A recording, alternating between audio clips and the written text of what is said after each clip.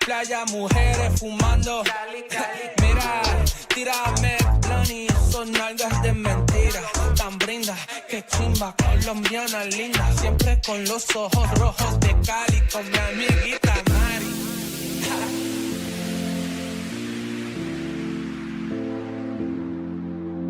My head's in the clouds, can you bring me back down, boy? I need it. My head's in the clouds, can you bring me back down, boy? I need it. Need it. Need it. Need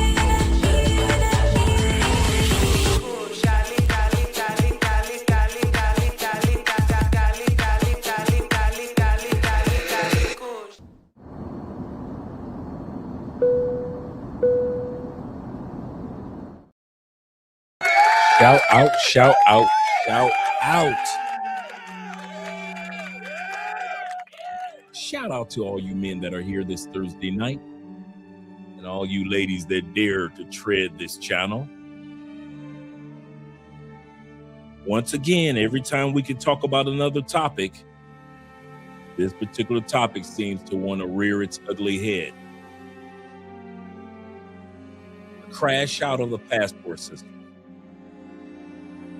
I don't know why every time we turn around, they are on crash out mode. Now, mind you, we know that we have our versions of Cookies and Ray Rays among the men of the passport movement. Sometimes we expect that, when it comes to Pookie, Ray Ray, and Paw Paw, we expect them to do some foolish things. But the way that the passport women criticize the men, well, you wouldn't expect them to be doing so many foolish and demonic things. We're going to go through some passport sisters tonight. Some have been locked up because of what they did in deleting their parents in Bali. And then we're going to also look at the sister who got locked up recently for carrying drugs illegally into Bali, Indonesia. We're going to look at sisters across, not just sisters. When I say the passport sisters, this is not about race. We're going to look at white women. We're going to look at black women. We're going to look at women of different races doing some of the stupidest things, well, that even the passport bros haven't even imagined doing. Men who use their passports have been accused of a lot of things. A lot of things. But you're going to see some things tonight that even the passport bros have never done. And I mean never.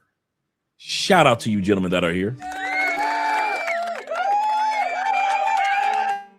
Let's get ready to get those shout outs in. Glad to see you guys that are here. Let's get ready with the shout outs. Let's get some music going first of all. There we go. Get some music going. There we go. So I get some shout outs in here. We got 20 individuals in the building thus far. Make sure you click that like button. We like you. Make sure that us too. Shout out to all you guys that are here. Let's get started with our brother David Dice, numero uno, in the building. Salute to you, Dave. Glad to see that you're here. Glad to see that you're here. He said salute Andre to the Spencers, Andre and Andre. Salute And to the chat brethren, salute to you as well. Salute to all you guys that are here. And David says this. Push this and let me close this one.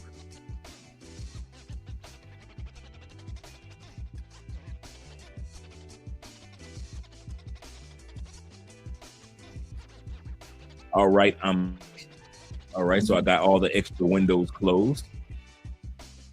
And let me make sure I got this disconnected as well. So shout out to you guys. Okay, perfect. Perfecto. All right. So David says this also. He said, when we see sisters acting like this, we aren't shocked. Sadly, but true. We are not shocked or even disappointed anymore. Sisters will be sisters. And some of you guys don't realize that globally, he's right. I'm going to say this again. And I mean this from the bottom of my heart. Out of all the places that Andrea traveled prior to meeting Andrea, and some of the places that you guys have traveled, I can easily say this. Bruh, sisters are sisters are sisters. This is not a put down. This is just for all you, and some of you guys that date sisters around the world, you recognize, yeah, a black woman is a black woman is a black woman. You can tell the difference between the American Asian and the Southeast Asian. Yes. The American Latino or Latina, and then the South American Latina or Latino. You can tell the difference between the white girl in the States and the white women in Europe. But I am here to tell you, one of the things that shocks a lot of men, David, and this is not a put down. I'll say this again. This is not a put down to our sisters. But most countries you go to, sisters remind you of sisters, remind you of sisters. There is very little different other than you may be a little bit of the culture that's different from sisters. Y'all think it's different? You lying. That's one thing. That's one lie that I can sit up there. One time I could tell dudes, you lying. Oh man, when I go to these other countries, the sisters, you lying. When I landed in the continent of Africa, the sisters, you lying. You got some submissive and supportive sisters in the States. Submissive sisters in Europe, and you got some sisters in Europe and in the UK that you can't tell nothing to. They act just like stateside women. You got sisters in South America that are some and supportive, and you got sisters in South America that remind you of a sister that you met at the church picnic back home in the States. When I say sisters are sisters, bruh, I'm here to bust your bubble. I'm here to bust your bubble. This is not a put down on sisters. I'm gonna say this again. This is not, I don't care if you were the Ethiopian sister, Mongolian sister, Rwandan sister, a sister from Mozambique, South Africa, Kenya. I don't care where you're going to get a sister in Africa. They are going to show you some traits that reminds you of sisters back home. Thank you, baby. Appreciate that. All right. All right, we got some, check out, we got some nice cauliflower with the broccoli, a piece of nice fried fish steak. See how thick that is for a fish? That fish was humongous when we got it. We had to get it chopped up. So shout out to Andrea. Show her some love. Yes, sir. And it smells amazing. So you got sisters from all walks of life. Do not fool yourself into thinking that the sisters are any different in the grand scheme of things. So you're going to have to vet. You have to vet the good sisters and the ones that remind you of American sisters. No matter where you go in the world. That I think that's the funniest thing, man. When I see brothers thinking they're going to go to another continent or another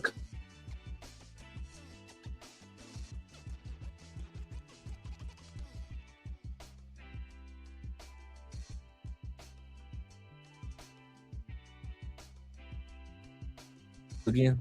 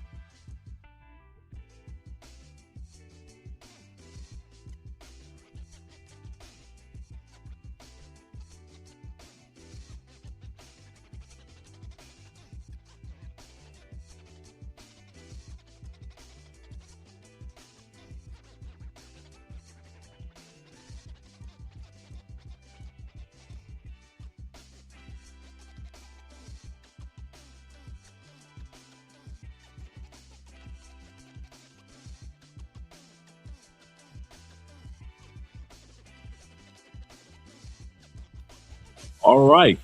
Hopefully that fixed it. Thank you guys for your patience. Thank you for all you guys that are in here right now. Thank you, gentlemen. Appreciate you. And ladies that dare to tread this channel. Yes, sir. So let me continue on with the shout outs. My man Don, aka the Don JP, is in the building as well. Shout out to you and my brother Kenny Peoples. Glad to see that you're here. He said, good evening, Dre. And the average black woman needs, she needs $75K in Bali. She could have made that money in a brothel. And she needs her tail whooped and sit her tail down somewhere and act right. Why would you dare bring drugs to another country on a pleasure trip? Why don't fellas, don't do that, okay? Ladies, do not do that. Just because you know the rules of the United States when it comes to marijuana and other recreational drugs, that does not mean that other countries do not take drugs serious. We all have been knowing about this when it comes to Bali for years. But there are some of us, male and female, that think that we can get around the rules, and we can't.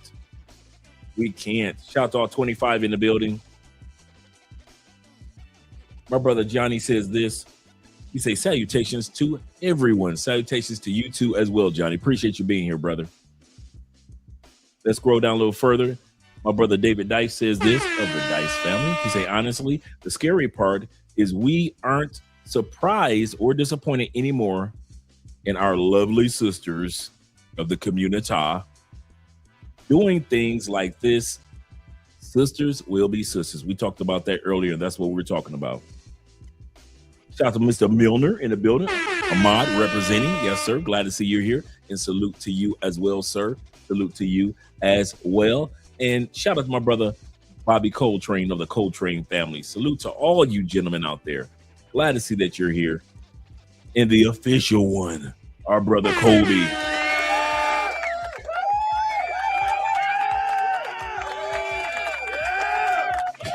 Kobe says, good evening, fellas. He said, I'm not giving a bourgeois, a bourgeoisie, a Bonisha. I am not giving Bonisha $1 to get out of jail. I'll say this. She needs 75,000. She's raised 40,000. That's how many simps and women have put up money for her. If it had been us, they wouldn't have given 1,500. I'll say this again. If it had been one of us men, black or white, doesn't matter, and we were locked up in Bali for bringing drugs into Bali, we wouldn't have raised $1,500 on a GoFundMe. Because the women would have said, the sisters of the community would have said, well, that's good for him. Let him suffer. We can make content off of him. But so far, this sister has raised over $40,000 from simps and other sisters of the 75,000 that she needs. Shout out to Keith Hamilton of the Hamilton family. Say, what up, chat? Tampa is checking in. Shout out to them Tampa boys in the building. 813, Trigger City. Let's get it. Yes, sir. 813. Yes, sir. Shout out to Bobby Coltrane of the Coltrane family once again. Ronin Travelers, good morning and salute to you as well. And all you guys that are out there in the Southeast Asia, good morning to you gentlemen and ladies that are out there that are in the Philippines, all the way to Thailand, Vietnam, Cambodia. Shout out to my man, Aaron, a Black Men's Travel YouTube channel, BMT. Make sure you guys download the app as well as join the YouTube channel. Him and his girl are in Cambodia right now, and it's a really nice hotel that they got for $20. So when you got to get a chance, check out his latest video with him and his girl in Cambodia. Yes, sir. Yeah, I know the connection was lagging. That's why I had to do what I had to do when I was doing what I was doing. So now we're back on track. Thank you very much, Dave. Yep, I was frozen. I'm back. Glad to be back, gentlemen. Let me scroll down a little further. We're going to have fun with this one. Pull out your big bowl of popcorn, gentlemen. Pull out your big bowl of popcorn for this one. Like I said, we got one sister. She's trying to raise $75,000 so she doesn't do 4 years in Bali, Indonesia. And on the other end, we got another sister who her and her boyfriend deleted her rich mama in Indonesia. Her mama flew her and the boyfriend to Indonesia. What do? Delete the mama.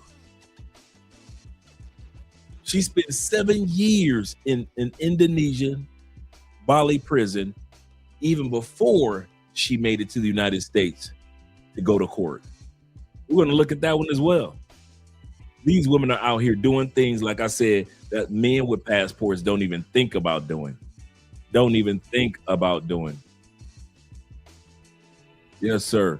And Ronan says this. He says, you take the sisters out of America, but you can never take the entitlement out. Absolutely correct. He said, if the software is corrupted. That's a good point. That is a good point. Thank you very much, guys, once again, for reminding me that I was lagging. So we're looking pretty good right now. Looking pretty good. I'm following along, watching as well, making sure everything is up to par. We got 36 in the building. We got a lot of content to look at tonight when it comes to the Passport Sisters. A lot of content. Shout out to my brother Zeta. Hola to you, brother. Glad to see that Zeta is in the building. He says this. He said, I need a good show.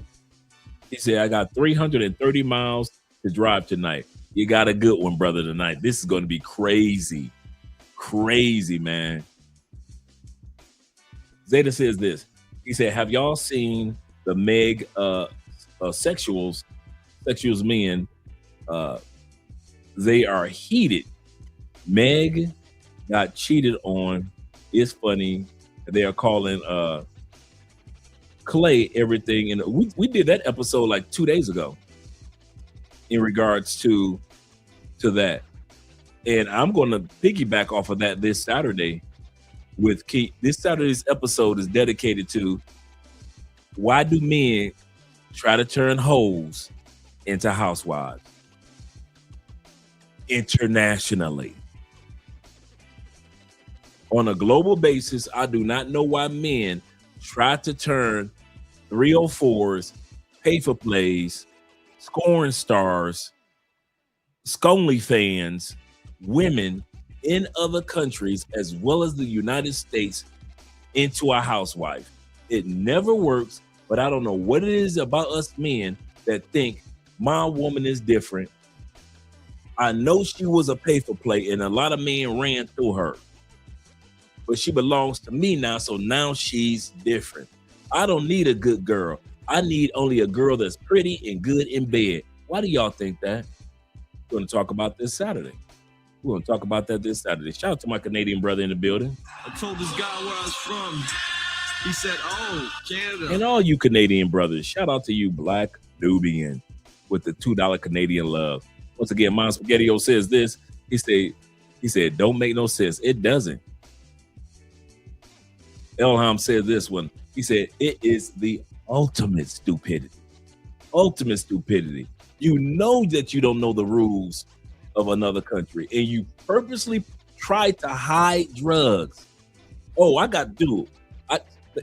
The stories of the Passport Sisters that you guys are about to see, I'm telling you, if you don't get your big bowl of popcorn out and a nice drink to wash it down, because this is a big bowl of popcorn episode. This is a bowl of popcorn episode. You guys are going to be looking like, what were they thinking? I don't know. I don't know what they were thinking. I do not know what these women were thinking, bruh. We got one sister tried to bring cakes of cocaine from Florida. I'm sorry, from California to London. From California to London. And this is how stupid she was. Instead of taking a straight flight, how come she got caught in her layover? I said it. She didn't get caught with a suitcase full of cakes in California. Oh no. She didn't get caught in London. Didn't make it. This fool allowed whoever drugs it was to give her a layover. And when she got laid over, they looked right in her bags because they were switching planes. And they were like, wait a minute, hold up, pause. Anybody notice this suitcase? And they locked that. That's how stupid they are. You get caught on a layover. Ooh, get your cousins, brother. Get your passport sisters, man. Y'all Jamon being in the building, man. Appreciate you being here. Get your passport sisters. LJV, Southern Vegan, is here. Appreciate you, brother. Glad to see that you're here as well, man. I really am. Really am, man. We're going to have some fun tonight, bro. Y'all gonna spend a lot of time shaking y'all heads and eating popcorn. Shaking your heads and eating popcorn. Ronan says this. He said, it reminds me of the water bottle. Right. The water bottle lady. Everyone wants to believe them quicker than putting a fire out on black, and quicker to put a fire out on black men. Absolutely correct. If it was the brothers, we still be in jail. Ain't no way in the world y'all gonna pay. I have not seen a brother raise $75,000 on a GoFundMe at all. This woman has raised in the last week $40,000. Here's the part. This is not a professional woman. This is not a woman, oh my God, she got caught up. No, this is just a regular hoodlum Quanisha chick. And Quanisha has been able to raise the same money as fast as the brick lady was able to raise money. Ain't no love for the men. Ain't no love for the men. He said, wait, hold on. Did she did a deletion and another? No, this is a different chick. Oh, bruh, we got several passport sisters. I'm telling y'all, get the big bowl of popcorn out. This is not just one woman I'm talking about. These sisters been acting up in Bali for the longest. These sisters been acting up in Bali since 2014. I got some 2014 facts for y'all, as well as 2026. If y'all think sisters just starting acting up in Bali, y'all got sisters messed up, bruh. Y'all got the passport sisters toed up. They've been doing stupid stuff longer than many of us even had a passport. That's how crazy this is. Zeta says, so those people in Bali broke the rules. They get bailed out. Ain't no bail system in Bali. Let me clear my throat. La, la, la, la, la, la, la. Bali doesn't have a bail system, gentlemen. If you get locked up in Bali, you in Bali until it's time to go to court. Oh, we're going to address that tonight. Bali doesn't have a bail system. Other countries do, but Bali ain't got one. You go ahead and get locked up in Bali and wait for your bail. You go ahead and wait for a bondsman to come to your court date in Bali. Bali gonna let you out on your court date after you go to court and you doing your time. Ain't no you just in Bali walking around free. You done paid your bond. You eating snacks. You smashing chicks, and then you go to court. Oh no, Bali, you keeping your tail in jail. So all you do think Bali is a joke. Okay, if y'all think it's a joke, remember the brother that got locked up last year for bringing the gummy bears in? Did we ever hear about him getting a bond? Oh, so he stayed in jail in Bali until he went to court. You know why? Remember he was fighting the death penalty in Bali for bringing like several bags of drug and laced gummy bears? He was like a semi-pro basketball player last year. Did they give him a bond? Hell no. And they go give you one.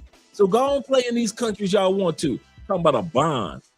You better bond your butt to the back of that cell. The one sister that we're going to be talking about tonight, one of them, was in jail in Bali without a bond for 7 years. Just imagine if you in jail in another country for 7 years, waiting to get shipped to the United States to go to court. Let me clear my throat. This woman waited, this sister waited, your queen waited 7 years in Bali jail just to go home to the States, to go to court for the crime that she committed in deleting her mama. Sister, your queens, Umar, come get your queens out of Bali. Umar always talking about y'all queens. Come get your queens out of Bali. Say this, I got my big bowl of popcorn, M&Ms, and my drinkers. Dude, this is crazy. These stories going to be back to back to back crazy. Every time you hear one that's crazy, brothers, don't worry. Go around the corner. It's going to be another crazy story tonight. I'm looking like, what? This is stuff that men don't even think about doing. When the last time you saw Passport Bros, Passport Cartel, Blue Book Gentlemen, Enlightened Men, any of us men that travel with passport delete our mama? I'll wait. You ain't never heard of us deleting our mama. Mom, we can be upset with our mama, but we ain't never been that mad to go on a vacation with our mama and delete our mama. These passport sisters delete their mamas. How you gonna delete your mama? She the one that paid for the vacation. Oh, we gonna hear it tonight, fellas. I told y'all, man, I come with the receipts. They've been doing this since 2014. Y'all think I was just gonna come with 2026? What? Man, listen, these would have been acting a fool. I'm going all the way back to 2014 and moving y'all all the way up to 2026 with the shenanigans of the passport sisters. And they want to talk about us when it comes to the ladies. Y'all going to these countries for the ladies. Y'all going to these countries deleting y'all mama. Anybody talking about us when it comes to our mothers? Black Nubian has spoken tonight, and he said, I don't even mess with bringing medication. That's true. That's true. When it comes to certain countries, me and Andre don't play that. We make sure that we know the rules. I'm like T-Mac. If I'm going to Asia, I am going to get some paperwork. I'm going to do some homework to find out what I need to do before I even go to that country to get the okay to bring my high blood pressure medication or whatever medication that is. I am not going to assume in Southeast Asia I can bring high blood pressure medication, or some of you guys got pain medication because of a hip injury or a knee injury. Oh man, I'm not going to assume nothing. I am doing my homework. I'll do as much homework as about that country's medication rules as I do about that country's food and festivities. I'm with you on that one, Black Nubian. He said this Saturday shows need to be Dr. Dre Chronic 2001 album. Yeah, man, it's crazy. Can you turn a pro into a housewife? Shout out to my brother Melly in the building. Appreciate you being here, brother. He said, I haven't been in the chat in a while. He said, but I definitely need to tune in to what it do. Dre, my boy. Yes, sir. I got you, brother. I got you. This is a good one tonight, man. This is going to be a good one. Let me make sure I get everybody because I want to get started with us. Yes, sir. Welcome to the Bearded Gang. I appreciate that, gentlemen. I appreciate that. Yes, sir. Yes, sir. And the official one says this. He said, Dre, he said, I'm going to need a video montage of this montage. Cool. because I gotta send it to. Let me write that down because I got one today. I got Cortez. I got David, and I got you, Kobe, to send videos to tonight. So cool, perfect. And I'm going to be sending out, and I'm going to put you in this too. I'm going to send you the one tonight. So Kobe, you're going to be part of this too. I'm going to send you the Meg Thee Stallion one, the NFL draft one, and the one tonight. So you guys are going to get all three of those. The Meg Thee Stallion one we did the other day.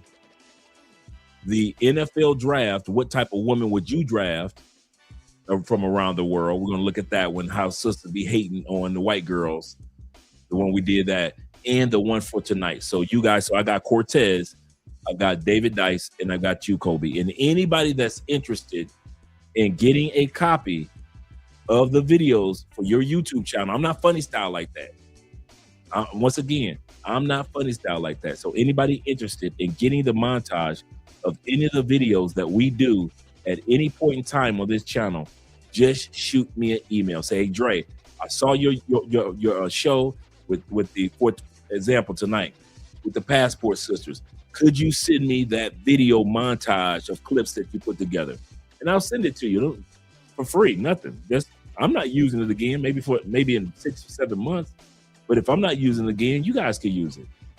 I don't care if you use it for your TikTok, your Instagram, your Kick, whatever. If I put it together,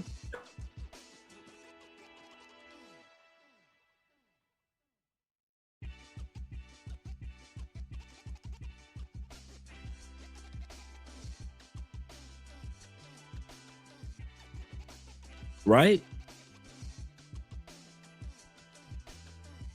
Looks like I froze for a second, but shout out to one of our first sponsors of the night, our brother Obi Land, who's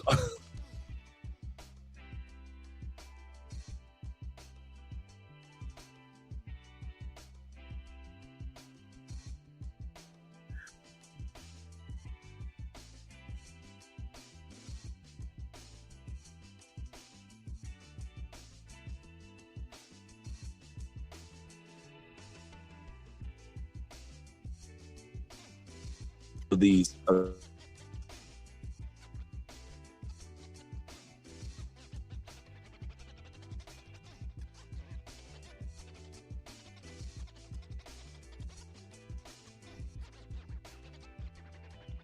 make sure that you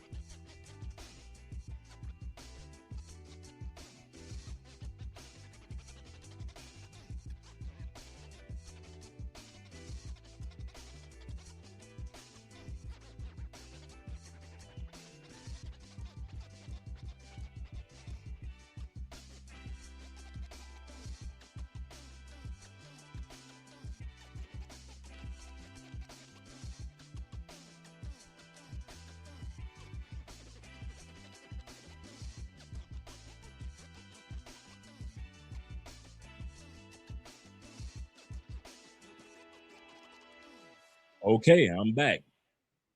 All right. Like I was saying, shout out to our brother Obi Land. Make sure you guys, if you are moderated here, it's because I know that you're a responsible person. So if you have a wrench, make sure that you in the comments section so we all can subscribe to his channel.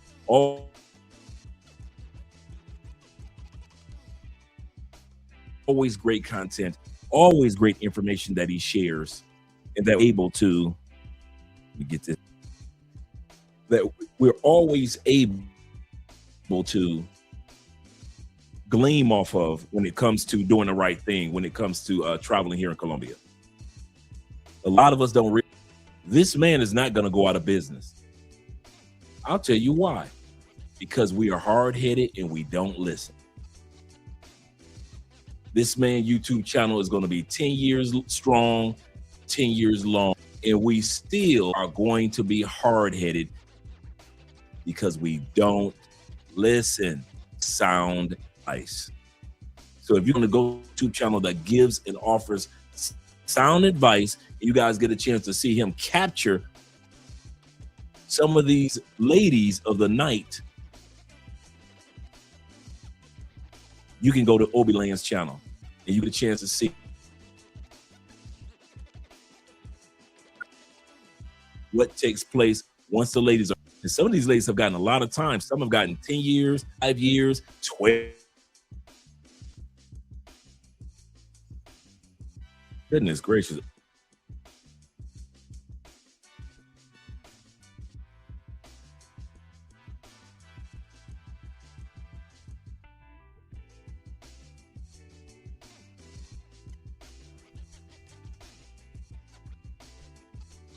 Give me one more second, guys. I'm gonna reboot. Give me a few moments because I don't want to.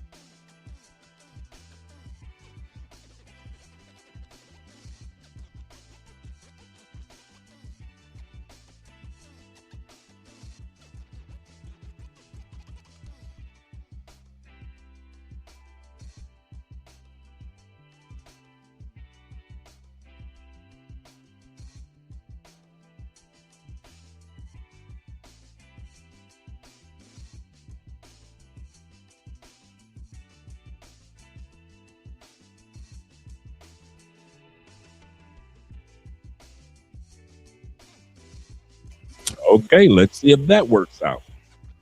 Hopefully that works out for us. Yes, sir. Thank you very much, Obiland. Yeah, I froze for a second. Yes, sir. Yeah, he doesn't promote debauchery. He does the exact opposite. If you guys can do me a favor, make sure you drop the link. Those of you guys that are here that have a wrench, that is your job to make sure that you drop Obiland's channel. Thank you very much, SpaghettiOs, my SpaghettiOs. Appreciate you, brother. Make sure that you.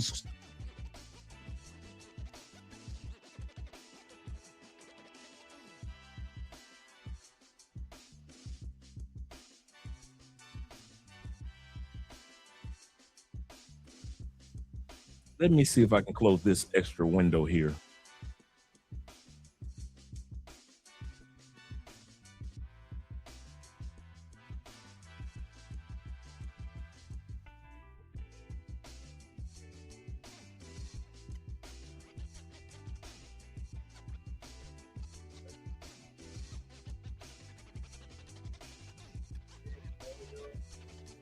Layout.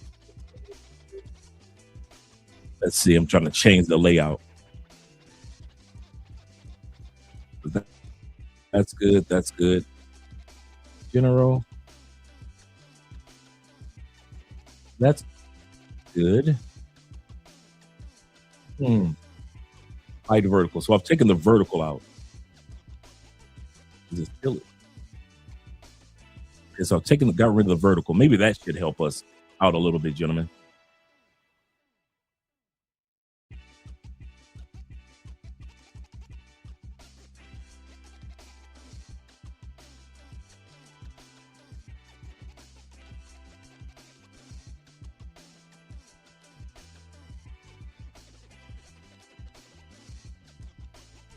Looks like I'm freezing again.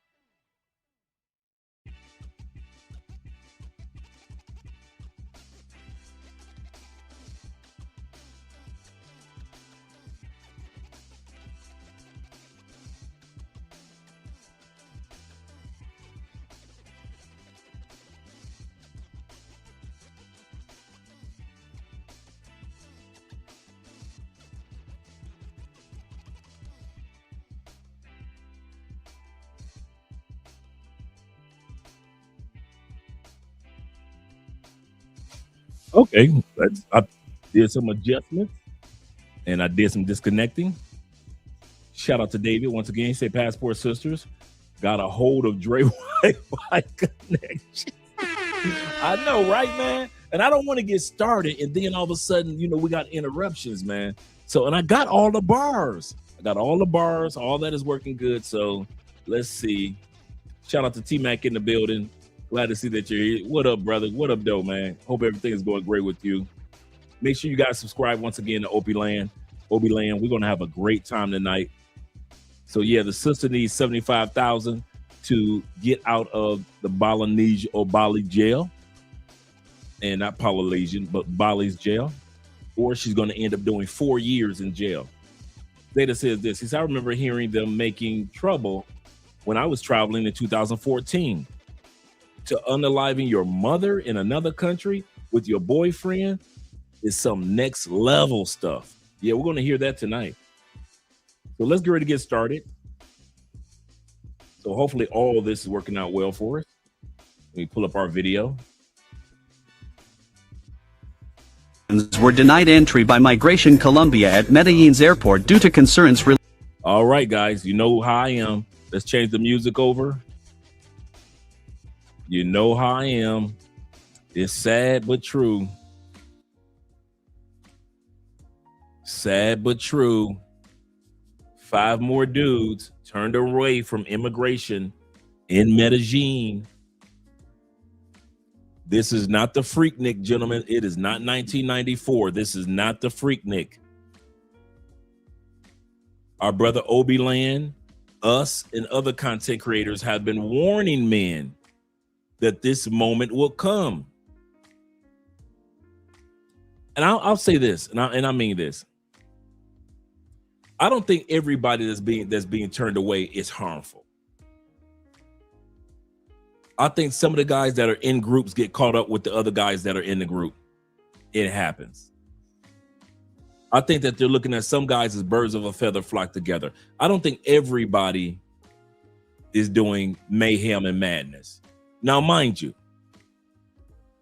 they are turning away less than 1% of male tourists. I want to say this again, just to give you guys some clarity. Of the male tourists that go to Medellin, less than 1% are being turned away. So let's not make this a norm on social media and make it seem like it's larger than what it is. It's important, yes. But is it most guys?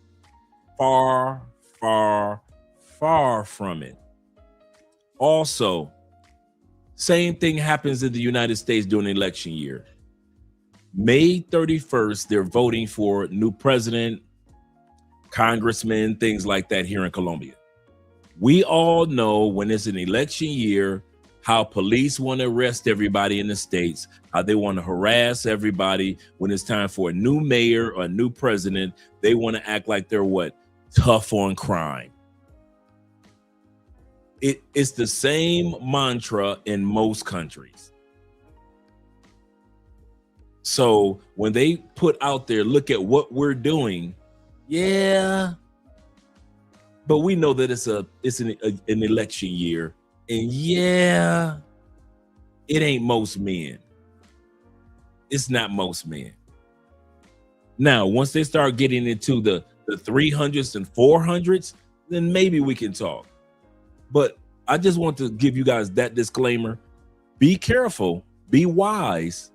Don't have stuff in your cell phone that you shouldn't have. If you partying and pay for play, don't have that in your phone. Put that on in your cloud. Put that in your Google Cloud. Put that in your Dropbox cloud.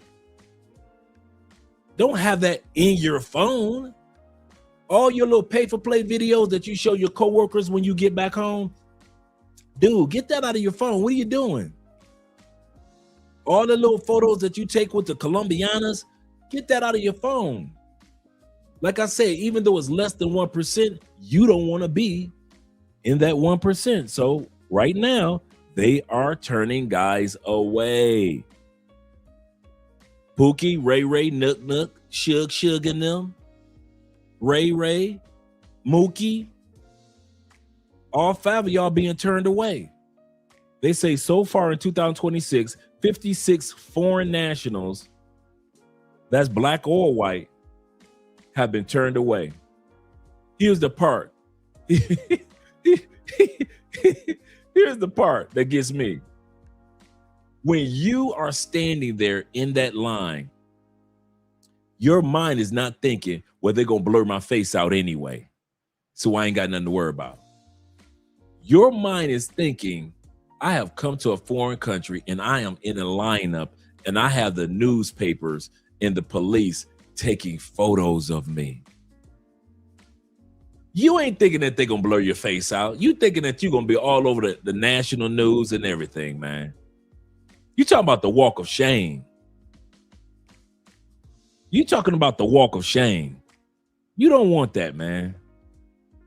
My brother Jermaine said this. He said, I've been saying this for months. Because of these goofball simps ninjas behavior over the years, absolutely correct, have not made black men, they have now made black, I won't say black men. I'm gonna say this again. The black men the face of deviant and predatory behavior. I won't just say black men in Colombia. I'll say this again. The reason why, because I've seen just as many white boys get turned around too. I'm seeing them turn them white boys around too. I've seen them put them white boys on camera too.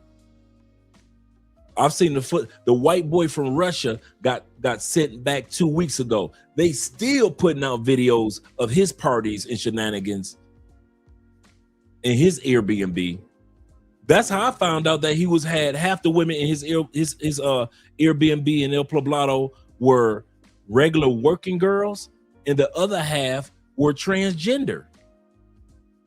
So the Russian dude was throwing parties every day for 2 months in his Airbnb, and he had half regular pay-for-play chicks, and the other half were transgender. I'm looking like, what? No wonder those people want you out of there. And he's been gone for a couple weeks, but they are still putting out footage of his video. So it's not just the brothers. They are kicking them white boys out and using them as an example too. Kicking them out with no problem. But let's get started with let's continue on with the video. I don't want to hold you guys up tonight because we got so much footage to hit. Shout out to my brother I am FF in the building. Appreciate you, brothers. All 54 of you gentlemen here. Make sure you click that like button. We like you. We really do. Make sure that you like us too. Let's bring it back and let it play. 5 U.S. citizens were denied entry by Migration Colombia at Medellin's airport due to concerns related to tourism for sexual exploitation purposes. So far in 2026, a total of 56 foreign nationals have been refused entry in Antioquia for the same reason. Did you hear about this woman from Ohio who took some weed with her on vacation to Bali, and now they won't let her leave unless Now, does this look like the type of woman she pays them? Does this look like the type of woman that be dumb enough to take some weed to Bali? My answer is yes. Bonquisha, these are the same sisters that Dr. Umar has been telling you are your queen. Hey, y'all gonna leave Cleveland alone. Yes. In the words of Ice Cube on Fridays when he was high. Yes. Yes. Bonquisha from Cleveland. We're gonna put it on Cleveland. We ain't gonna put it on Cincinnati or Dayton. We might be able to pull it off by put it on Toledo, but we're gonna put it on Cleveland tonight. T-Mac says this before we continue on. T-Mac says, people forget Bali is part of Indonesia. Indonesia is Hindu, but the country is Muslim, and they do not play when it comes to drugs. I'm gonna give you a shout. You guys on the super chats, I'm gonna give you guys a shout out in a few moments. So shout out to all you guys that's hitting us up on PayPal and Cash App. I'll give you guys a shout out over on Cash App and PayPal in a second. Move Fast says this. Put it on GI. Don't put it on GI, man. Michael Jackson doing good, man. Let's not, it's easy to throw GI under the bus, but hey, we're gonna put it on Ohio. So let's bring that beat back. Here we go. Now they won't let her leave unless she pays them $75,000. A woman named Tai Kian from Columbus, Ohio, says she saved up for a Oh, sorry, Cleveland.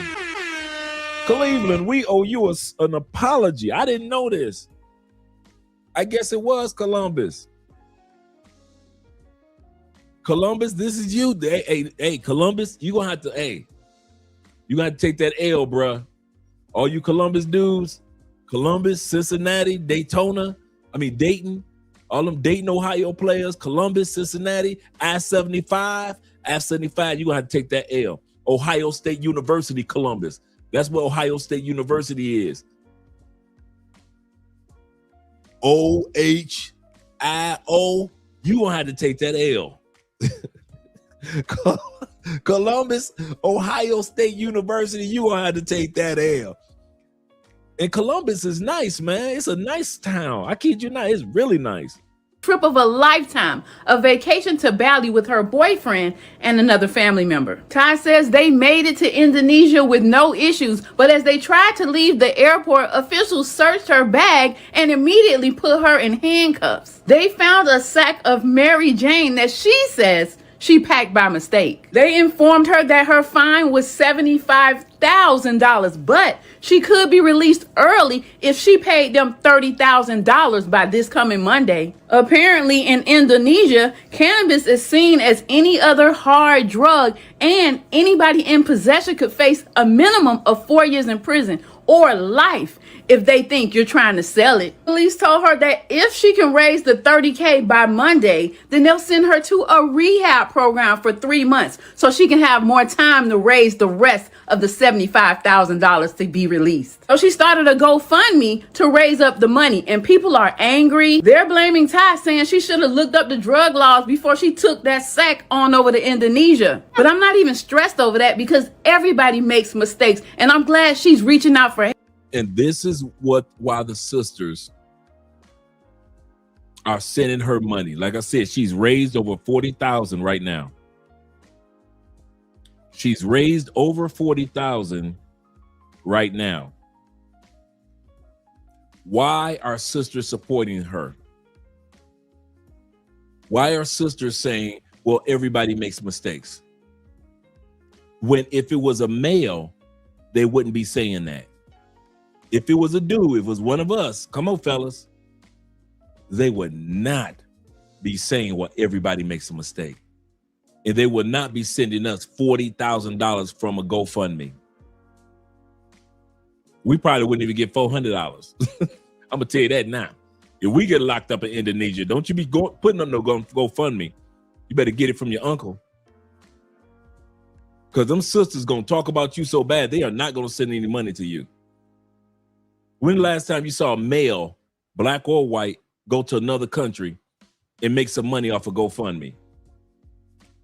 It ain't happening. We ain't getting it. We gonna stay locked up. They ain't gonna let us out. Like I said, like I mentioned, Bali does not have a bail program. There is no bail that you're gonna pay. There is no bondsman that you can give 30,000 to and you up out of there. So whether she raised the money by Monday, I'm not sure. I think she may have. But women often have so many flaws in their sexual lives and in their private lives, just like men do. But women have a tendency of, well, I've made mistakes in my life, so I can understand this woman making mistakes in her life. Here's the kicker. If that was a man, women in the United States will not say, I've made mistakes in my life, so I can understand how he made mistakes in his life. And that's where the hypocrisy kicks in. That's where the hypocrisy kicks in. Let's continue go again. I was looking at David said, sisters will be sisters. There's no quality or common sense with the women in the black community, especially in Columbus, Ohio State University, Ohio. Help. I'm tripping over how Indonesia seems to be scamming the tourists. They're charging Americans $30,000. And Indonesia, that's almost 500 million rupees. And let me tell you, that's not a normal fee. That kind of money could pay for years of luxury living for a family in Bali. And for most citizens in Bali, 30,000 US dollars is years of income. And they're not going to give it to the people. It's a shakedown. And that's not right. But there's nothing we can do about it. Ty is in jail right now in Bali, hoping to raise enough money so she can be released. Will you help? What do you think of this story? Leave a comment to let me know. I'm Tierka with the T. Follow for more. We got to have a conversation within our own house about what we are going to do with our ghetto and our ratchet brothers and sisters. We have got to figure out how to save them, how to educate them, how to lift them up. Because again, we are in trying political times where people use any example of black people misbehaving as an excuse to mistreat us and strip our rights away. With that being said, this next story is coming out of Miami International Airport. 3 of our young black ratchet sisters got arrested because Frontier Airlines told them that they needed to pay for their bags. They decided that they were not going to pay and thought it'd be a great idea to run on the plane anyway, as if that shit was going to fly. Take a listen. Yeah, enjoy prison, baby. This happened last night at MIA after 26-year-old Devonna Cochran, 21-year-old Diajana Cochran, and 30-year-old Nafisa Dockery refused to get off their Frontier flight. Now, according to the arrest reports, it all started after a Frontier worker told them they would have to pay for their baggage. Investigators say that they refused and then got into an argument with the employee. After the employee told them that they would not be allowed on the plane unless they paid for their baggage, they stormed onto the plane. Deputies were called, they went onto the plane, and they told the three of them that they had to get off. Well, the arrest report states that the deputies, they asked them multiple times, but they refused. Law enforcement was then forced to have the entire plane evacuate in order to arrest this trio. And during the struggle, deputies say that Dockery spit on a woman. And we showed Frontier passengers the video of the women being escorted off the plane. Here's the reaction. It's really crazy. Like, it's disturbing, because why are you acting like this towards the workers? I mean, you know the rules and regulations. When you read the flight, they give you all the information, the rules. You know you're supposed to pay for baggage. Why act like this? That's insane. The group is charged with battery, trespassing after a warning, and resisting an officer. And you know, I'm gonna be honest with you. You know, black people, we love. Can we be honest? Because I go in on everybody else and I be letting white people have it. And y'all know I'm equal opportunity. There is a reason, you know, stereotypes exist for a reason. Yeah, you look good. Stereotypes exist for a reason. Okay, because it's always y'all. It's y'all. It's not the Deltas. It's not the K's. So right now, gang, I really don't know what's going on in the drug game, but I'm telling you, somebody is telling, and it's too many plugs getting caught up. Compton woman arrested at a Miami airport after authorities discovered 36 pounds of weed in her luggage. She was heading to London, where marijuana is almost 3 to 4 times more expensive. And like I always say, people be too confident in these situations, because why would you even try to smuggle that much through an airport? That should just let you know right there, they do this shit all the time. And maybe she was a decoy, who knows? They probably just got 20 times more product through while she just took the hit. I know whoever operation this is mad as hell, man. Or shit, you know, maybe the shit went as planned. But shit, me personally, I don't think so. I think this shit was an L. Shit that When she could have just got a one-way flight, this dumb chick gets a layover. 36 pounds. You could only have 20 to, depending on your suitcase, 20 to 30 pounds. Just a suitcase. This sister decides 36 pounds. I'm going to take a marijuana to London because I can flip it for 3 to 5 times the amount. I told y'all these passports, y'all thought I was playing tonight. I told you, get your popcorn out.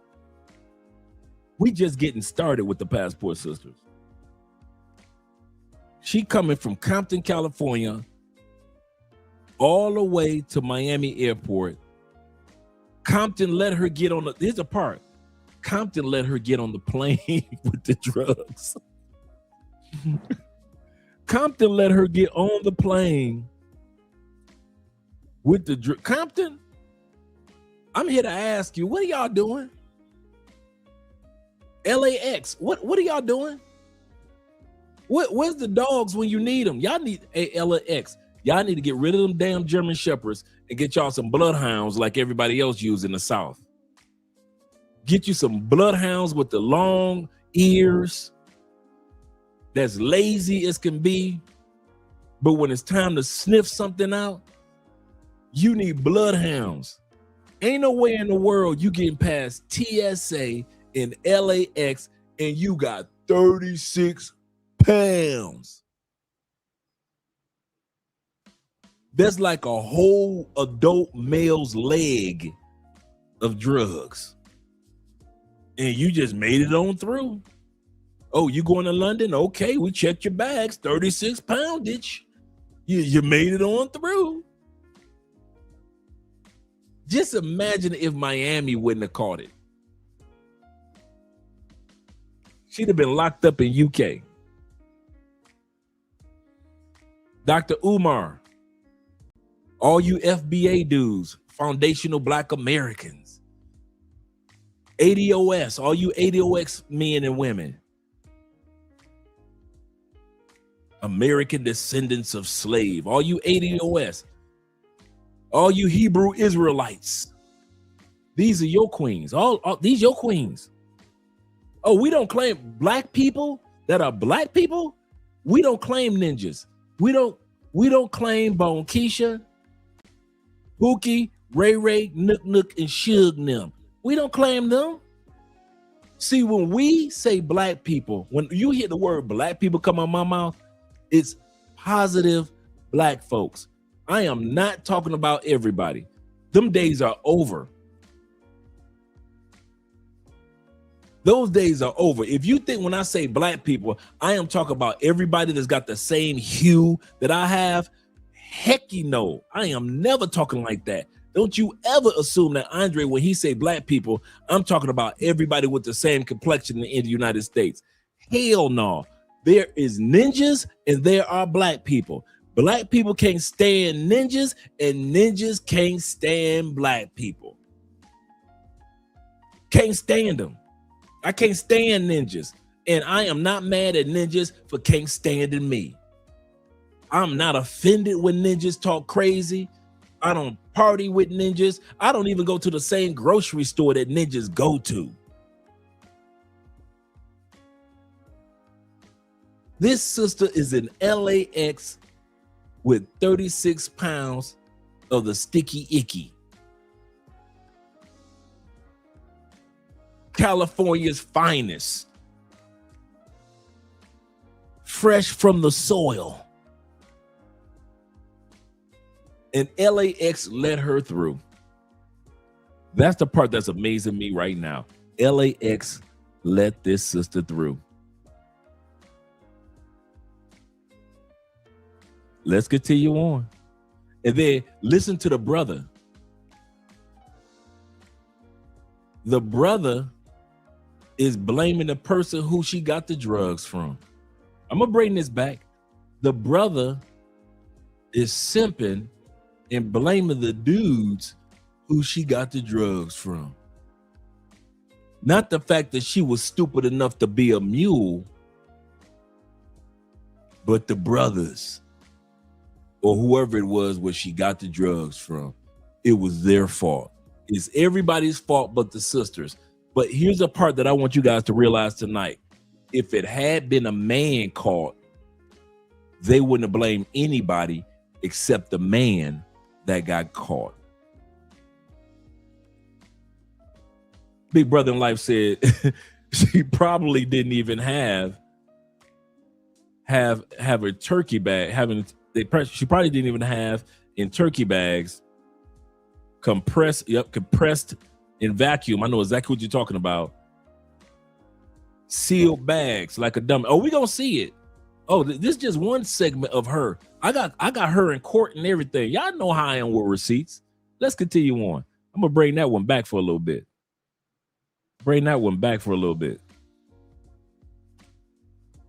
It's not the case. So right now, gang, I really don't know what's going on in the drug gang, but I'm telling you, somebody is telling, and it's too many plugs getting caught up. Compton woman arrested at a Miami airport after authorities discovered 36 pounds of weed in her luggage. She was heading to London where marijuana is almost 3 to 4 times more expensive.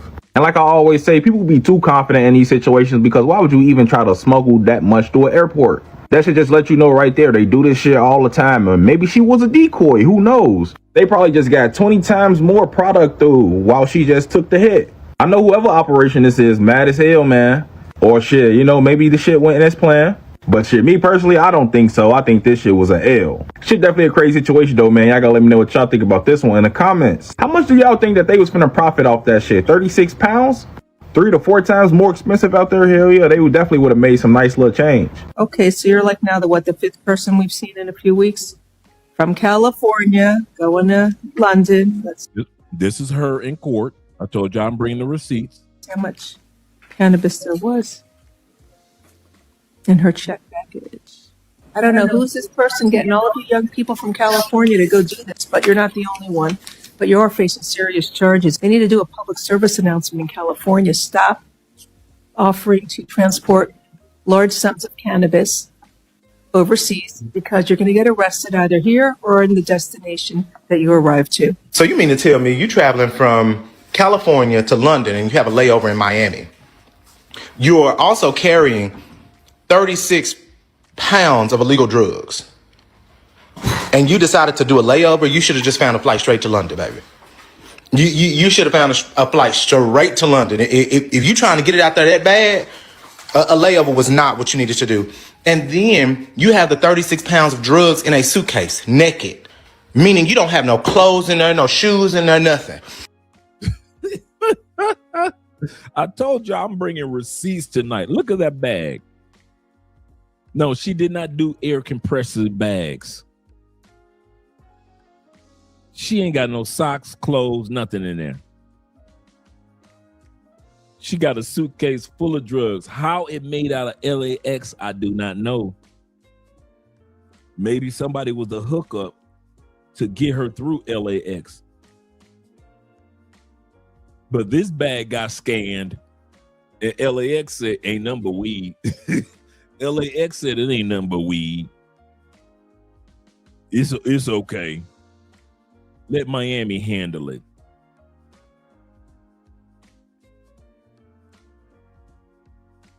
Look all that marijuana. Couldn't even close the bag. He said, was she trying to save money on layover? Cheap transporter for real. He said, yet they scream all the time. We the most educated. We the most educated. Official Kobe says this. Hey, I knew you guys would have something to say about it. Official Kobe says this. This very low IQ behavior. He say, just got the weed all in there. That's right, all up in there. Just no zip locks, no nothing. The dog across the street can smell it. The dogs across the street can smell what the Rock was cooking. The dogs across the street was like, they could smell what the Rock was cooking. Like, come on. Shout out to my brother Thelonious in the building with the $5 love today. And shout out to my brother Will with the $10 love today over on the PayPal. And my brother Thelonious in the building with the $5 love on Cash App. Yeah, man. I told y'all these passport sisters, man. I don't know what's going on. He said, I knew it. She didn't use turkey bag. He ain't vacuum seal nothing. She put them in regular old Dollar Tree bags. She went to the Dollar City, Dollar Tree, got her some bags, some plastic bags, and that was it. Black Aladdin says this. Oh, he's talking to the other brothers. He say,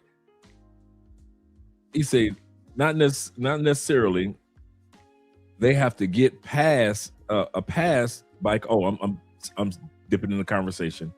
Let me not dip. My brother says this. He says, shout out to Mario. Mario says this. He said, I dislike that judge. She's the only one that locked up a few student for cracking a joke about, I don't know what this is. Y'all talking about something I don't know nothing about. It ain't got nothing to do with me. I do not know. Oh, so you guys she probably did it for a boyfriend, a dusty cart. Yep, I agree with that. Just like those remember those two sisters in Jamaica that got locked up? Remember the two sisters, and their mama was on TikTok begging, please, my sisters. And they were looking at 20 years, both of them. They got sentenced early March. Instead of getting 20 years, Jamaica gave them 10 months. Because I guess they realized, okay, these young ladies got coerced by their boyfriend. And remember, one of them, while they were out on bail, one of the young ladies got pregnant in Jamaica. So while she's supposed to be focused on not going to jail for 20 years, she getting that good, deep. So she ended up getting pregnant and still had to do 10 months in Jamaican prison. This was just the past year. These passport sisters out here acting a fool. He said send the airheads with 36 pounds, yep, to get 36 kilos through. Yep, that's exactly what they did. Send her with 36 pounds over here, and we're going to get 36. And I'm telling you, in Detroit, they used to do that all the time when I was in the game. You'll see the deputy prosecuting attorney, the sheriff, 3 or 4 police officers, and they have a table with 150 kilos, and they'll be all on the news in Detroit. Breaking news. We just captured 150 kilos trying to come in Detroit on the west side of Detroit. And they will be talking all proud and happy that they've captured these kilos. Everybody in the hood know 316 kilos just made it in the same day on the west side of Detroit. I mean, on the east side. All of us east siders know 316 keys just made it into the east side. And the police trying to brag about catching 110 kilos on the west side. We all know that was the decoy drugs. That was to keep the police on the west side so they can do what they need to do on the east side. Everybody knew that. And so when my brother says this, they use her as a decoy with the 36 pounds so they can get in the 36 keys. I can agree with that 1%. 1%. He said, just look through. There was some trash ass looking weed. I wouldn't know, but you guys would know more about this substance than I would. He said that's some trash weed. She going to jail for some trash weed. The real weed made it through already. The real weed made it through. AMS. He said, keep my receipt on me though. Yes, sir. Let's continue on. Let's hear what the brother has to say. So we heard what the judge had to say. The judge was saying that this is not the first time people have been trying to fly weed to London from California. She said this is not the first time. AMS him. He said, don't act like that you don't know. I don't know what you're talking about. I never smoked before. I kid y'all not, man. There's a lot of stuff that I've done in life, man. I have never smoked weed before. I tried to sell weed one time. True story. I tried to sell weed. One of my best female friends when I was a teenager, right? Her mom was one of the heads of the police department in Detroit. When somebody got captured with some marijuana, if they get captured with 50 pounds, her mama taking 5. Her mama gonna make sure 5 gonna come up missing. They gonna make it to the house. Well, they moved, true story. They moved to the other side of Detroit, right? To a bigger house. Even though they lived in a nice house. So I was looking for, I'm 17, 18. I'm looking for a nice place to stay anyway. So she said, well, my mama renting her spot out. She knows you. Why don't you? Cool. fully furnished, really nice neighborhood, all white neighbors and all that. First time I ever lived in the suburbs, right? I see all this marijuana in the house. So I tell my friend, I said, girl, you know, y'all got all this marijuana? She said, oh, Andre, you know my mama always busting drug dealers and getting her share. I said, okay. She said, you can sell some of it if you want. Take it, have fun, do what you want with it.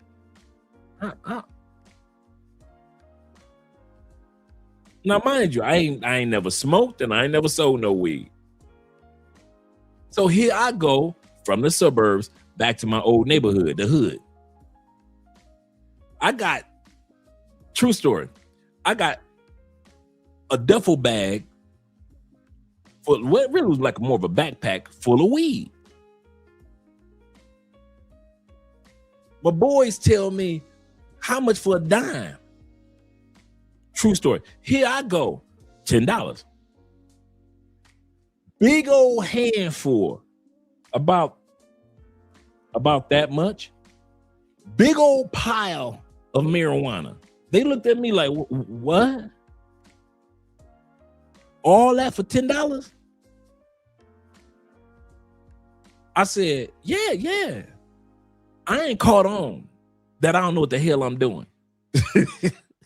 Truth, I ain't caught on. I don't know what the hell I'm doing when it comes to some weed. When it comes to that boy and that girl, I got you. When it comes to marijuana, I don't know what I'm doing. I ain't never smoked it. I don't know if it was good marijuana or trash marijuana. All I know is that the mama got it. The daughter was my friend. I was cool with the family. The mama and the daughter was like, you can whatever you want to do with it, Andre. So the word got out. Hey, Dre's selling weed. And he giving you like 3 times as much. Man, dudes start coming to me like for weight. Hey, Dre, how much you want for this many ounces?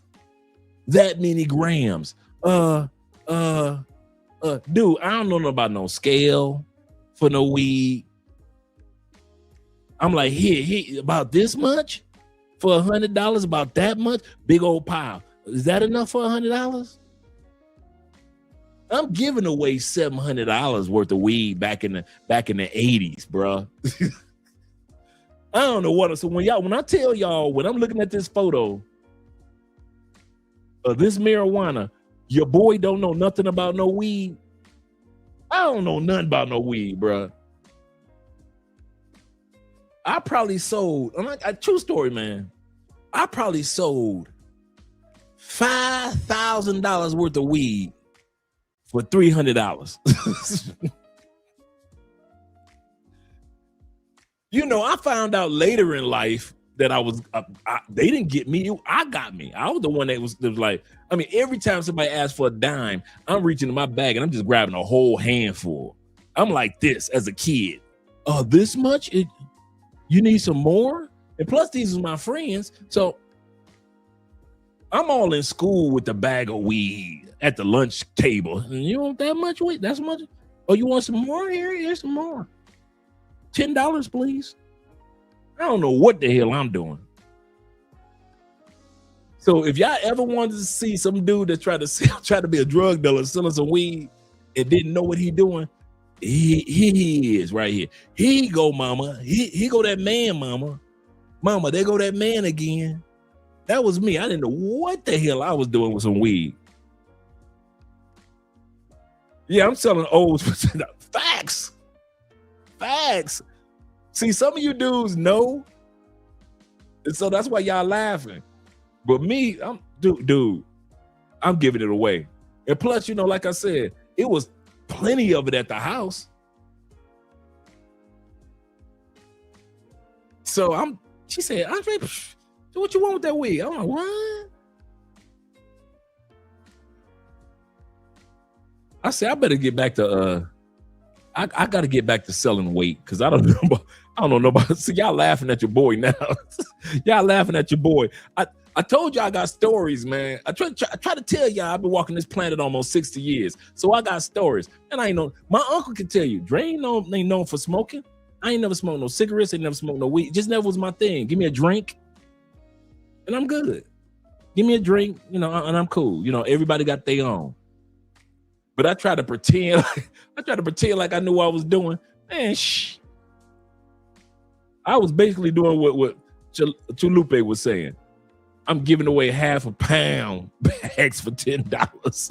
He ain't lying about that one. Yeah, I was, man. I was. He said, Dre, if you were in my neighborhood back in the day, my homies would have checked you like you do a little homie. Yeah, it took, you know what? This is the funny part. They did check me after they got over on me.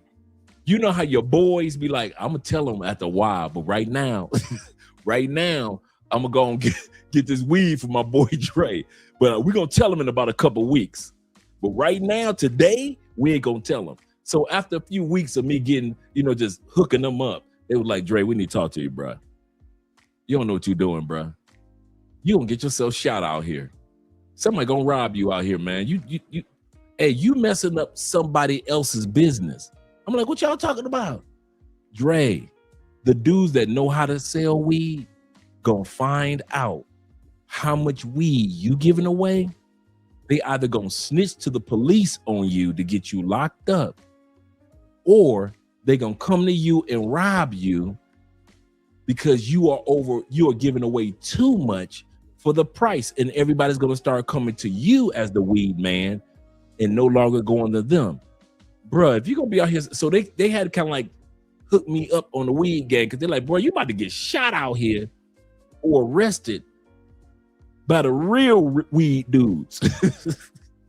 They don't play that. You messing up the market, man.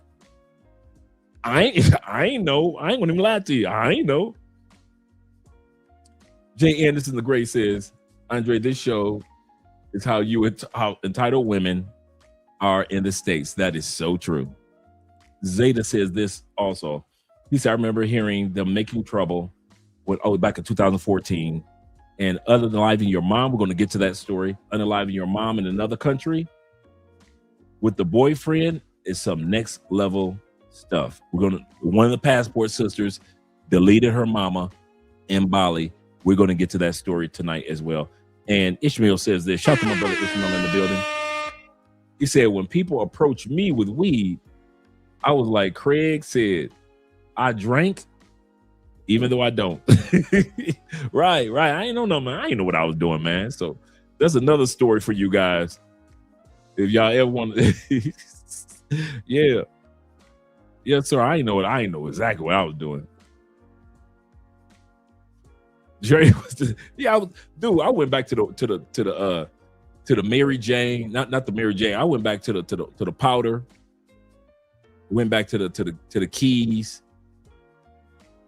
And like I didn't like messing around with heroin too much, man.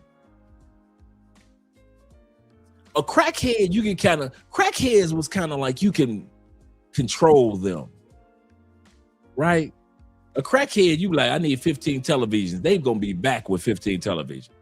You need your house painted. Crackhead gonna paint that house. You need your lawn mowed. You need to borrow their car. Dude, how many of y'all in the back that was kids, 15, 16 years old, you in the dope game, and you borrowing people's car? You ain't got no driver's license. Dude, I learned to drive a car. True story.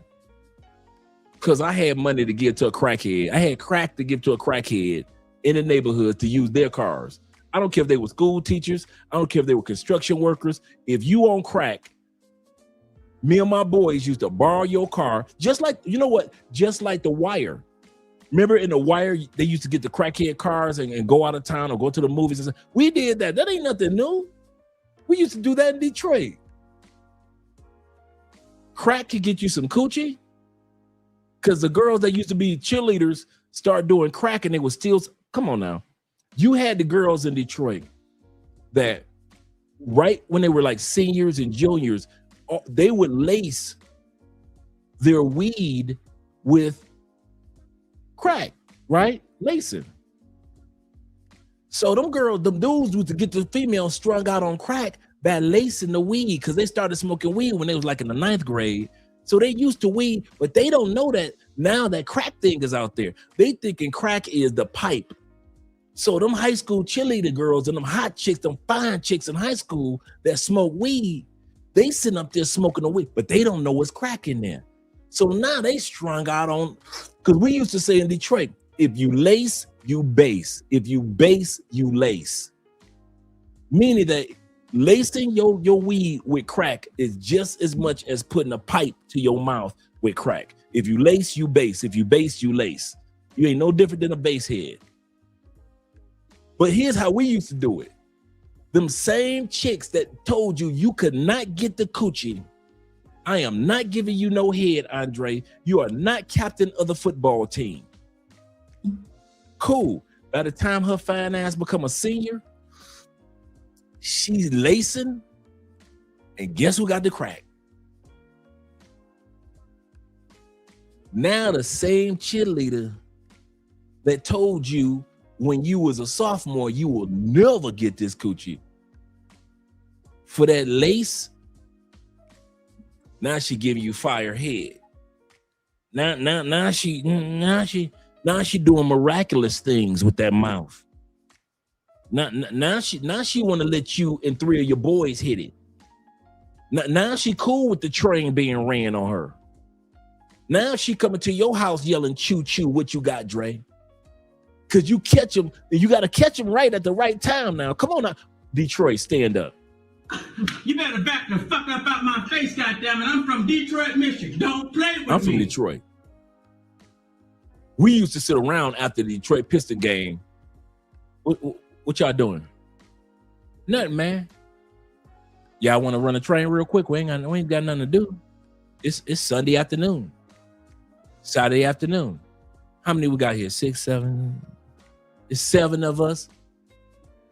You know, LaToya down the street, she let you run. Man, we 16. You know, LaToya down the street, she gonna let you run a train. What? So I head down LaToya house. LaToya, how much for a train? I don't do. LaToya, it's me. How much for me and my boys?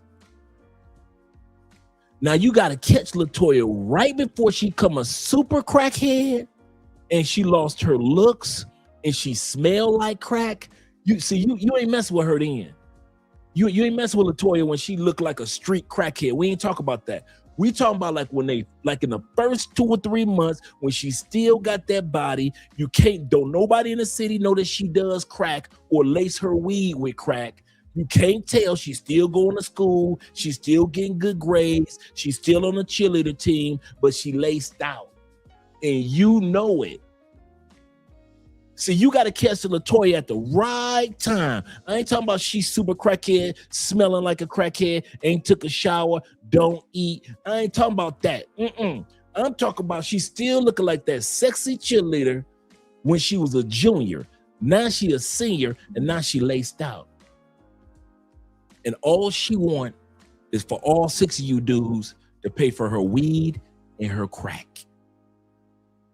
And we as 16-year-olds, we gonna run that train. We gonna run that train.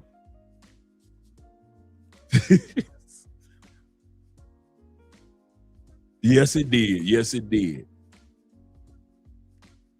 So when I said I'm the dude that didn't know nothing about no weed, but I knew about them Scooby snacks. Now, in Detroit, we call it Scooby snacks. On the east side of Detroit, like, she'll do anything for a Scooby snack. Hey, any of y'all want, hey, how much money y'all got? You got $5? You got 25? How much you got? You got $2? Okay, cool. How much you got? You got $2 too? Okay, I got. We go get some Scooby snacks, buy some crack, get some Scooby snacks. Cause we know LaToya will do anything for a Scooby snack. And don't act like my city was the only city that had women that's willing to do anything for a Scooby snack. Oh, Ray Roogie, oh, Ray Raggy. Scooby, would you do it for a Scooby snack? Oh, Ray Raggy. We know Scooby will do anything for a Scooby snack, right? That's how them females was. So you got to catch at the right time. You can't catch her when she's like super strung out. You got to catch her like when she first started and she trying to hide it from everybody except for the dudes that was supplying her habit. And so we was running trains on them chicks, man. You say in the Yay area, shout out to the Yay San Francisco area. We call them Chewies, right? I don't know why y'all trying to act like we so, oh, Detroit's so bad. David says, he said, Dre, your public appointed lawyer. I know, right? Don't say too much, YouTube. Stay tripping. That's why I call them the Scooby snacks. Yeah, man. You see, it made it to the show. Yeah, man. Shout out to Andrew. For real, man. He said, yo, Scooby voice is accurate. For real. Scooby, would you come over here and check out the dark room? No, Raggy, no. Would you do it for a Scooby snack? For a Ruby rack? Man, please. Them females in your high school, I mean, they be walking around, they cheerleader outfits stuck up, uppity. They be walking around with their tight jeans on, uppity. But bruh, once we found out, dude, and I'm talking about, it was like, in Detroit, it was like a public service announcement. LaToya is lacing. And you find out, no, not LaToya. Yeah, LaToya Livingston. Not LaToya Livingston from the 9th grade. She get all A's. She been on the cheerleading squad since she was a sophomore. Her mama is the pastor of the church down the street, man. Not that LaToya. Yep, LaToya Livingston, dog. She lacing. And dude, every dude in the neighborhood that had a few dollars in his pocket, hey, I don't care if you had a paper route. You was getting off your paper route. Using some of your paper route money because you've been trying to get with LaToya for the longest. Now she lacing? And please, you going to the weed dude, and you going to the crack dude, and you going to LaToya house. You and 5 of your friends. Please, running trains, boy. I got filthy fifths. I got sexy sixths. I got trifling thirds. I'm going first, dog. I'm going first. I ain't going behind you dudes. I don't care. I take trifling thirds. I'll take filthy fifths. I don't care. I don't care. And then you be having, well, I'm telling y'all some stories. Then you be having the brothers that be falling in love with LaToya. If I go second, right? Or I go second, I'm in and out. I'm all I need is LaToya to give me some head. I don't need no coochie. I know my boy who went first. I know him nasty. So he went first. I'm coming second. LaToya give me head. Okay, cool, good. I'm out. Bam. Then the next dude come. Now, most of us, 10 minutes at the most. We in there. We in the room. Bam. Taking care of business. We out. Next man up. Bam. In the room. 10, 15 minutes. We out. Then here comes that one partner. This Negro in there 35, 40 minutes. He in there in love with LaToya as a sophomore. He in there pillow talking LaToya. If it wasn't for you, you can still be my girlfriend. I don't care if you lace.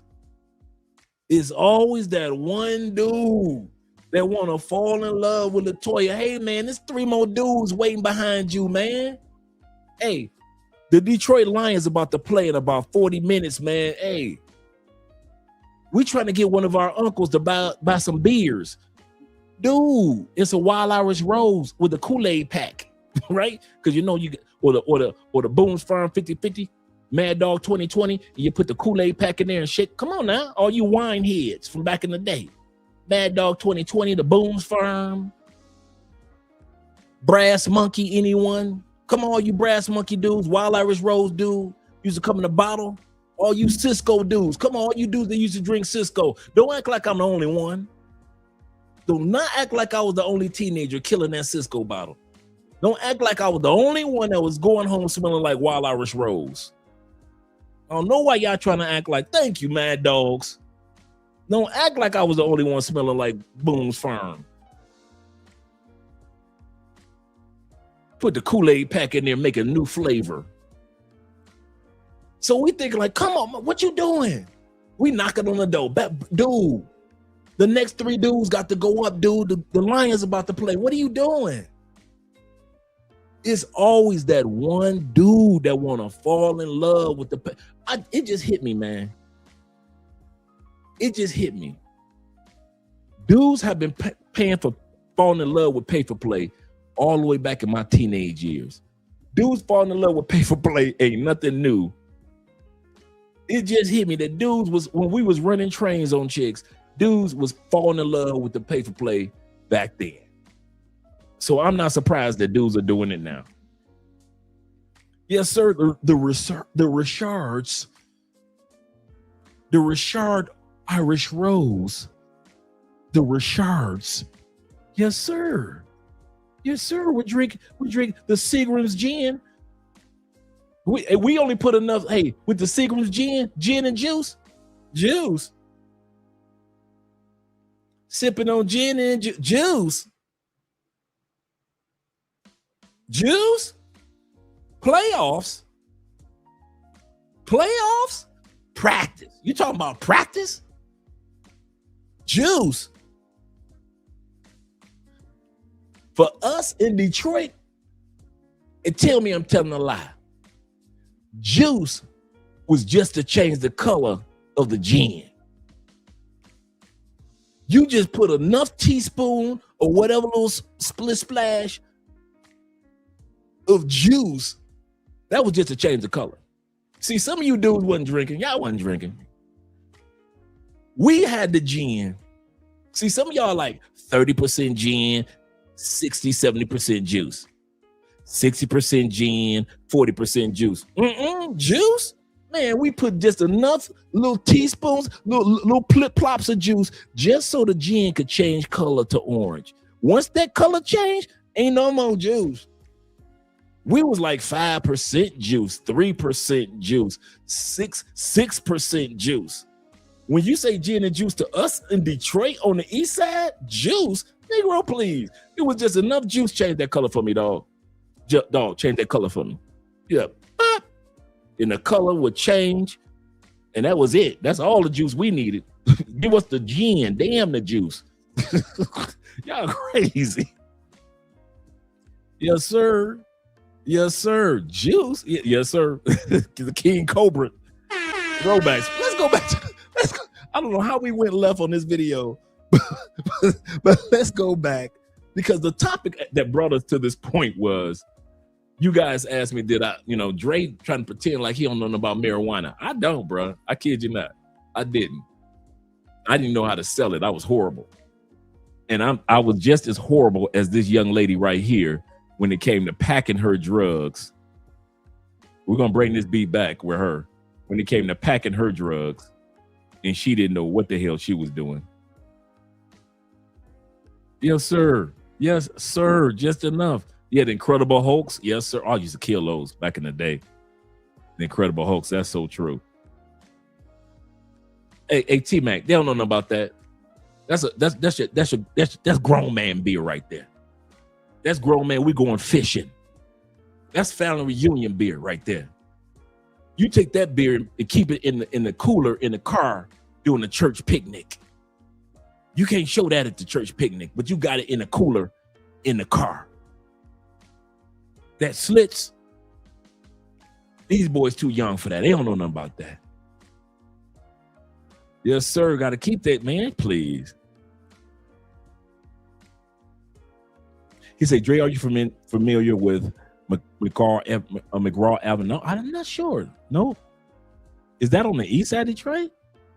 Because I'm an east sider. I'm an east side. I'm east side Detroit, east side Cleveland. EC, shout out to EC, East Cleveland. He said, I was left selling marijuana alone after a year after I watched a raid. I said, no. No. He said, enough is enough. Let's bring this beat back. More expensive out there, hell yeah. They definitely would have made some nice little change. Okay, so you're like now the fifth person we've seen in a few weeks from California. I didn't notice that. She's the fifth person to be arrested in Miami for trying to bring weight of marijuana to London. She's the fifth person. I didn't catch that. Yeah, going to London. That's how much cannabis there was in her check baggage. I don't know who's this person getting all of you young people from California to go do this, but you're not the only one. But you are facing serious charges. They need to do a public service announcement in California. Stop offering to transport large sums of cannabis overseas because you're going to get arrested either here or in the destination that you arrive to. So you mean to tell me you traveling from California to London and you have a layover in Miami? You're also carrying 36 pounds of illegal drugs. And you decided to do a layover. You should have just found a flight straight to London, baby. You should have found a flight straight to London. If you're trying to get it out there that bad, a layover was not what you needed to do. And then you have the 36 pounds of drugs in a suitcase, naked, meaning you don't have no clothes in there, no shoes in there, nothing. You just got the drugs in a suitcase like, hey, if y'all open it, this what y'all gonna see. Surprise. This young lady, once again, is flying from California to London and has a layover in Miami. Those bags come off of the plane when they get to Miami because, of course, it's a connector, right? So they're changing flights, right? So the bags have to change flights, right? So in between time, they transporting the bag, they smell the bag, they pull the bag, they open the bag, 36 pounds of drugs.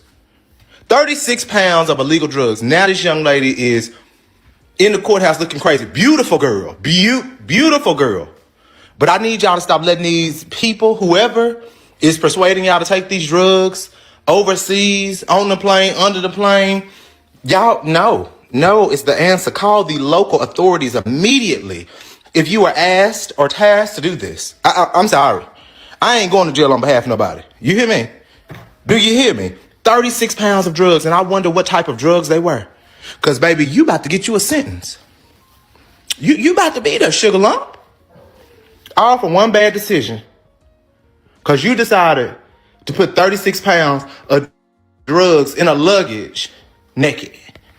And even if it wasn't naked, even if it was disguised, the best it could, they were more than likely going to catch that shit. Y'all be careful out here. Were arrested for alleged prostitution in, of all places, Pattaya, Thailand. As a man that lived in Pattaya, Thailand, let me tell you guys this. Let me paint the picture. Pattaya, Thailand is the place where everybody could win or lose.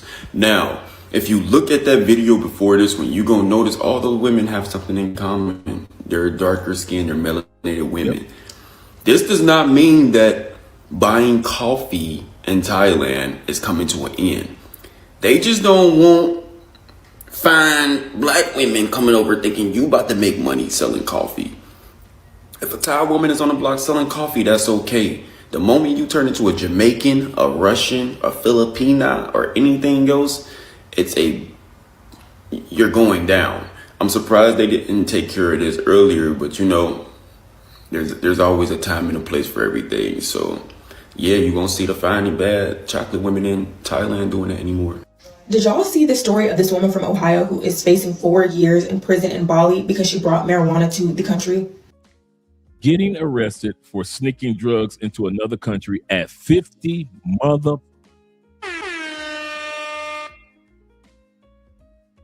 I'm gonna say this now.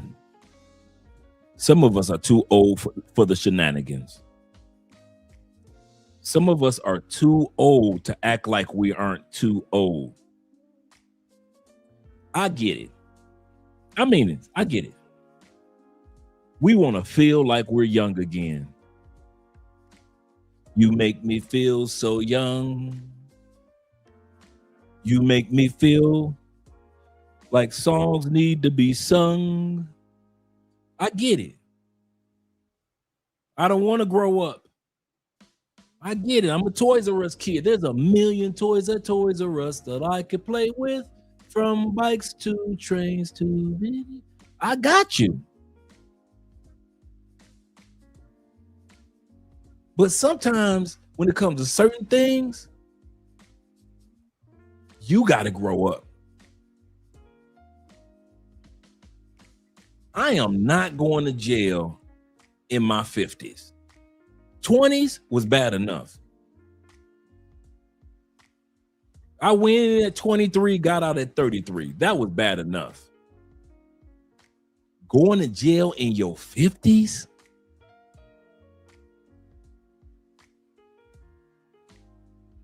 Yeah, she a kid. She think I can do it and stay young. I did not know this. I tell y'all, a lot of times I'm watching the video for the first time like you guys are, some of the clips. My brother says this. He say, what bro is talking about ain't no fine sisters in Pattaya offering services. I caught that line too. I caught that line too, as if it was just fine sisters in Pattaya that they arrested. I caught that too. There are some middle of the road sisters, but not fine. Thank you, brother, for the clarity. Devin. 4 years. And the only way she can get out of doing the 4 years is a $75,000 fine that she has to pay. And they're telling her that she can pay $30,000 of it and then take a 3-month drug class, and then she can be about her way. This woman doesn't have $30,000. So now she has made a GoFundMe asking people to donate so that she can pay this fine and get out of Bali. And she has a deadline. I don't know about y'all, but I don't know why this is our problem. Why do people who don't even know you, strangers on the internet, need to feel bad for you because you decided to bring drugs into a different country? Right. Marijuana is not even legal in all 50 states. It's not even fully legal in the United States of America. So if it's not even legal in the country that you're from, why would you not think, let me check out the laws in these other countries? And she admits, I didn't do my research. I did have it. You tried to sneak it in. You definitely tried to hide it in your bag the way people do it, in the United States when they cross state lines. Girl, please be serious. And mind you, she's 50 years old. She was going there for her 50th birthday. A grown woman, right? And this is also another reason why I believe people can be addicted to weed. Not necessarily the herb itself, the plant, but just the routine, of just smoking. Because I've known people who literally, before they eat, they have to smoke. After they eat, they have to smoke. Before they drink, they have to smoke. Before they take a shower, they want to smoke. Before they run to the store, they got to smoke. It's like they're addicted to the routine, the high. I don't know. But this is crazy. Good luck to her. Did y'all hear about this lady right there? Her. Now I can say she does not look 50. And sometimes when we don't look our age, sometimes we act the age that we think we are. Zeta says this. He says, goofy as hell, she obviously knew it was wrong. If she tried to sneak it in, no accountability. Yep, no homework. For real, it's just a booger wolf in Thailand. Shout out to Black Aladdin in the building. That's so true.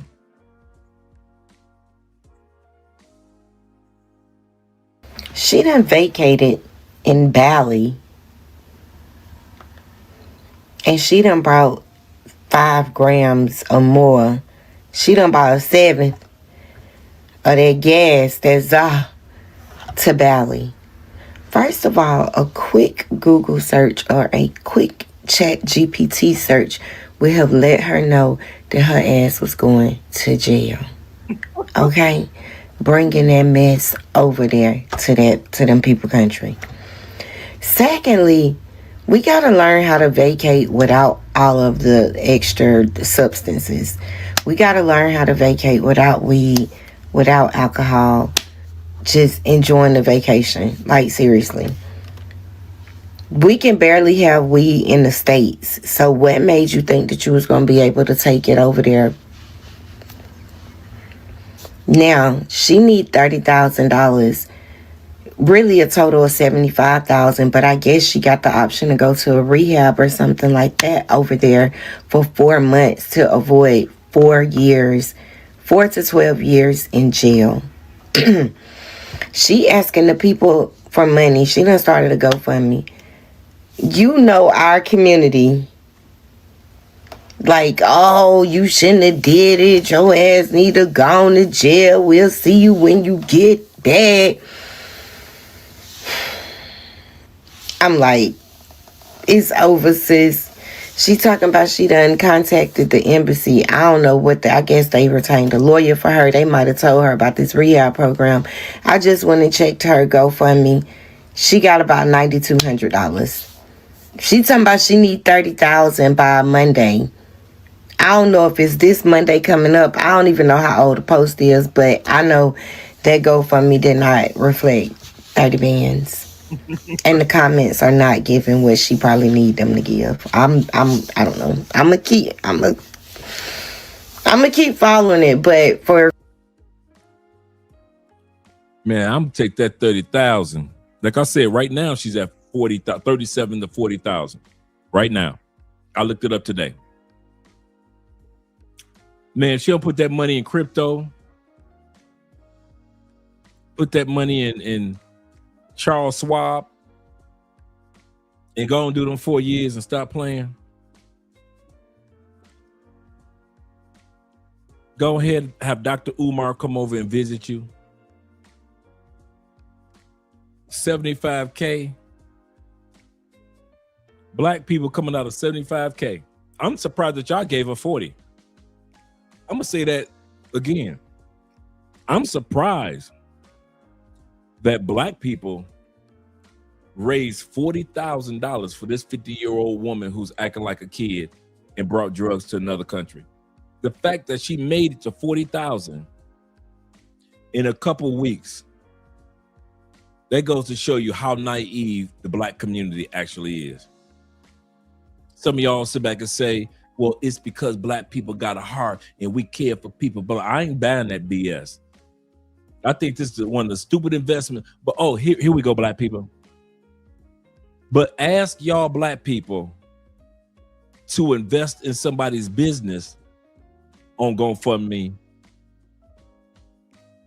Y'all ain't investing. When they say, when a young man said, I'm starting to build a business in the black community, I need to raise $25K startup seed money. A young black man says, I got to GoFundMe going because I'm in college and I'm going to lose my classes. And by next Tuesday, I need $1,500. Black community ain't doing none of that. You can't get $500 from the black community as a college student next week. But let you do some Pukisha type of behavior in another country, and in less than 2 weeks, you can raise $40,000. That's how simple-minded our black community is. That's how backwards we are. That's how backwards we are. I ain't gonna help him start no business. He'll get that seed money on this. I ain't helping him raise no money for no scholarship. Where's his parents? But let a woman get caught up on some weed in another country. Everybody named mama helping for this sister to raise the money. Man, black community, funny as hell. Umar, Jay Morrison got money from the community. Absolutely correct. Ain't never built one school building. Ain't never did nothing for the black community. She gonna spend that money on wigs and trips to Jamaica and Miami. And I ain't mad at her. My brother said, I'm doing that for. Forget that. I'll do that for in my head. I'm out. He said, my brother went to Sri Lanka and saw a sign saying drugs equals death penalty. There are signs all over the airport in Indonesia, and people will still ignore those signs. Let's continue on. For the future, we have to learn how to vacate without all the extra substances. Leave it at the house, so you have something to look forward to when you get back. That's a good way of putting it, Zeta. He said, simps and unaccountable ladies gave her $40,000. Shaking my head.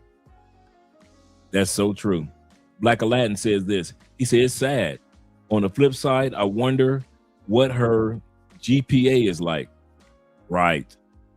He said, because as a black man that's receiving multiple scholarships, GPA of at least 3.5 equals free tuition.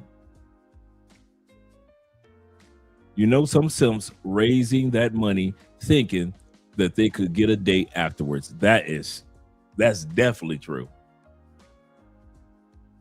Let's talk about Bali's bail system. There is a woman from Ohio who is a mother of 6 who went for her mother's birthday party in Bali, but apparently somehow got through TSA with 5 grams of marijuana. And then when she was in the airport of Bali, allegedly they find it and then they detain her. And there's this GoFundMe trying to raise $75,000 that she claims that she needs $30,000 by like today or yesterday or whatever to keep her out of prison for 4 years because marijuana in Bali is considered a level 1 narcotic, like big like heroin. And then she needs another $35,000 of that $75,000 so she can do the rehab option. Let me explain to you how this works. And a lot of people are calling it a scam, and the reason why is because one of the hallmarks of social engineering is urgency. Bali does not have a bail system. I did see a video that her sister says that this is real, that she's going through this. And I just want to give them the information too, because if anybody ever approached them and said that, hey, you know, we could do this for this much, y'all might be getting scammed on top of it. So this is how this whole system works. The process is not a quick process. You cannot buy your way out of prison. It is actually a long judicial process where you're detained. Literally, you don't get your cell phone either. Like, it's held as evidence. And apparently she sent somebody a text message saying that, hey, they found my stuff at the airport. Somebody asked if they were at the airport. This is the alleged message that was shown, which could hurt her in the long run. And if you're ever in that situation, don't be texting like what you did in there, because they're going to get that potentially. Secondly, if you travel anywhere, traveling abroad, please research where you're going. Like, that account I saw had already raised like $31,000, the screenshot that I saw. And it's really disturbing that people will give money to something like that. And I know it's an emergency situation if it's a real situation, but I'm just going to put it from here. From someone that lost everything from a fire, people will bypass people that actually legitimately need help, people that didn't make a choice to put themselves in that position. So please choose wisely before you give out your money. That's all I'm saying. If you want to give money to help somebody, there's somebody that has such a more crucial situation than that. Like, as crucial as that sounds right now, there's people that have legit situations. Like, there was a young lady in a comment section that needs a kidney transplant and only raised $200. Like, go, if you want to give some money to help somebody, you could do something that could literally extend somebody's life. I'm on year 4 after the fire, and I'm still trying to build myself up. Like, I still have things that I need. I'm just asking for y'all to like and support my channel. That would really help me out a lot. But let's begin. Up top, I wrote social engineering because one of the hallmarks of social engineering is that there is a sense of urgency for a large amount of money. AI thinks that this is certainly highly orchestrated, and I fed everything, the details of the story, into it. It says they're classic hallmarks of a bail scam, which I briefly mentioned on another video talking about a whole other country and a whole other continent where people around there will feed you a lie and be like, oh, I can. So she says, based off of her homework and experience, this is a bail scam because Bali does not offer bail, and I knew that. So for her to sit back and say, I need 30,000 to give these people and another 30 to 35,000 for the program, I ain't believing it. Ishmael said this. He said, was Umar and Tariq excuses on this subject? I wouldn't know. I would not know. Ella says this. He said, we always do our research before we travel to other places. It don't even have to be another country. That's true. We're doing our research. That's how we do. But hey, this is y'all queens in the States. Queens to be. Yeah, she's trying to hit that lick, that smooth criminal lick. Shout out to Ghostface, my uncle in the building. What up, Doe, Detroit? You better back the fuck up out my face, goddammit. I'm from Detroit, Michigan. Don't play with me. Black Nubian said, I was wondering about the bail situation. Was strange because it's almost automatic jail time, no pass and go. That's what I thought in Indonesia. We're going to get to a woman, the sister that deleted her mama in Bali. They didn't talk about bail, and I don't, even when the brother got arrested. Remember the brother got arrested a few months ago. Brother got arrested in Bali, Indonesia for bringing the gummy bears. He was a semi-pro basketball player. He brought the gummy bears, the drug-induced, laced gummy bears to Indonesia. They locked him up until he got sentenced. Was not a bail. There was not a bail talked about. Every case that I've seen with Indonesia, nobody's talking about a bail. All of a sudden, in her case, there's a bail. And she's raised over $40,000 now.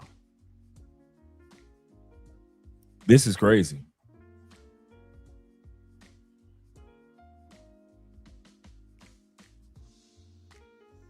Get you this, I can get you this, I can get you this, and they're scamming you. So this happened roughly within a few days. I put 3 days into the thing, but really the idea was that she had to pay $30,000 to this attorney, and that would help her get out of prison time, and that she would use the other $35,000 to go to a rehab, which they do have rehab facilities, and you might be sentenced for it. But according to the research, it's not how this works. High-pressure tactics with extreme financial demands and tight arbitrary deadlines are the defining features of extortion and wire fraud. Legitimate legal representation in Indonesia does not require $30,000 up front. Emergency payment to keep someone out of prison for an immediate 4-year sentence. There was also a claim that she was allowed to use her cell phone at least once a day while in custody. And it says that this is the biggest red flag.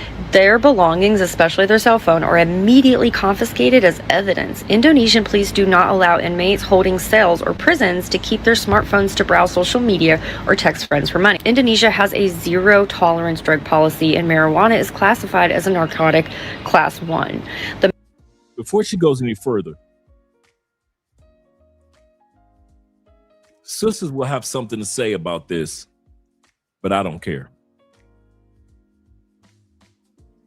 You notice the only one that's talking as if they did their homework is the white girl.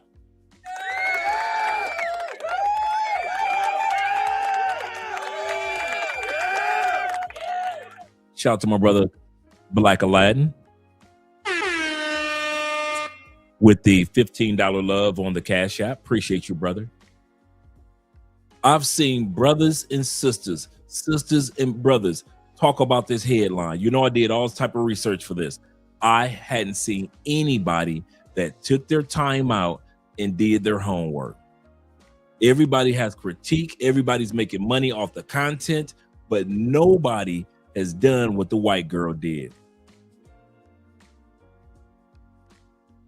But then y'all want to criticize us for getting with sensible white girls. Not the crazy white girls, but the sensible ones. The ones that aren't moved by emotion like some of us brothers and sisters are. The white girl that's like, listen, you could take that 40,000 and you can help the woman that has a kidney issue, help a kid with scholarships. No, black people, what did we do? We raised $40,000 and didn't do any homework. $40,000 for a woman to pay a bail in a country that don't have bail. In a country that when you get locked up, and she's right, I haven't heard of any person that got locked up in Indonesia ever was able to use their phone to communicate to the outside world. That's so true. Not one person was able to just communicate like this woman is able to do. Remember, we got a case that we're about to look at in a few minutes of a sister. She was just in holding.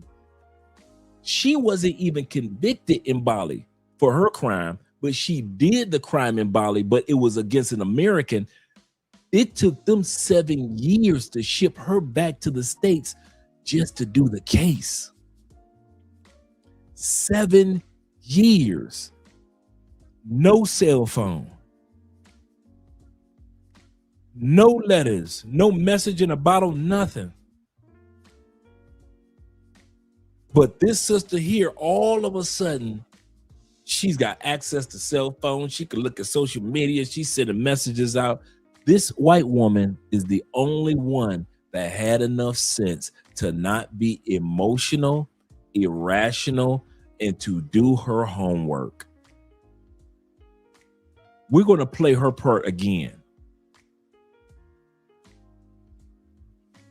We're going to play her part again because all you Umars out there that got something to say, well, hey, I'm sorry, the snow bunny, she gets the W. In black community, if this is true, if this woman is hustling you, you got to take a L. I'm going to say this again. Black folks, if what is true, if this is a bail scam, and which is very common, if this is a bail scam on the level of the brick lady, black people, you better take this L and hold it.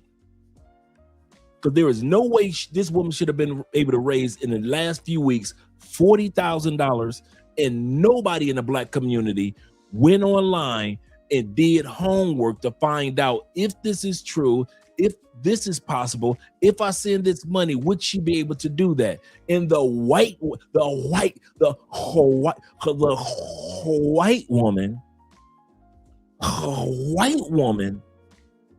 was the only one that went on ahead and did step by step research to prove, hey, black folks, you might want to keep your money in your pocket. Black people love them a good old-fashioned brick lady, don't we? I'm gonna say this again. We love us a brick lady. Remember the brick lady in Dallas that act like that a brother had hit her in the face with a brick and raised all that money? We love us a good old-fashioned brick lady. We do not validate nothing. We don't do our homework on nothing. We don't prove if something is true or false. We just start sending money in because it's a female, because it's a sister. The simp send money in. The sister send money in. The LGBTQ male send money in. Ain't nobody did their homework on the brick lady except one sister who cracked the case and was working with the local law enforcement and started working with she was a YouTuber, I forget her name, older lady. She was the only one other than black men to say, guys, this brick lady is lying. She is a fake. What happened? Truth came out after all these black men, including me, you, we were all attacked because we don't protect black women. Malcolm X said, what they quoting Malcolm X all day long? Malcolm X said the black woman is the most unprotected woman in the world. Blah, blah, blah. They was just quoting Malcolm X. Come to find out the brick lady had lied. Now she got her tail in jail right now. We've had several cases of brick ladies since that moment took place. And now we got another one.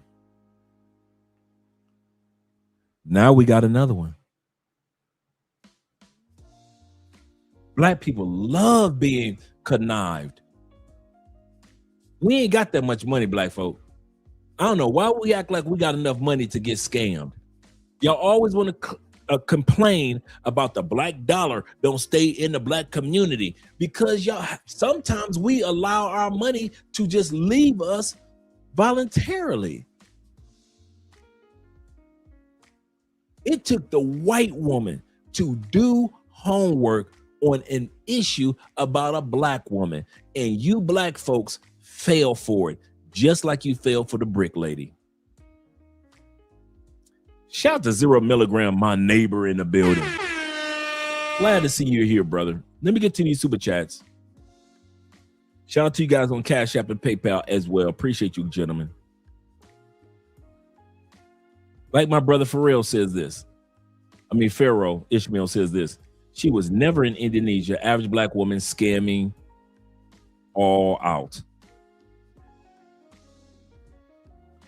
Save yourself, black men. SYSBM life for life. He says this. He say never save B-dubs when they cry online. Absolutely correct. SYSBM only. And my brother Mario says this. Shout out to you, Mario, with the $10 love. He says this. It's like you said. I get nervous when I travel with my legal prescriptions. Even when I have the documents and the permission.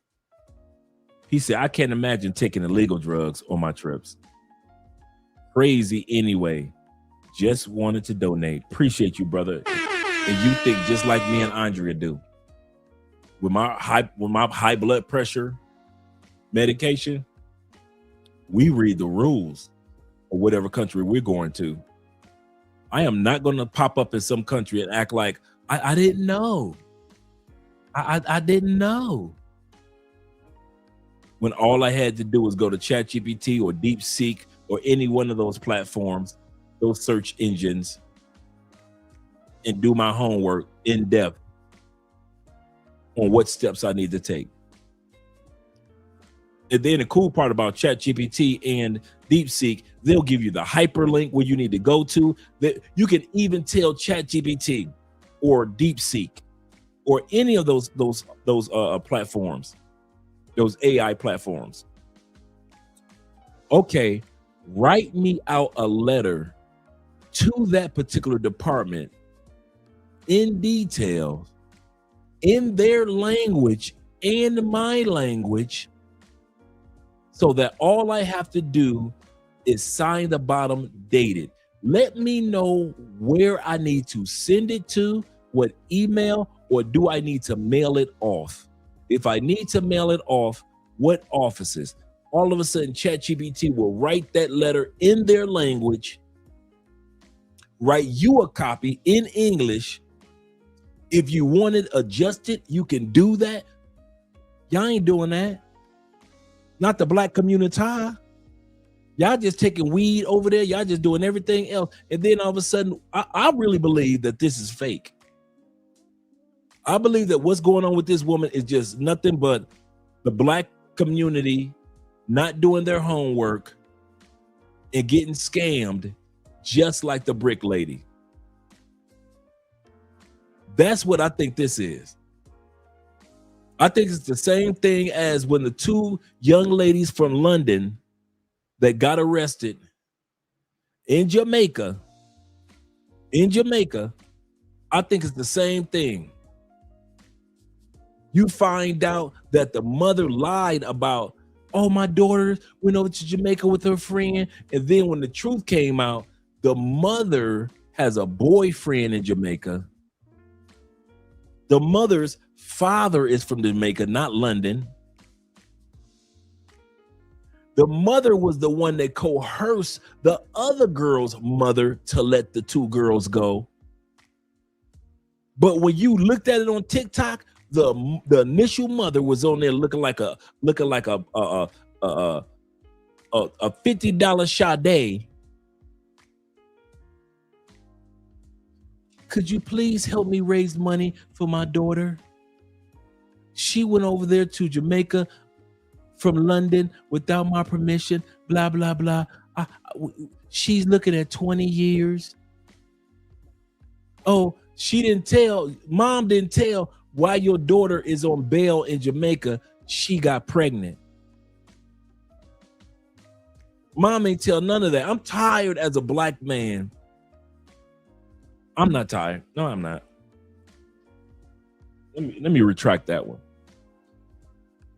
I love it. I love it because when they say the black community, they ain't talking to me no more. They ain't talking to me no more. When they say black Americans in the States, they ain't talking about me no more. So I don't care nothing about it. I was about to say, I'm tired as a black man. No, I ain't. I'd have been lying. I am not tired as a black man. I expect this type of stupidity from our community now. I expect us, when that woman in London said, my daughter and her friend locked up in Jamaica, I need money. Y'all being dumb enough to send the money like y'all did. She needed 20,000. Y'all sent 20,000. Brick lady made like $45,000 off y'all, not me. I'm like shout out to Angry Man. Angry Man has his t-shirts and his crew and his membership, and it's called Bino. B-I-O-N. No, B-I-N-O. Black in name only. I'm just black because y'all look at me. But I don't live in the United States, so I ain't got nothing to do with the black community in the United States. Oh, Dre, you've acted funny style. No, I'm acting like I'm an immigrant in another country. Me and my Uncle Jeffrey Ghostface, we were sitting back listening to some music today, right? And we were thinking like, we ain't never heard the full song of a Cardi B. We ain't never heard a full song of a Meg Thee Stallion. I ain't never heard of when Beyonce started wearing cowboy hats, bruh. I ain't never heard none of them songs. And I mean it to this day. I have never heard in the last 8 years, I have never heard a full Beyonce song ever. Any of them albums she came out since I left in 2018, 19, I ain't heard none. All them Grammy and Cowgirl hat, I ain't heard none of that yet. And I mean, I told Jeffrey, if it was not for TikTok, and you know, TikTok reels, and they have these new songs, I wouldn't know what that dude. I am not one of them dudes that has an umbilical cord to the United States. So if y'all thinking that I'm outside the United States trying to be a black American in the United States, no, I'm black American by name only. Yes, I'm black. Yes, I'm American. Yes, I love my people and my culture. But I am not sitting around cheering on everything that black people do in the name of my hue. I do not co-sign everything that black people do in the United States. Hell no. Hell no. I'm not even there for it.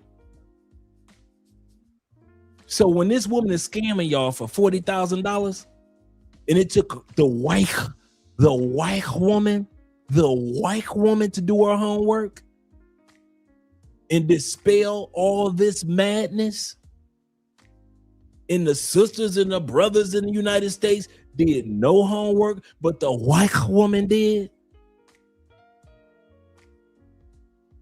Man, I ain't about to feel sorry for y'all. That's serious. My brother Zeta says this. Shout out to Zeta.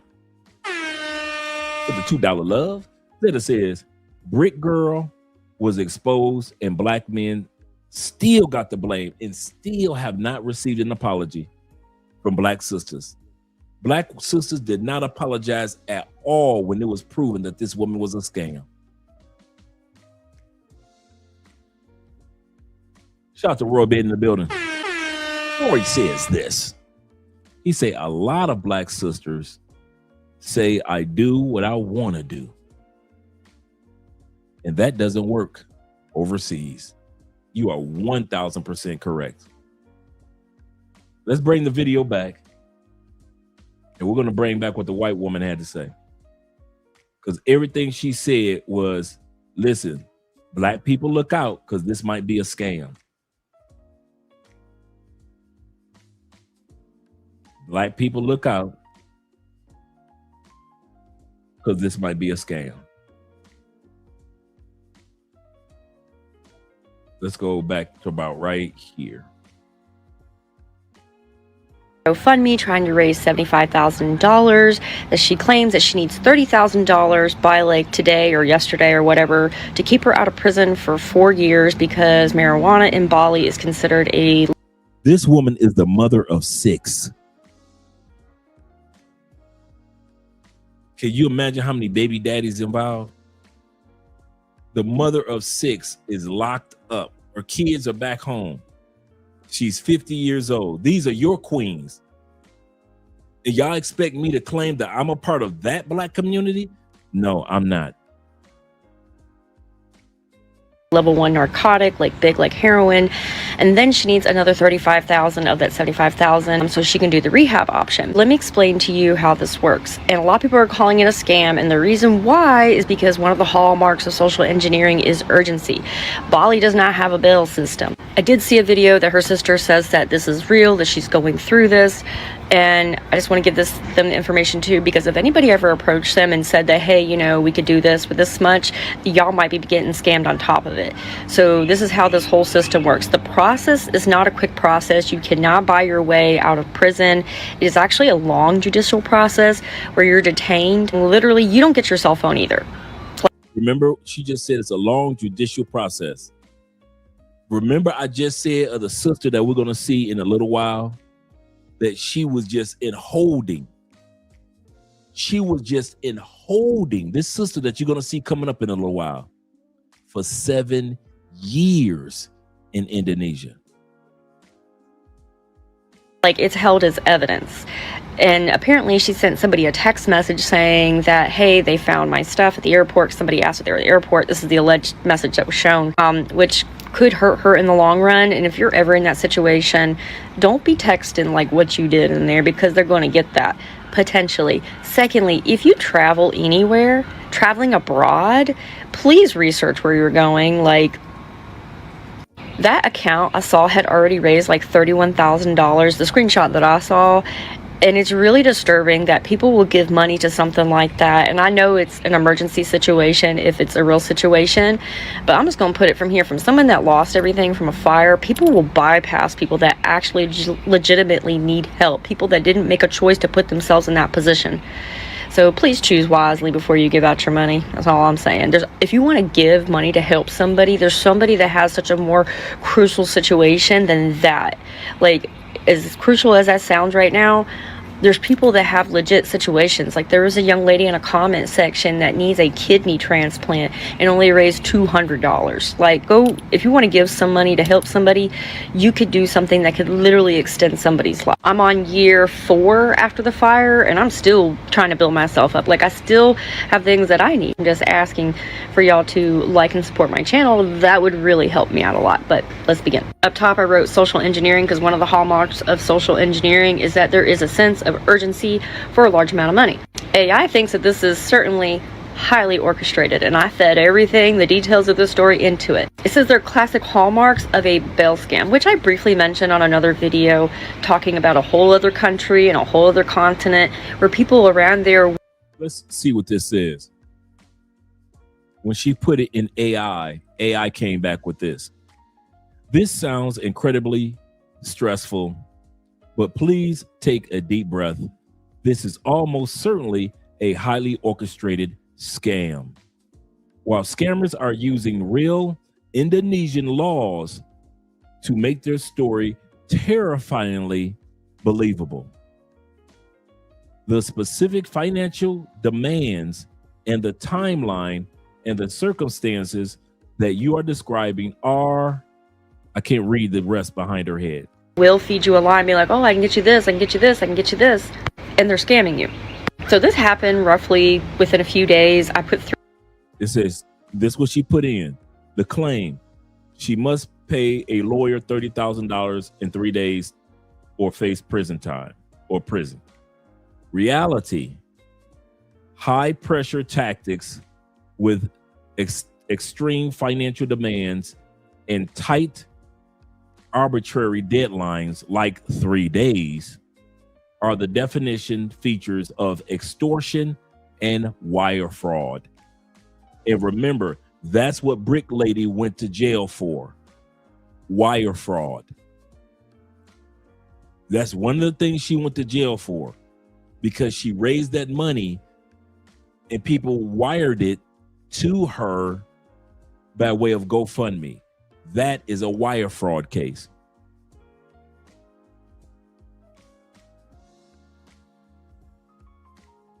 Three days into the thing, but really the idea was that she had to pay $30,000 to this attorney, and that would help her get out of prison time, and that she would use the other $35,000 to go to a rehab, which they do have rehab facilities. All right. It says legitimate legal representation in Indonesia does not require a $30,000 upfront. And you might be sentenced for it, but according to the research, it's not how this works. High pressure tactics with extreme financial demands and tight arbitrary deadlines are the defining features of extortion and wire fraud. Legitimate legal representation in Indonesia does not require $30,000 up front. Emergency payment to keep someone out of prison for an immediate 4-year sentence. There was also a claim that she was allowed to use her cell phone at least once a day while in custody. And it says that this is the biggest red flag. Their belongings, especially their cell phone, are immediately confiscated as evidence. Indonesian police do not allow inmates holding cells or prisons to keep their smartphones to browse social media or text friends for money. Indonesia has a zero tolerance drug policy, and marijuana is classified as a narcotic class 1.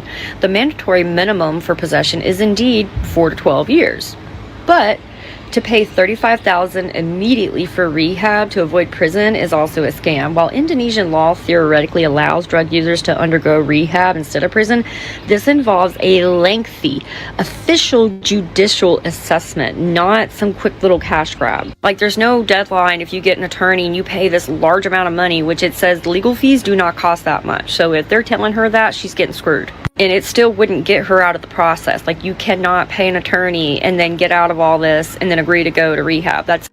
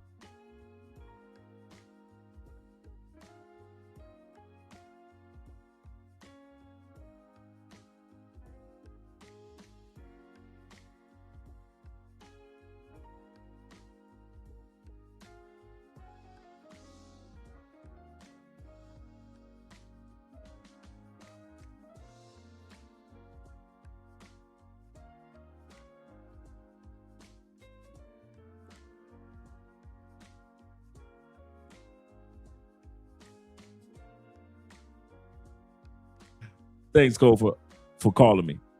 I put myself on mute earlier, and I didn't realize I put myself on mute. Good looking out.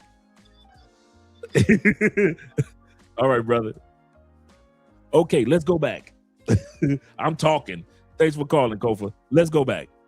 Okay. So what I was saying is, just to piggyback off of what the lady was saying, is I put in ChatGPT like she did. Does Indonesia allow that a person who has been arrested. I didn't say convicted. I didn't say imprisoned. I just said arrested. Allow them to have access to their cell phone. Because this woman is saying that she's able to use her cell phone at least once a day, right? Okay. The answer that I got from ChatGPT is the short answer, no. Indonesia does not allow inmates to retain or detainees to have a personal cell phone. Here are the reasons. Personal cell phones are strictly prohibited in Indonesia. Indonesia prison rules clearly ban inmates from owning, carrying, and using mobile cell phones and any electronic communication devices. If someone is caught, they will face serious disciplinary actions, including isolation, going to a hole, or losing certain privileges. Number 2 reason, but communication is still allowed in a controlled way. Prisoners still can call the outside world in a monitored phone system inside of the prison. So you can call family and you can call the outside world, but you do not have access to your cell phone. And that's just like with any county jail in the States, right? That's like a regular county jail in the States. You ain't got access to your cell phone in the county jail. You haven't been sentenced yet. You just a detainee. So it is in Indonesia. Prisoners can still contact the outside world through letters. 3, reality versus the rule. Even though phones are banned, some inmates illegally obtain them through smuggling and corruption. This woman ain't obtaining hers through smuggling and corruption. When it happens, it's considered contraband and not a legal right. So she does not have the right to even have access to a cell phone. She is lying to the Black community. I'm probably going to change the thumbnail and the title of this video to Black community will believe any lie. Black community, and I might put her face right next to the brick lady face with a new thumbnail. Because this woman is living proof that if you just say it with enough emotion, as the mother of 6 in a foreign country, and she's 50 years old, Black people will be emotionally moved and give you $40,000. This woman has made $40,000. The brick lady made $45,000 to $47,000. Just because the Black people don't do their homework. It only took me 5 seconds, didn't it, guys? 5 seconds to do my homework. But Black people will send that money, and now it take the white woman was the one to expose how naive Black folks are. Zeta says this. Shout out to Zeta. He say, Drea, I'll be brutally honest. This is why I left the Black community and why I reside in the Latin community. He say, Black folks keep doing stupid things like this instead then complain why the community is in shambles. It's a revolving door. Believe you me, before the next few months, we're going to have another brick lady. We're going to have somebody else scamming the Black community. We will have another brick lady. Do not think that we're going to have another woman scamming. The woman, the Black lady in London, she scammed us for $20,000, talking about her daughter and her daughter's best friend locked up in Jamaica, looking at 20 years. Those girls got 10 months. Jessica, we did a video on them a couple months ago. The 2 young ladies in their 20s that were taking tennis shoes back to UK, and come to find out those tennis shoes coming from Jamaica were full of marijuana and other drugs. And they had them in jail, and the mama didn't tell us that the daughter was already out on bail, and the mama didn't tell us that the daughter was pregnant. The mama didn't tell us that the mama got a boyfriend that lived there in Jamaica. Mama didn't tell us. She made it seem like that her boyfriend got them pay for bail.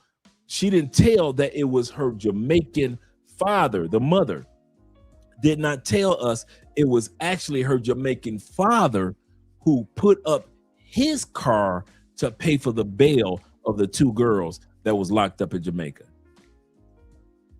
But by the time the truth came out, the black community had given this woman $20,000.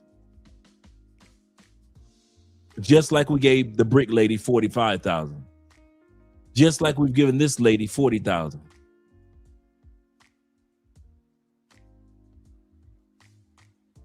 He is not lying.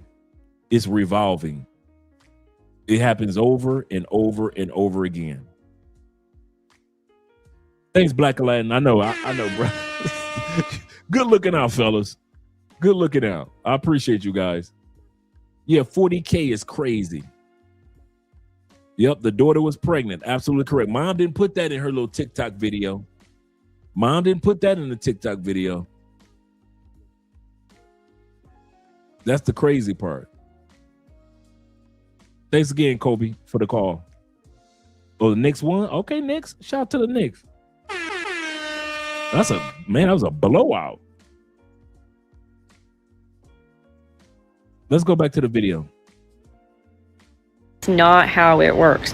She would have to face both the court and a pretrial detention. Pay this massive amount of money right now where I automatically go to prison. That's social engineering, y'all. There's no 3-day, 4-day, 5-day deadline to pay a lawyer tens of thousands of dollars to magically make a drug charge disappear. Under Indonesian Criminal Procedure Code, you have the immediate right to counsel. A suspect has the right to secure legal representation immediately from the moment of arrest and throughout every stage of the investigation.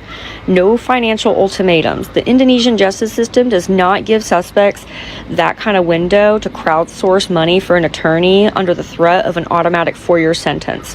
Trials and sentences follow strict statutory timelines. She would not be able to buy her way out of the legal process. She would have to go to court. Here's the actual timeline of an Indonesian drug arrest. The police can hold a suspect for an initial 24 hours. After that, they can issue a detention order to hold the person in a cell for 20 days while they investigate. If they need more time, a prosecutor can extend that detention for another 40 days. Pre-trial detention. Suspects are not allowed to simply leave while waiting for trial. Because Indonesia does not have a bail system, she would remain in a police holding cell or a local prison until the investigation concluded. Once the investigation is finished, the police hand the dossier to the prosecutor who brings the case to a district court. Sentencing or rehab. Only a panel of judges can sentence someone to prison or mandate that they be transferred to a rehabilitation facility. This happens after a formal trial has concluded, not via an emergency wire transfer from friends back home. Bali's bail system. The claim, $75,000 for bail. Really, it was claimed that she needed $30,000 for the attorney. But they do not have a U.S.-style bail system, especially not for serious drug offenses. You cannot legally pay a set amount of money to the court to avoid pretrial detention or prison time for narcotics charges. And it's possible that scammers have targeted her and they assume that they would know or don't know the legal foreign system, so they could literally get money from them. I do wish them well, and I understand that she's probably learned a lesson, but this is to anybody here right now. PSA, it's not legal in all 50 states. How the hell did you even get through TSA? Because it's that time of the year where everyone's traveling abroad. Even if you're not going to that country, whatever country you could possibly be traveling through, you need to research their laws. Especially if you're in a position where you make an active choice to be there and then make another choice to bring something with you. In any situation, before you donate, please do your research. And if you really do feel called to give somebody something, you can easily search for other GoFundMes on GoFundMe. Even $1 is going to help somebody. If a lot of people give $1 or something, then that person, they might be able to recover in whatever they're going through. Like, there's people out there that need serious medical treatments that can't afford it. And here we're giving money to people that can't even do basic ass research. But that's just my opinion. You're entitled to your opinion, and you can do whatever you want with your money. They have an urgent situation.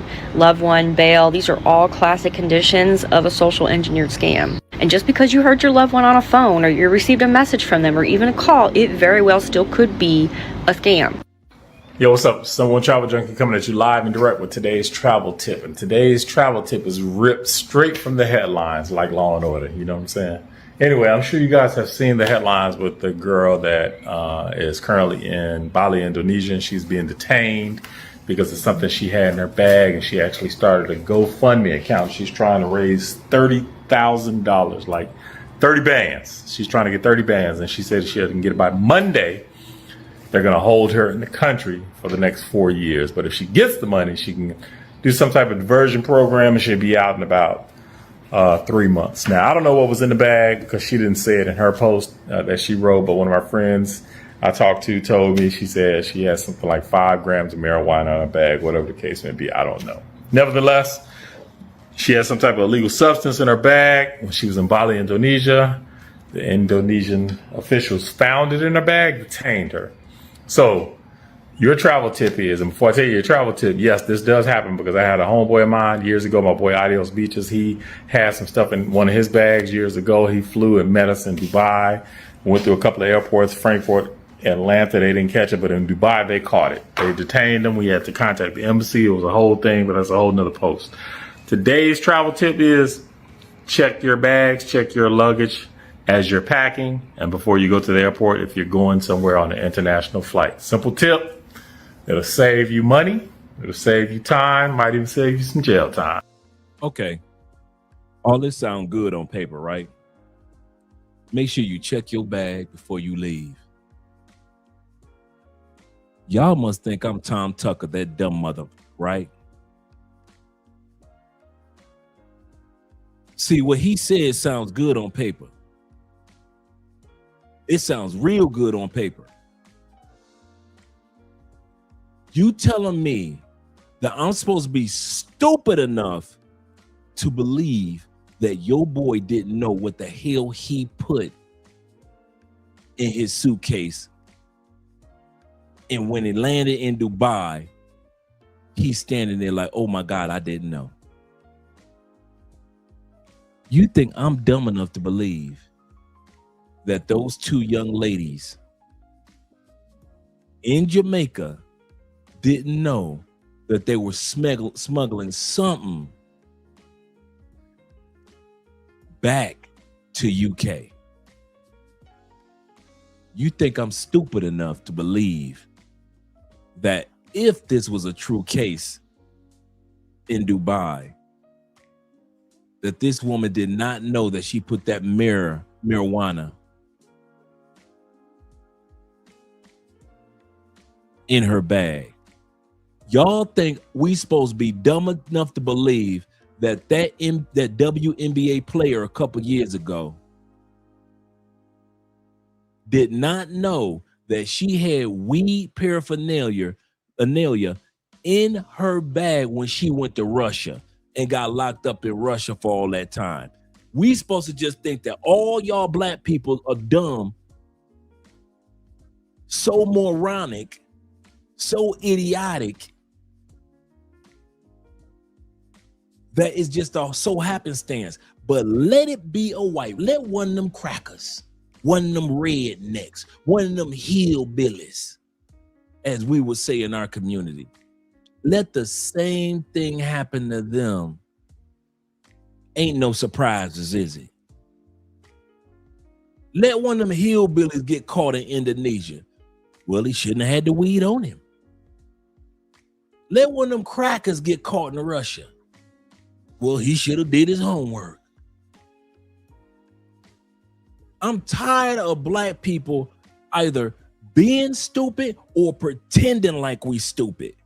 Because if it had been a Latin person or a white person or an Asian person, all them excuses that we use as black people to justify why black people do stupid stuff wouldn't have taken place if it was a white dude, if it was a white woman, if it was an Asian woman.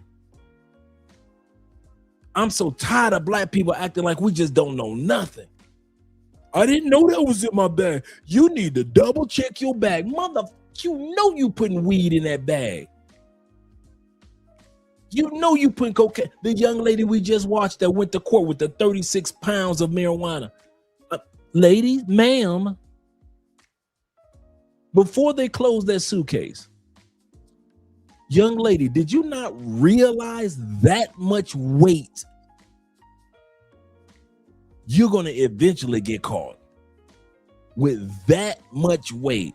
Half of your whole suitcase was overflowing with bags of drugs, and we're supposed to be expected to think that you was dumb enough not to know that a half of a suitcase full of drugs weighing over 36 pounds. Well, you just weren't going to be flagged for that, huh? You just flabbergasted that you got caught, huh? And you weren't the first one. The judge said 5 other people got caught from California trying to do the exact same thing within that month. So I'm asking you, black people, 2 questions. Are y'all playing stupid, or are y'all really stupid? That's all I'm asking. Are we playing stupid with these ninjas that's in our community? Because I know it ain't most black people, but we got ninjas in our community. So I'm gonna put it on black folk. Are we playing stupid, or are we really, truly this stupid? Because if we're this stupid, then okay, at least I know who I'm working with. Black people support ninjas. You just complain about ninjas on social media, but you really still support ninjas in real life. So ninjas can do stupid stuff and still be considered black because of their hue. Okay, cool. I got it. So when I sit back and I say, as a black man from the United States, black people are stupid, that's because we allow the ninjas to do stupid stuff. Got it. Not because we're all stupid, but because we're all stupid enough to let these ninjas try to convince us of otherwise. Or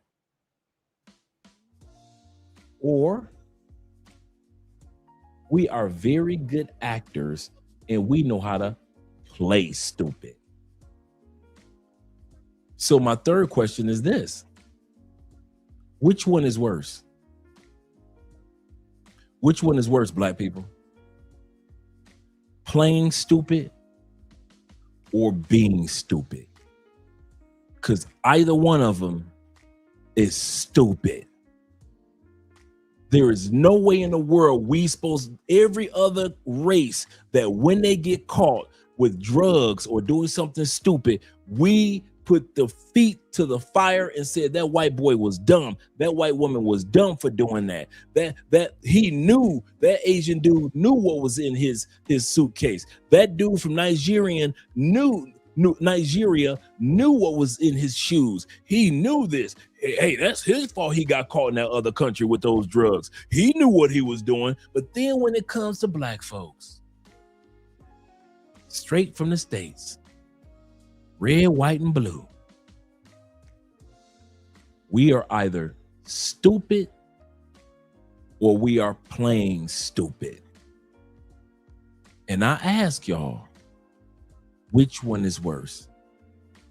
Us playing stupid and acting like these ninjas who embarrass us are a part of us, or actually being stupid enough to allow these ninjas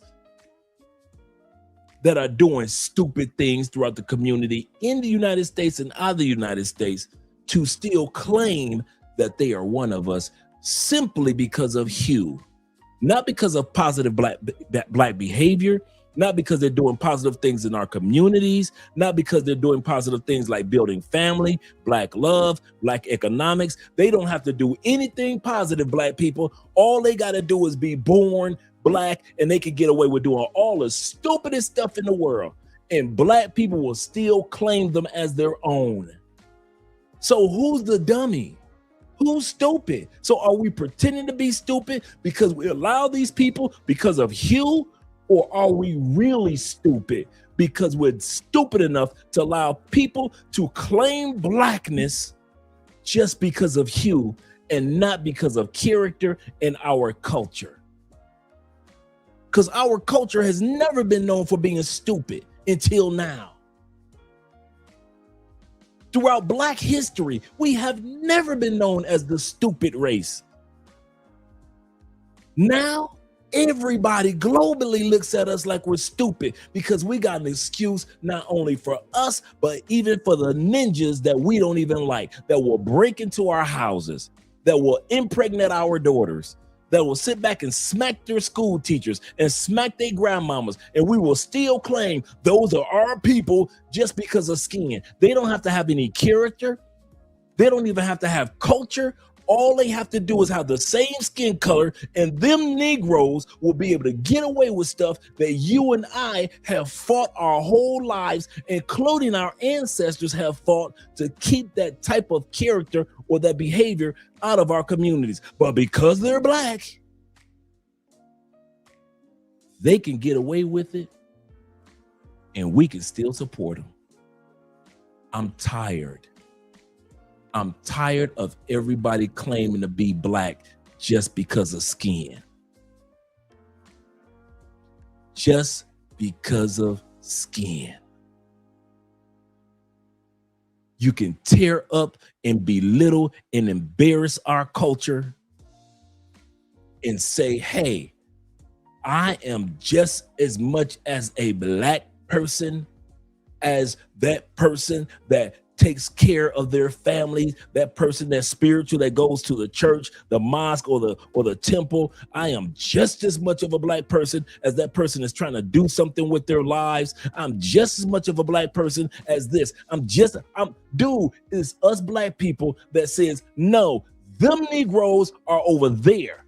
Them ninjas are over there, tearing up the stores, tearing up the communities, always in shootouts, can't take them nowhere, dressing like trash. The men got their pants hanging down. Half the Black men now in those communities are LGBTQ, and the women are getting pregnant by them. How you gonna have with gay men and yet you getting pregnant by them?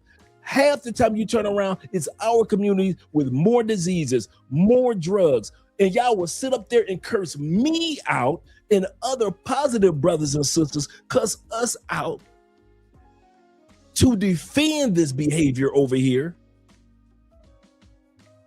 and look at us like we the ninjas, and we ain't stole nothing, robbed nothing, hustled nothing. Most of us Black men, 52% ain't got no kids. 30% of Black men are still virgins up until the age of 30. Black men are the best parents statistically. It's already been proven. There's so many articles out there, and y'all will still go out there and blame the good brothers and the good sisters based off the behavior of the Meg Thee Stallions, the Cardi B's, the Sierras, all these good sisters out here.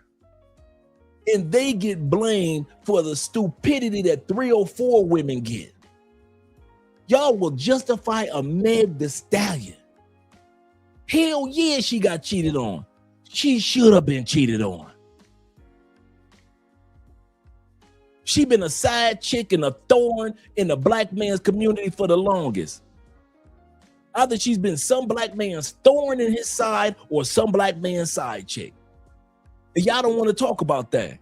She changed. Though most, not all, but most ninjas never change. Now you judging. No. Now I'm just telling the facts.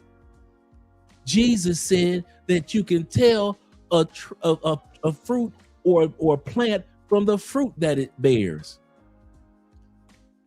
Jesus said, if that's a tomato plant, guess what you're going to get from it? Tomatoes. He said, listen, if that's an orange tree, guess what you're going to get from that? Oranges. If they keep acting like unruly ninjas, guess what they're going to keep doing for the most part? Some going to change. Yes, some people going to change. Even I changed. But for the most part, guess what they going to do? They going to live and they going to die ninjas. I'm tired of claiming people that don't want to get better in life. They don't want to improve life, and they trying to act like they are a part of us and all our hard work as black people just because they got the same motherfucking hue. I'm tired of it. I'm tired of it. Everybody that got my hue, everybody that skin folk is not my kin folks. Even Jesus said when he was preaching in Peter's house, people came knocking on the door. It was his mama, his brothers, and his sisters. They say, hey, I know Jesus preaching, Peter, could you tell him that his mama out front and his brothers and his sisters? What did Jesus say? Well, since they my kin folk, because they my skin folk, they can come on in. Let me ask them. They can ask anything they want. That's my mama right there. Jesus turned, looked at his mama, looked at his brothers and sisters, turned right back around to the crowd and says, who is my mother, my brothers, and my sisters? The crowd that he was preaching to turned right from his own mama standing right there. Peter's house wasn't big. Turned, looked at his mama, looked at his 4 brothers, looked at his sisters. Turned right around, looked at the crowd and said, hey, y'all, my mama and the rest of my family is here. I got a question for y'all. Who is my mama? Who's my brothers? Which one of y'all my sisters? Everybody look behind Jesus. Well, them your sisters and your brothers and your mama standing right there. No. My mama, my brothers, and my sisters are those that do the will of God, my Father. Just because somebody got my hue, my skin folk, don't mean they my only kin folk. If Jesus sat back and hey, I'm in front of his family, he didn't wait till his family left the house. His people were standing right there. And he turned right from his own mama who gave birth to him, who was right there when Immaculate Reception Mary. He turned right from her as if she wasn't standing there. The Bible names off all 4 of his brothers' names, and then it says sisters, meaning that he had more than one sister. So he got at least 2 sisters standing there. All 4 of his brothers standing there in front of Peter's doorway, and his mama standing there. And they talk about, we need to talk to Jesus for a minute. That's our family. We need to talk to him. Jesus turned away, looked at his people, turned around and said, yeah, by the way, I got a question for y'all. Who's my mama? Who's my brother? And who's my sisters? In the crowd looking at his mama and his brothers and sisters, and they're like, right, that's your mama now. What you talking? Jesus, what are you talking about? I don't care about the skin folk. I ain't talking about my mama right here. That's my mama. Yeah, those are 4 dudes right there. Those are my brothers. Right there, they're my 2 sisters. But I ain't talking about them folks. Who's from culture and how they, in their character. Who's by culture and character, my brother, my mother, and my sisters. By your culture and your character, who is my mother, my brother, my sister? Jesus said, I don't care who y'all see standing behind me. Anybody of any hue that's doing the will of God, my Father, them my kin folk, not just my skin folk. I'm tired of black people. I'm tired, and I'm not the only black brother among the sisters also. I know a lot of sisters are so tired of black women. They're tired of it's sisters that's tired of them lashes. They're tired of them sisters with them tired weaves on. They're tired of them BBL sisters. They're tired of them sisters that put on layers and layers and layers of makeup. It's sisters out there that are tired. Do you 304s now realize there are, while you 304s trying to cheer for Sierra, cheer for Meg Thee Stallion, cheer for Cardi B, It's good quality sisters that's like, no, them women are not my heroes. Do not put me in that category. I am not a Cardi B. I'm not a Meg Thee Stallion. I am not like them other women. I'm not like a Sierra. I'm not throwing my body around and hope another man come rescue me with his money. There are sisters that are tired of sisters. They're tired of this female over here. I've heard sisters say this. I'll show you how tired sisters are. And I've been hearing this for a long time. There are sisters that stand in line at the grocery store. Stand in line at the grocery store. Hard-working sisters, going to school sisters. They might got 4 or 5 items. And I've heard this one from several sisters. Good women, 4 or 5 items. They're in school right now. They just started their career. 5, 6 items, $100 gone. And they would say, I've heard sisters say this so many times, and some of you guys get in the comments and know what I'm talking about. Them sisters will stand in that line with 4 or 5 items, knowing that they're about to spend $100. And then it's this fat, out of shape, 6 kids having, 3 carts of food and snacks having, EBT card sister standing in line in front of them, getting all the food she want, all the snacks she want, 6 kids deep. The dude that's with her ain't none of the baby daddies. She is obese and she can buy with an EBT card 3 carts of groceries. But the sister who was working hard until her blessings come, she only can get 4 items with the $100. I have heard so many sisters say, I'm tired of standing in line and behind them EBT chicks that they ain't got to do nothing but to spread their legs open and have more kids. But y'all want to call her sister and call me sister. And there are black women that's tired of y'all saying, well, that EBT is sister and I'm sister too. There are black women that's like, no, we ain't. I'm not her. She ain't me. It may take me a couple more years to get myself on track. Once I graduate school, once I get this promotion, once I get this new job, and I can go to the grocery store and I can fill up 3 carts because I'm doing it on my own. I ain't got no government doing it for me. So it may take me a couple more years to get my money right like that. But this woman, all she got to do is spread her legs and have 3 more kids, and the government will give her more money, will keep her on Section 8. If she lose her home, they will pay for a homeless shelter for her and her kids, furnished with Wi-Fi and utilities. If I get kicked out as a woman, says some black women, I'm on the streets or I got to move in with my parent. But the EBT chick, she gets a whole shelter house. There are sisters that are saying, we ain't the same. We are not the same. And I'm telling you, brothers, I ain't the same as them ninjas. Whether I got it or whether I don't got it, you will always see me by way of culture, and my character is different from them.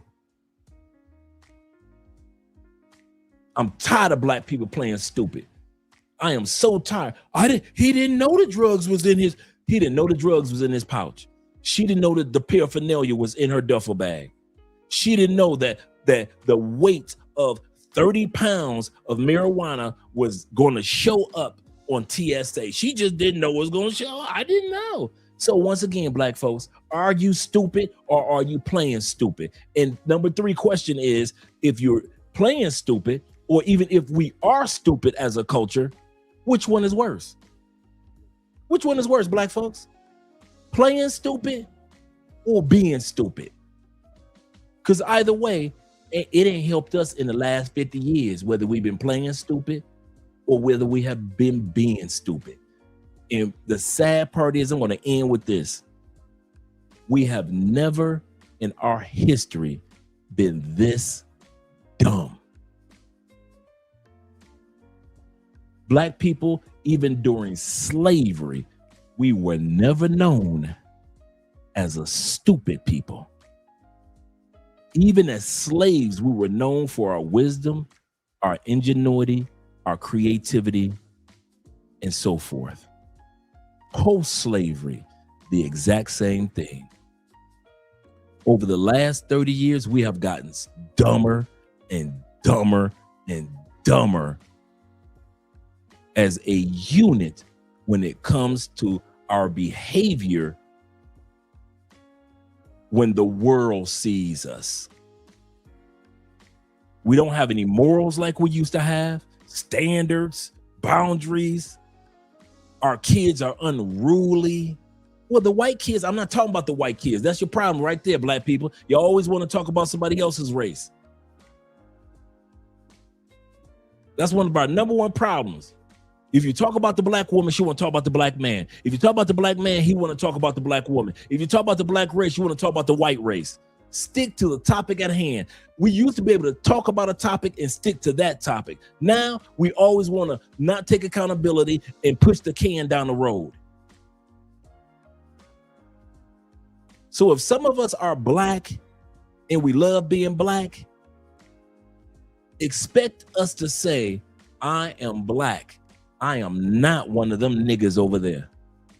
Stop expecting to be a nigga. Stop expecting me to encourage niggerdom, nigga behavior. I will help niggas, but I am not a nigga. Well, to the white man, I don't give a fuck what white man got to say. I'm talking about in my community. You think I sit around caring about what white dudes got to say about me? Man, fuck white dudes. I care about what my community has to say about me.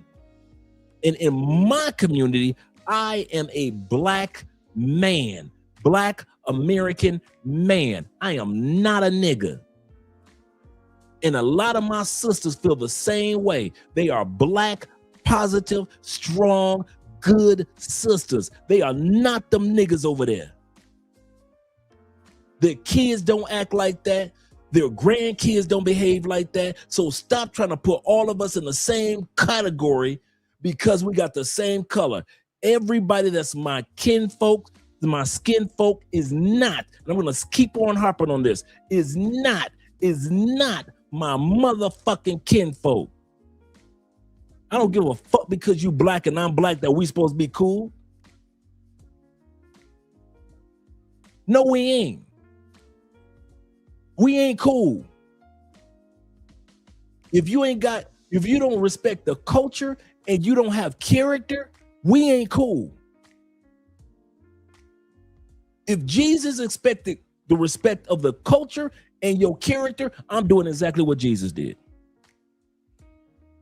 I'm doing exactly what Jesus did. I mean that. I'm tired of that shit. I'm too old. I'm too old to be waiting around for black people to grow the fuck up. This amazing culture in which we've been living in all these years, all these centuries.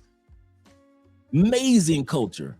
And in the last 10 or 20 years, y'all act like a bunch of little ass kids. And then when us positive brothers and sisters got to say something, y'all get mad and all emotional and shit. Man, fuck you, man. Fuck that nigga Drake talking about, man. I'm going to chill him. Fuck that. No, dude. We don't care. Niggas. You could tell black people fuck you till the cows come home. We're done. We ain't bailing you out of jail. We ain't doing no picket signs. If your head gets smashed in by a police officer, we ain't going to no rallies. I ain't going to no motherfucking courthouses. If your kids get kicked out of high school, do not be looking at me like you expecting me to tutor them. I will tutor all the good kids. All the kids that want to be something, no matter what community they come from. They can come from the suburbs, they can come from the rural area, they can come from the hood. If they want to do something with their lives, I got those kids back.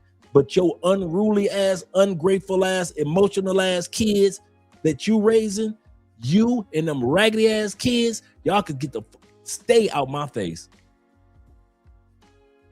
Your kids ain't gonna rob me and my kids. And no, my daughter is gonna be raised to know as soon as she see one of you niggas coming, she gonna walk the opposite way. My daughter gonna be raised to know, no, my daddy said, I don't give my number to niggas.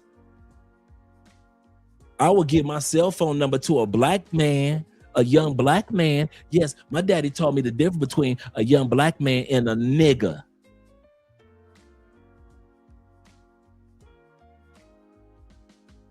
Done with y'all, man. And I'm not the only one. I'm just the only one with a microphone. I can't believe he's saying that about our people. No, I'm not saying that about my people. See, my people understand the importance of our culture and our character. See, my people know that. You niggas don't care. How you gonna tell me I don't care? But them same niggas going up into high schools shooting up your kids. Your kids can't go to a movie theater, but you want to talk about how I talk. Your kids can't even go to college without being disrespected by niggas, but you want to talk about how I talk. Your wife can't even, and your grandmama can no longer walk safely down certain streets anymore. And y'all think I'm coming against the black community? Y'all was the ones that sat up there and let Umar fuck the dog shit out of 2 black sisters, get them pregnant, and you still send him millions of dollars to build an invisible school. But I'm the nigga. I'm the nigga. All he had to say to y'all was snow bunnies never, black queens forever. That's all he had to say. And y'all never held him accountable for the money. Tariq Nasheed can sit up there and create a whole motherfucking movement called the FBA full of niggas. Foundational Black Americans.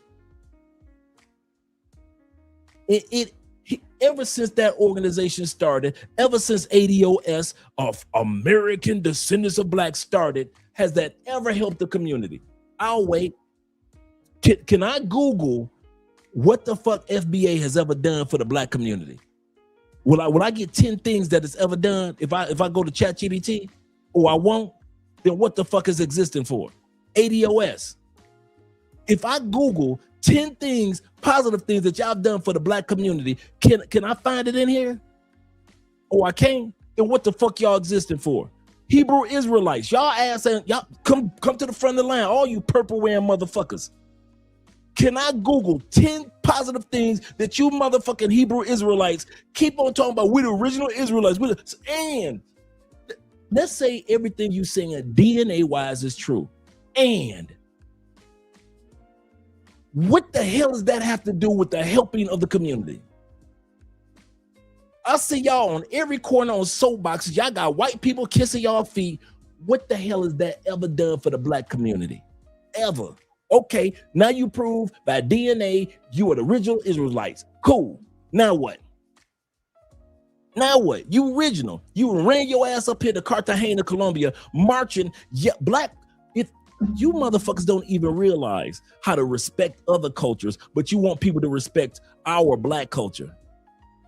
You all in America on every corner, on every soapbox talking about black love, Jesus love, we the original Israelites. Cool, got you. But then when it was time to bring your ass to Colombia and respect the quietness of their culture, like you want somebody to respect our culture, y'all got y'all black asses walking up and down in Cartagena, yelling at the top of your motherfucking lungs in English, some bullshit that Colombians don't even understand. And you thought you was doing something for the black community. All you did was the Hebrew Israelites, hear me out. All you did was the same shit that a Pookie would have done at a club by throwing money in the air. Both ends, y'all wasn't shit but a fucking embarrassment in Cartagena. That's all you were. Every one of you motherfuckers. You marching your loud ass through Cartagena, Colombia, as if they were supposed to know what the fuck you were saying. As if even if they knew English, they understood why you were saying it. You are no better than a fucking Pookie that would have went to Cartagena and went in the middle of downtown central area and threw money in the air. No better. A fucking embarrassment. That's all you were. You were no better than the brothers and sisters that went to Cartagena and started fighting in the clubs from the States. But you think because you throw a fucking purple on and you quote a couple of scriptures that you tell the world and you prove to the world how we are the original Israelites, the original Hebrews, that justify you disrespecting another country and their culture in their country. I'm tired of you niggas. I'm so fucking tired of y'all. Half the reason why I stay in the house, because I love being around black people. I can't stand you motherfucking niggas. I am so tired of nigga behavior. And y'all think that is in the name of it's not being nigga behavior. Hebrew Israelites, y'all think that's not nigga behavior? Having white people kiss your feet and you recording it. Y'all the original Israelites. Where is that in the Bible?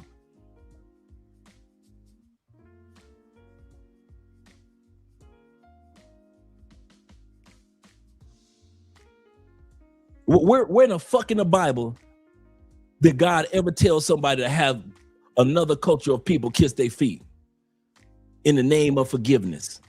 Where? You had one woman that poured expensive perfume and cologne on Jesus' feet. You had Jesus, the Messiah, washing his disciples' feet.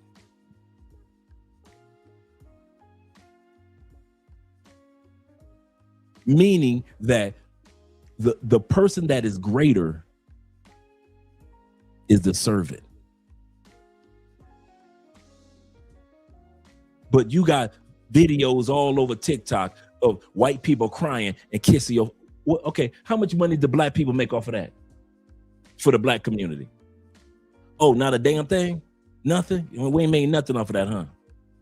We ain't made a goddamn thing off of all them videos that y'all posted, and y'all tomorrow morning, y'all gonna have some more white people kissing y'all feet. How much protection and political power did black people get after white people start kissing on Hebrew Israelite feet? Nothing? Not a goddamn thing. So between the FBA, ADOS, niggas, Hebrew Israelites, and all the rest of you fucking clowns that be embarrassing us from country to country, y'all ain't done shit for the black community. Y'all just a bunch of loud ass voices, just loud as my voice on this microphone. Fucking embarrassment. Fucking embarrassment. Ain't done shit but talk. Ain't done shit. And if you ever want to ask my resume, bruh, I got one. All the way until the day I left. Damn near every lunch break, I'm down at the city county building, fighting for this, fighting for that, for the children's rights for this, children's right for that. I'm sitting there having lunch and dinners with fucking mayors and attorneys and shit and goddamn senators in Florida. I personally own my own motherfucking bullhorn. I'm out there on Saturday morning in Tampa, hot than a motherfucker.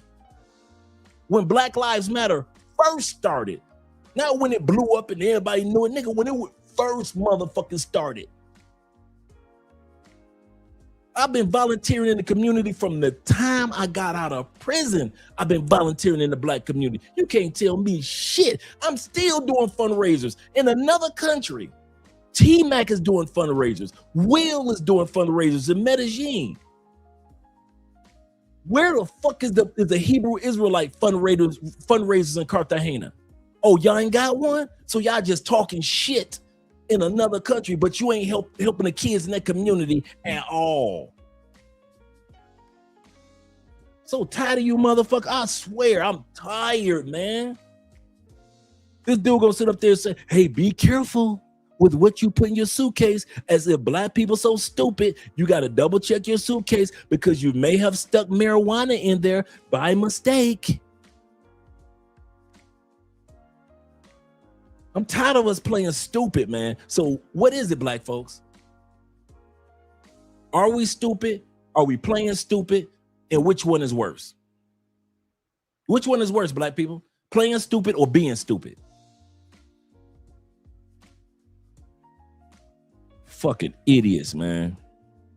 Fucking idiots. And then everything I say, y'all be like, he must love the white people. He must hate himself. He must not love himself. He must not love his mama. Man, fuck y'all. Every one of y'all. I live in another country. I don't give a fuck about what's going on. Your fucking country is falling apart.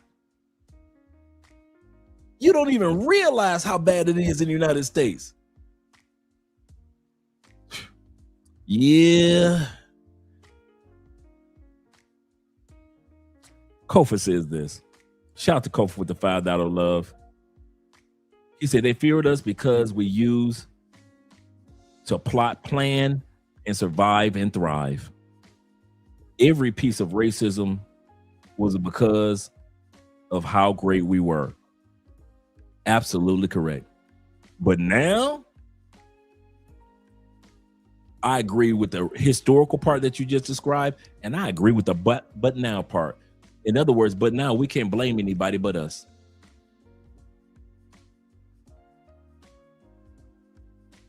My brother Ishmael says this. What you say is the second reason I'm a passport, bro.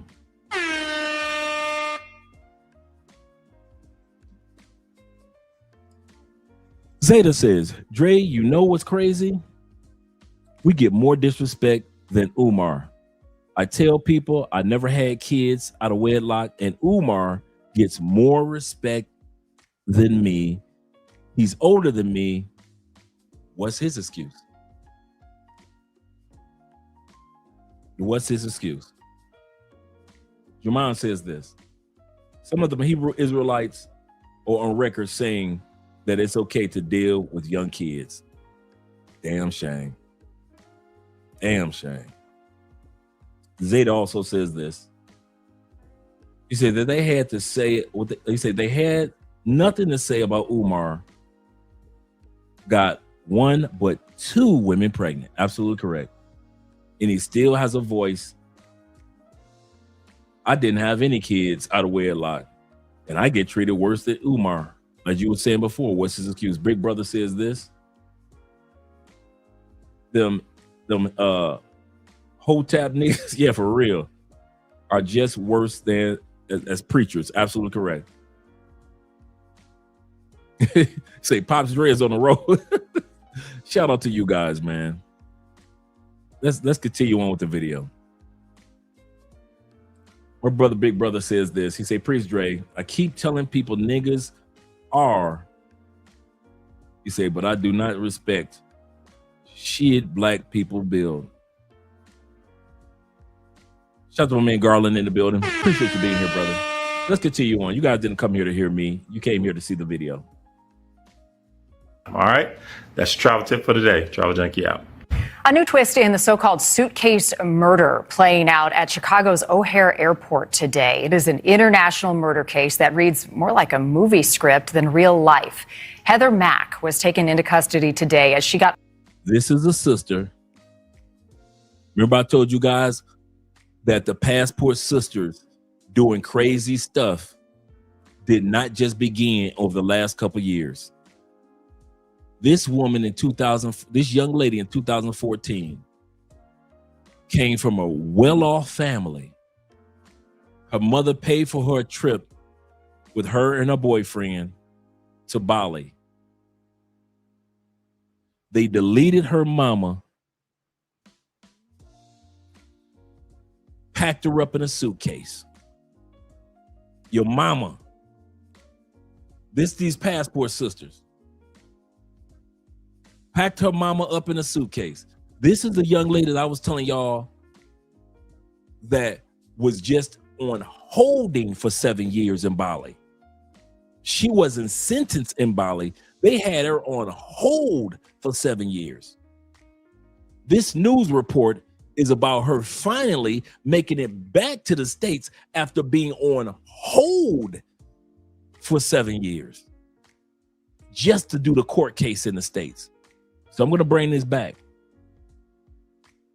Save you money. It'll save you time. Might even save you some jail time. All right. That's your travel tip for today. Travel Junkie out. A new twist in the so-called Suitcase murder playing out at Chicago's O'Hare Airport today. It is an international murder case that reads more like a movie script than real life. Heather Mack was taken into custody today as she got off the plane from Bali, where she has been in jail for 7 years. Mack now facing federal charges. She conspired to kill her socialite mother, Sheila von Weissmack. Tommy Schaefer, Mack's boyfriend, faces the same charges, but he remains locked up in Indonesia on a longer sentence for his part in killing his girlfriend's mother. Mack's mother was reportedly not happy that her daughter and Schaefer were having a baby together. An argument at a Bali hotel led to Sheila von Weissmack murder. Her body stuffed into a suitcase and then loaded into a taxi cab. And the baby, Stella, now 6 years old, was born in prison, allowed to stay with Heather for 2 years and then turned over to foster parents in Indonesia. Well, now Heather and the baby returned to the United States, and the only person remaining in Indonesia is Tommy Schaefer, the boyfriend. His mother told reporters today his health is failing. And his mom, Stella's grandmother, is Kia Walker, and she says she is going to fight for custody of her granddaughter. News Nation reporter Brona Tumulty from our station WGN is joining us more on what happened today and what's next, because this is just the start. Absolutely, yeah. This is just the latest chapter in a saga that has spanned more than 7 years already. Heather Mack is now in federal custody here in Chicago and facing new charges which could see her spend the rest of her life behind bars. Did I not just say that? Them 7 years in Indonesia, that was just the beginning.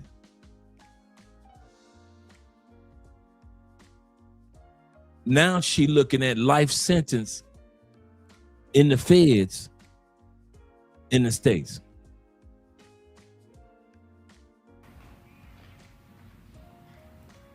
Well, this is a total witch hunt. Heather Mack arrives from a global flight with her daughter Stella and then foster mom Oshar. And what does she face? A conglomerate of federal authorities that whisk her off. That's Brian Claypool, Heather Mack's lawyer, speaking to us earlier from California, where he says Mack was supposed to fly to after being sent back to the US from Indonesia. Federal authorities decided to change Heather's itinerary, unbeknownst to us, 3 or 4 days ago, and in my opinion, hijacked her and Stella, diverting them to Chicago. Mack.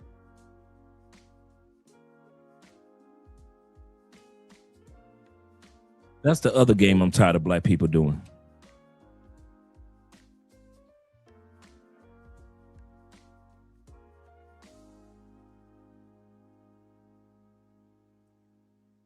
I'm tired of black people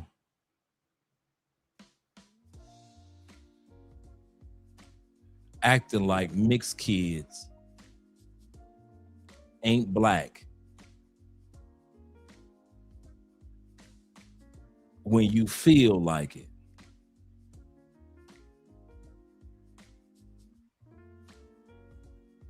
Long as Sade is making hit records, she black.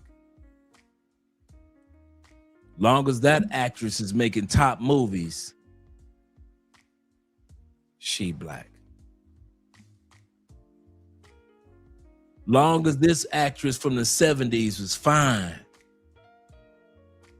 she black.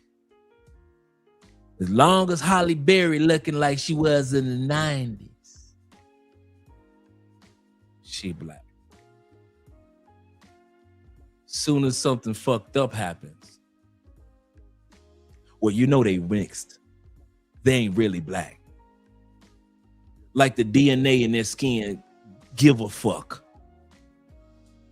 They grew up in the same neighborhood as you, eating snacks that your mama was giving to them when they was hanging out with the rest of the kids in the neighborhood.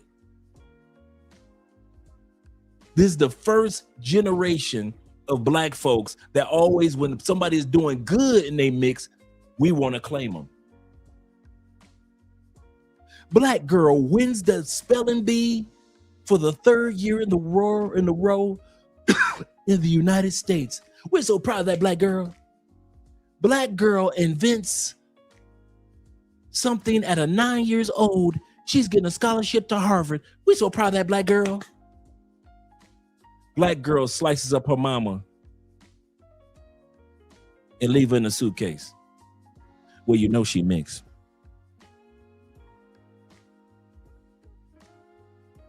But if the police pull her over and whoop her ass, they done beat on that black girl. Everybody's always, I'm so tired of it. I think y'all started that shit maybe like the last, maybe 6 or 7 years after COVID. Prior to COVID, I really wasn't hearing it like that, where y'all was in masses talking about who black, who can be black, who can't be black. Ain't nobody was saying that shit prior to.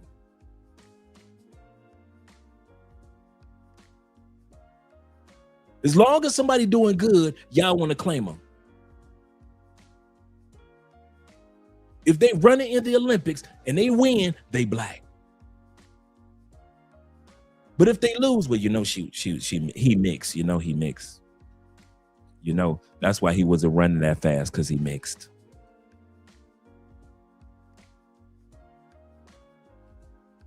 Long as Drake is making albums, hey, that's a brother. But as soon as he don't win a rap battle, well, you know he mixed. You know, he mixed. That's why I'm done with these games with black people. That's why y'all, if y'all tell me, Dre, you are not part of the this new black congregation, fuck y'all. I'm glad, hey, this on me. I don't give a fuck. I get my black citizen, I get my Colombian citizenship, and I'll be officially Afro-Colombian.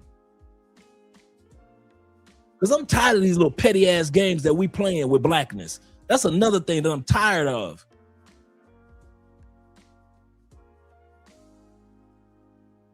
When you want to fuck her, she was black. You didn't give a fuck that she was mixed. She had that complexion. She was so sexy, cute. Grew up in the same neighborhood with you. She the black girl with the good hair. She was black. But then when you get mad and you ain't with her no more, she the mixed girl. You know, her mama Puerto Rican.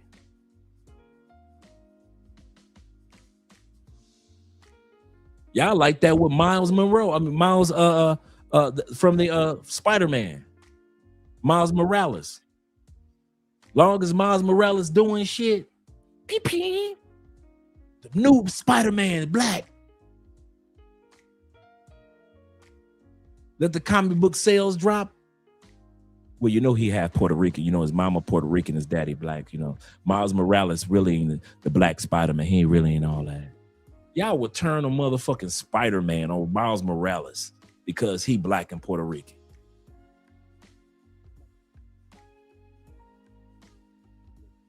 Y'all always want to claim somebody when everything is going right. As soon as something go fucked up, y'all don't want to claim them no more.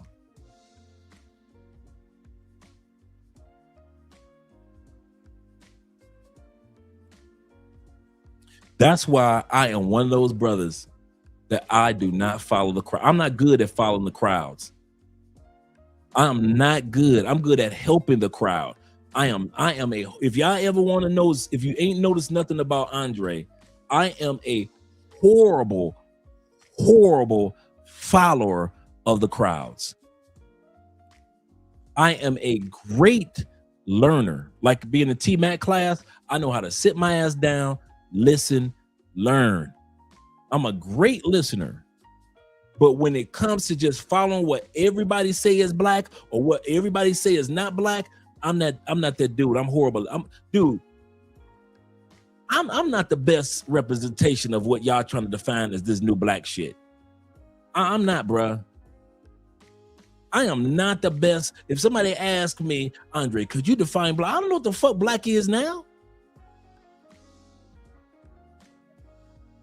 Half you motherfuckers will say Dre been gone too long. He ain't black.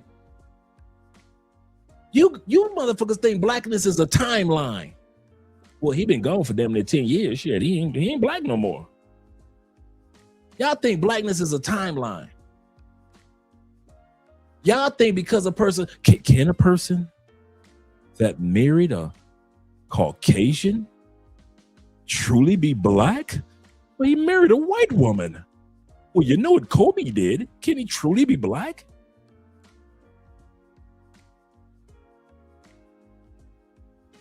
Y'all call Kobe a hero on the court.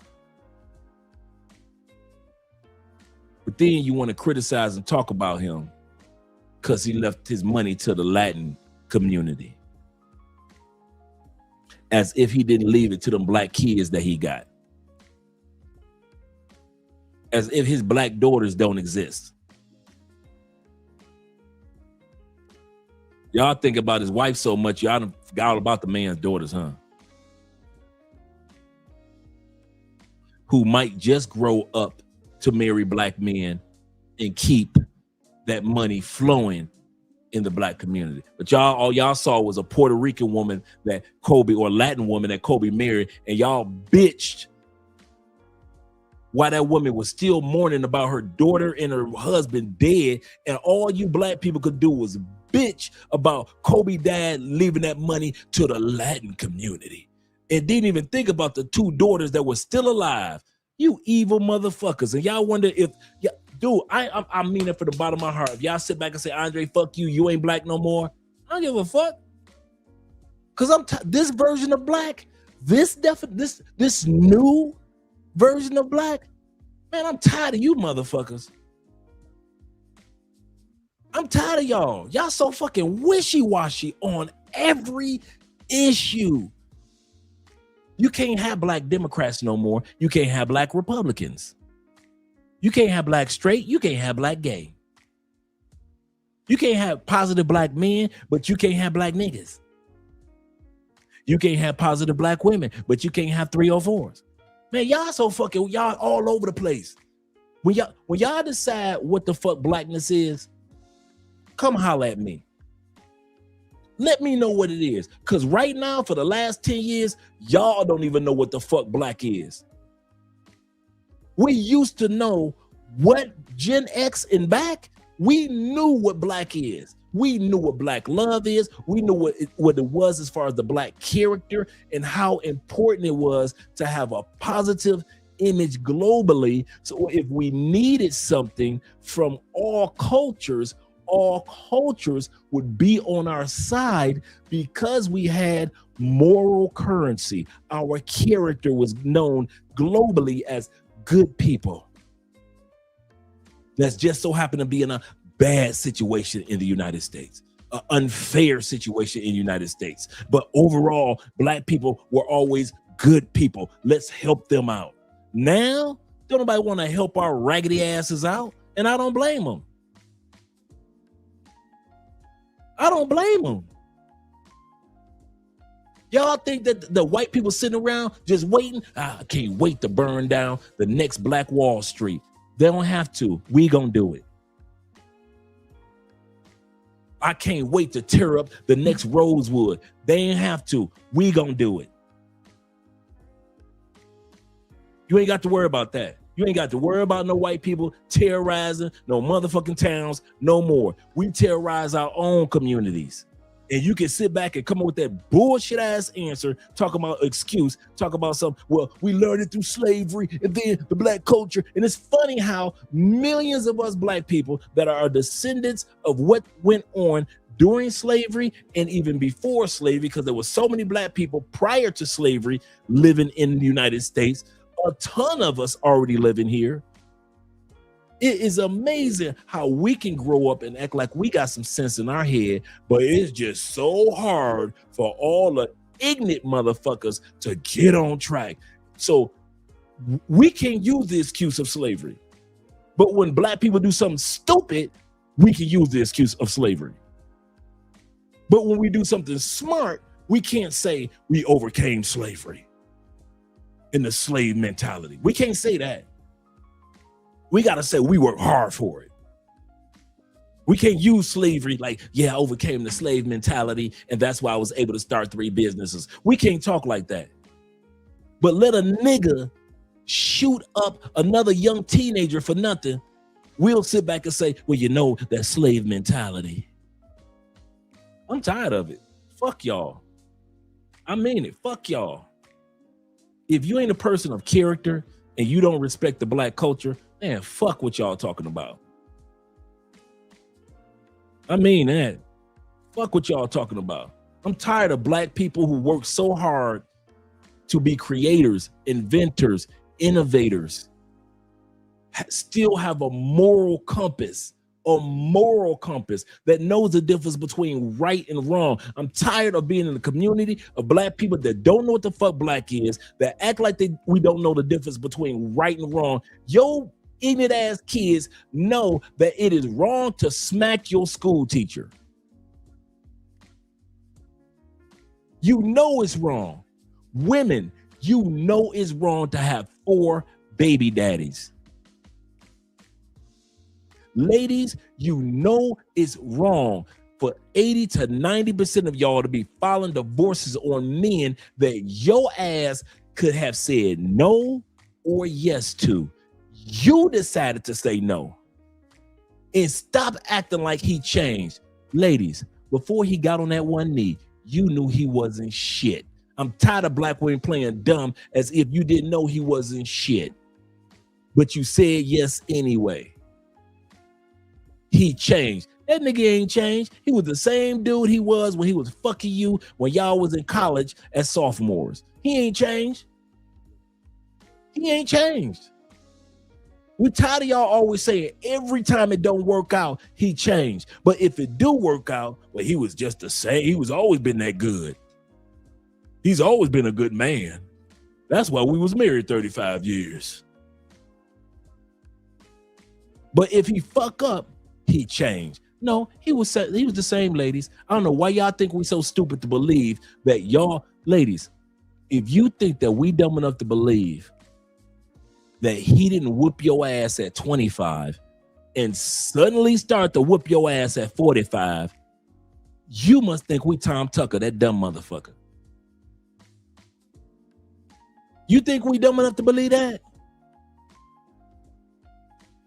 Fellas, if you think that we dumb enough to believe that your wife cheated on you at 42 and she wasn't a hoe at 22 that you was trying to turn to a housewife, you think we stupid enough to believe that all of a sudden at 42 she learned how to just throw her pussy to like the last 4 coworkers. The last 4 coworkers fucked the dog shit out of your wife out of nowhere.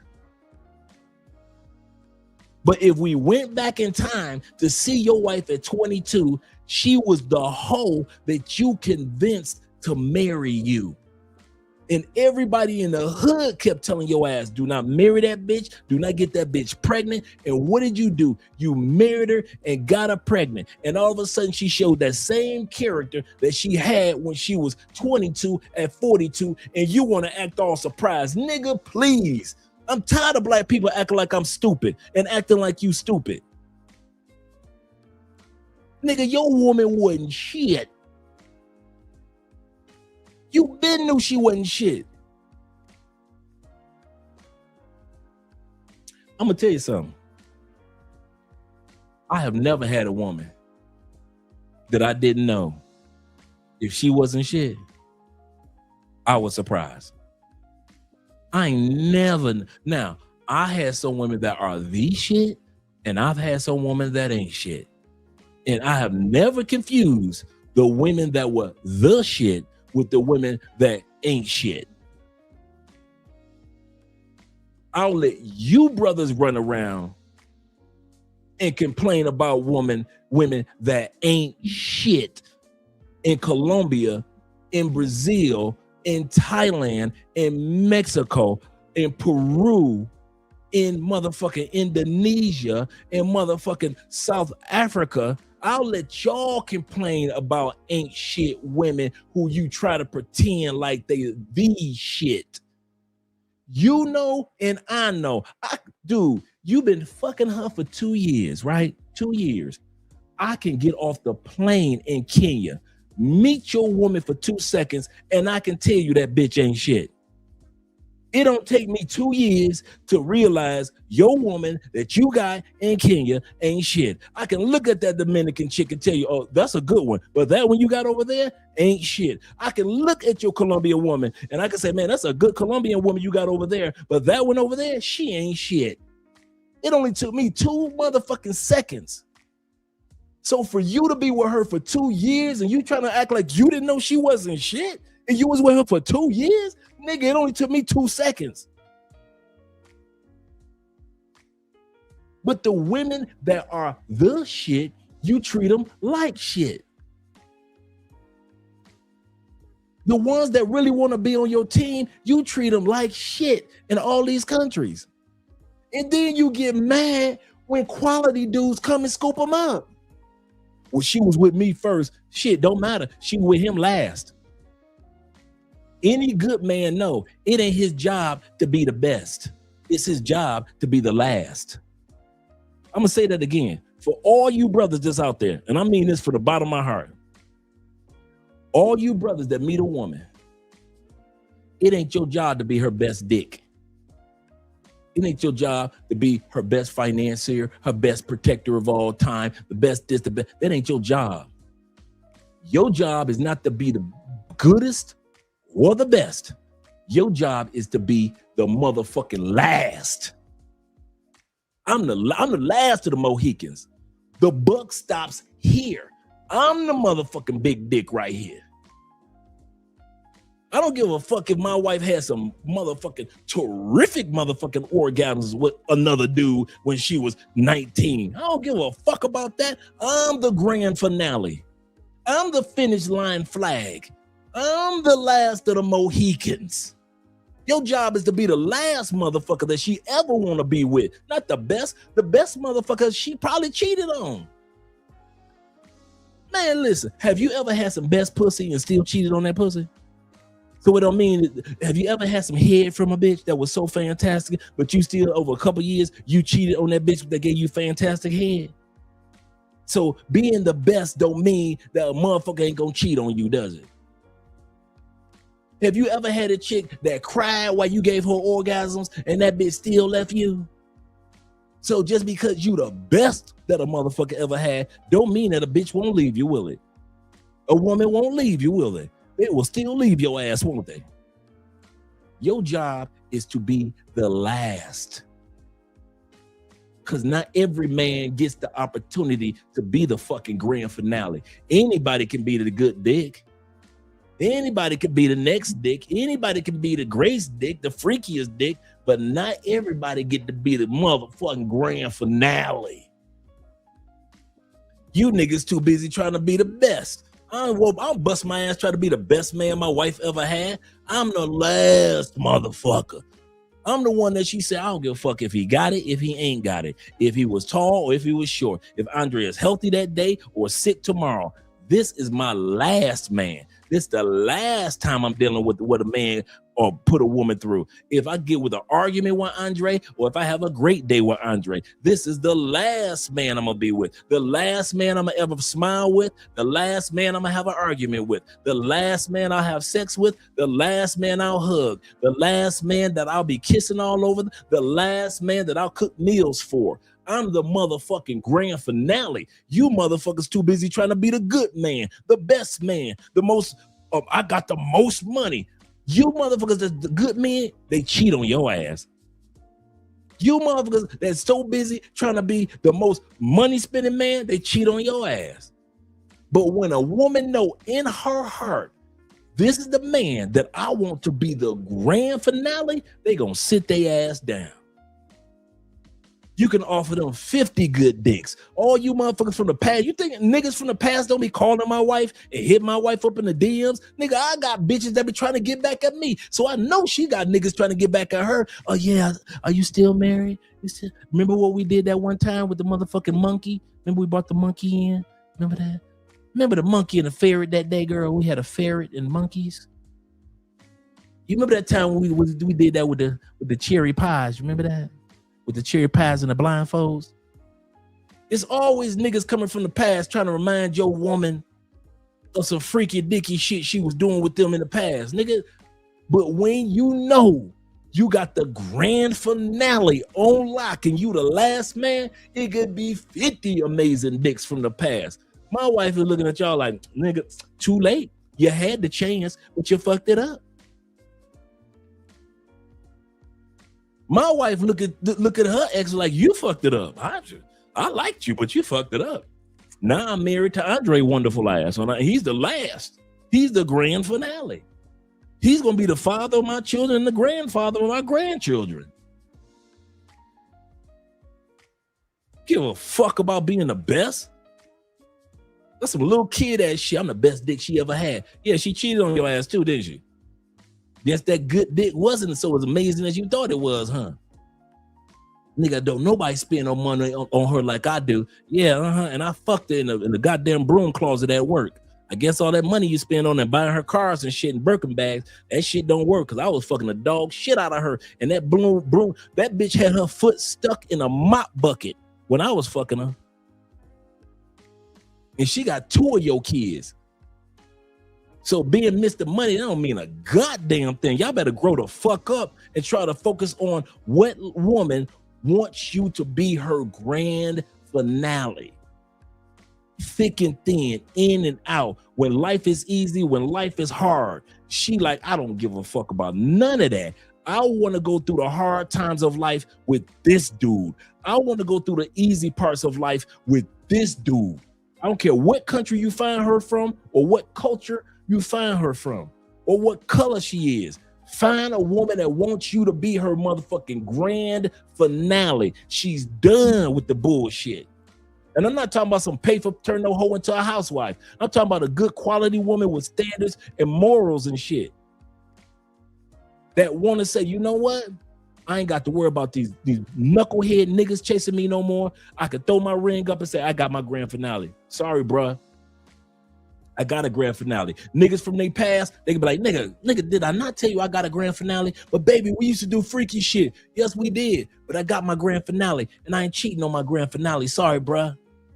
That nigga is my finish line. That nigga gonna be pushing my wheelchair. My wife look at me like my job is to push her wheelchair in her 60s when I'm in my motherfucking 80s, nigga. My wife look at me like when Dre hit his 80s, I'm pushing his wheelchair while I'm in my 60s. My wife look at me like I'm the last of the motherfucking Mohicans, the last man standing. Y'all too busy trying to be the best. Can't nobody spin like me. But yeah, I still fucked your bitch. You know how many rich motherfuckers bitches I done fucked? I'll say that one again. You know how many rich, and I mean rich motherfuckers, married, got kids, big ass houses, property in different states. You know how many y'all bitches I done fucked? Man, I'm not impressed with you. Y'all rabbit ass mind. Y'all got Dre fucked up. Y'all got me fucked all the way up. I never fall for that shit. And maybe because, you know what? Maybe I'm like this because I done fucked so many of y'all bitches. So I know how women think when it comes to faithfulness and fucking and fun. That might be it. Maybe I'm so passionate about being the grand finale and not being the best because I done met you dudes that are the best of the best and I still fucked your bitch. I done met all you do when nobody as good as you to her and I still fucked your bitch. When nobody richer than you and I still fucked your bitch. So maybe that's why I'm so like, you know what? My job is not to always focus on just being the richest. My job is not focused on being her best. My job is not always to focus on being a good man or the greatest man or a nice guy. My job is to focus on making sure that this woman always sees me, whether I'm having a good day or a bad day. This woman's supposed to always wake up in the morning and say, Andre is my last of my last of my last. He's my motherfucking grand finale. I ain't got to go out there and stress and worry about what's going on in that dating world. I ain't got to worry about what's going on with my girlfriends and naming the dating world. I ain't got to worry about no man using me. I ain't got to worry about no man misusing me. I ain't got to worry about no man lying to me. My wife is like, listen, y'all can go through all that mess on your own. I am good. I'm sitting up here with lemonade, watching all my friends stress the hell out while I am married to my grand finale. I'm watching you niggas I'm married my grand finale. I'm watching you niggas still out there getting drugged, robbed, hustled, scammed, deleted, all this shit in the day. That shit wasn't going on when I was single. You motherfuckers getting drugged and robbed and scammed and hustled. I'm like, what the fuck is going on? Man, I'm gonna sit my ass down. I'm gonna let Andrea be every morning I wake up, I got my grand finale right in there. I'm her grand finale, she my grand finale, and we just gonna watch y'all motherfuckers with popcorn and lemonade, just sipping on lemonade, watching y'all motherfuckers go through hell in that dating world. Fuck that. Y'all ain't gonna have me.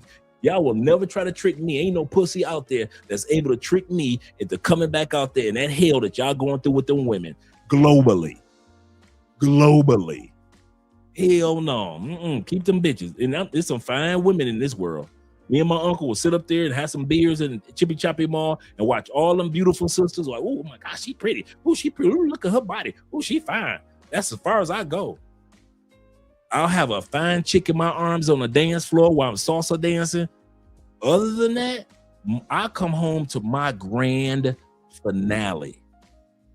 And she wakes up making sure she does all the things it takes for me to always see her, not as a perfect person, because nobody is perfect. But she works to make sure I always see her as the last of the Mohicans, the grand finale. The buck stops with her. Ain't gonna be another bitch. Ain't gonna be another one. Ain't gonna be another one. And she wakes up every morning with that being one of her goals, to show her husband, hey baby, you know I'm your grand finale. Hey Andrea, I know baby. Andrea, hey, I hear you, baby. I understand. You might say it. Andre, say it. You my grand finale. Say it again. You are my grand finale, Andrea. The buck stops with you. It is your responsibility. And I talk to my wife as if she the grand finale. I talk to her as if, Andrea, now you know you the grand finale. So you need to take care of this, take care of that, make sure of this, make sure of that, make sure of this. Why? Because do you want me to have another woman on the side? Because grand finale means that's it. You all of it. And that's my responsibility too. I put that type of pressure on me too. That's my job as the gardener, the husband. I'm the fucking grand finale. Fuck trying to be the best of the best of the best. All you best niggas and I done fucked y'all bitches so much. Man, get the fuck out of here. Shout out to my man KP in the building.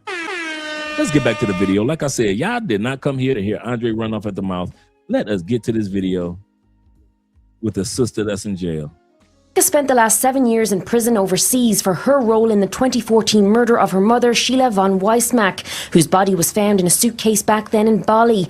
Mack and her then boyfriend, Tommy Schaefer, were arrested and convicted over the killing.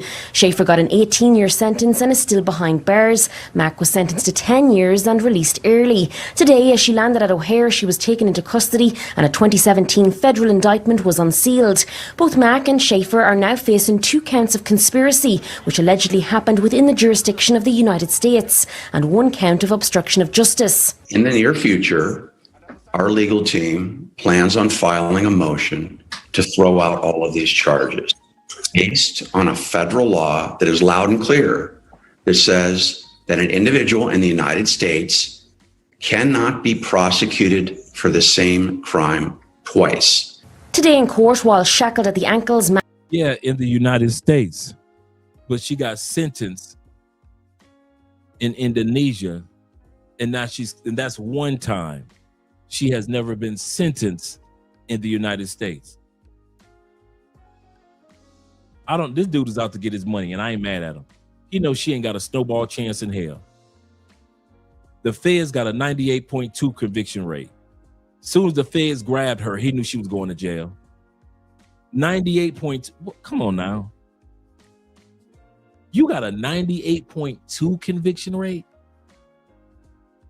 The federal government, 98.2% of their cases, somebody going to jail for a long time. When I got arrested, I'm facing 165 years. I know the feds got a 98.2 conviction rate. I was not in court trying to fight whether I was guilty or not. I was in court trying to fight that 165-year conviction. I knew 98% conviction, nigga. I knew I'm going to jail. There wasn't no doubt about that.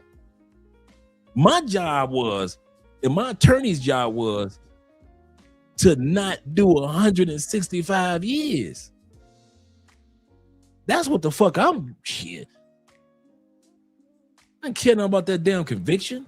Man, I'm gonna be free. I ain't never tell nobody no stupid shit like that. Hey, dog, I'm in court, got me a good attorney, and I should be out by. I ain't never said no stupid shit like that.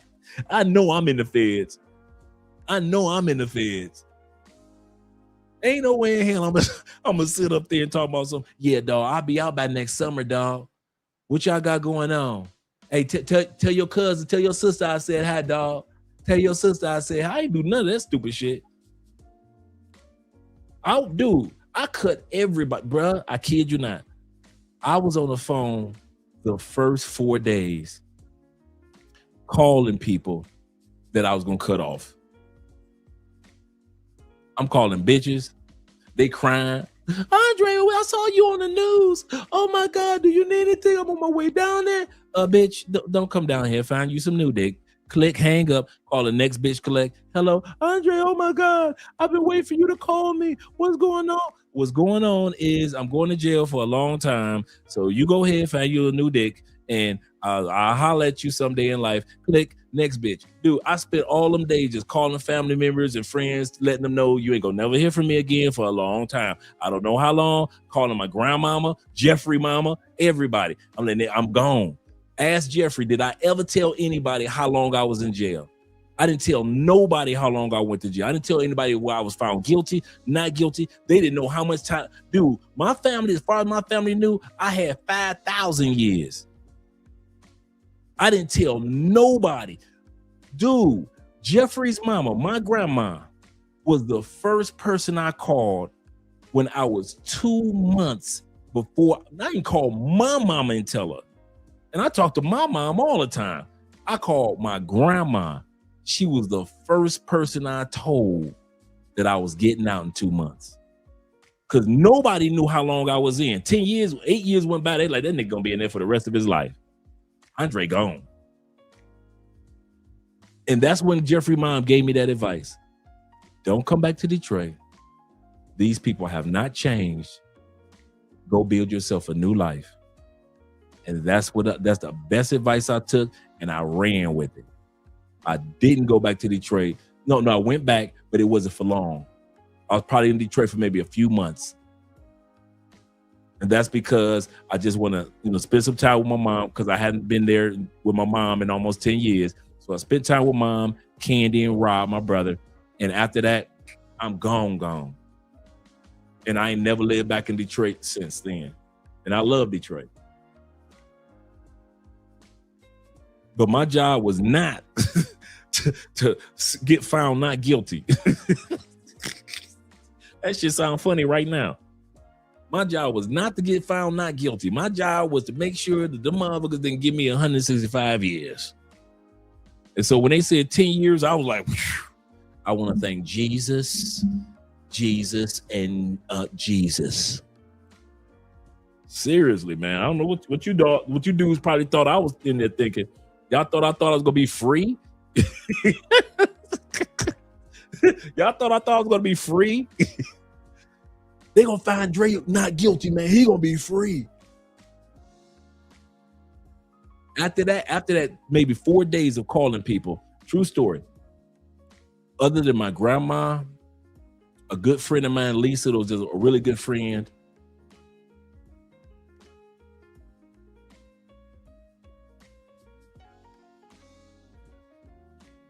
And my mom. Those are the only 3 people I call periodically. I was rarely on. I wasn't, dude. I was not one of them umbilical cord type dudes. That's why I tell dudes this. The way that I am about the United States, like I cut the umbilical cord and I'm moving on with my life in another country, even though I love the United States, I learned that while I was in the feds. When I was in the feds, I wasn't that dude that was always on the phone. You know, when you're in jail, the one dude that's always on the phone. Hey, let me talk to the kids. Let me talk to the kids. Hey, do what your mama said. Hey, your mama said do your homework.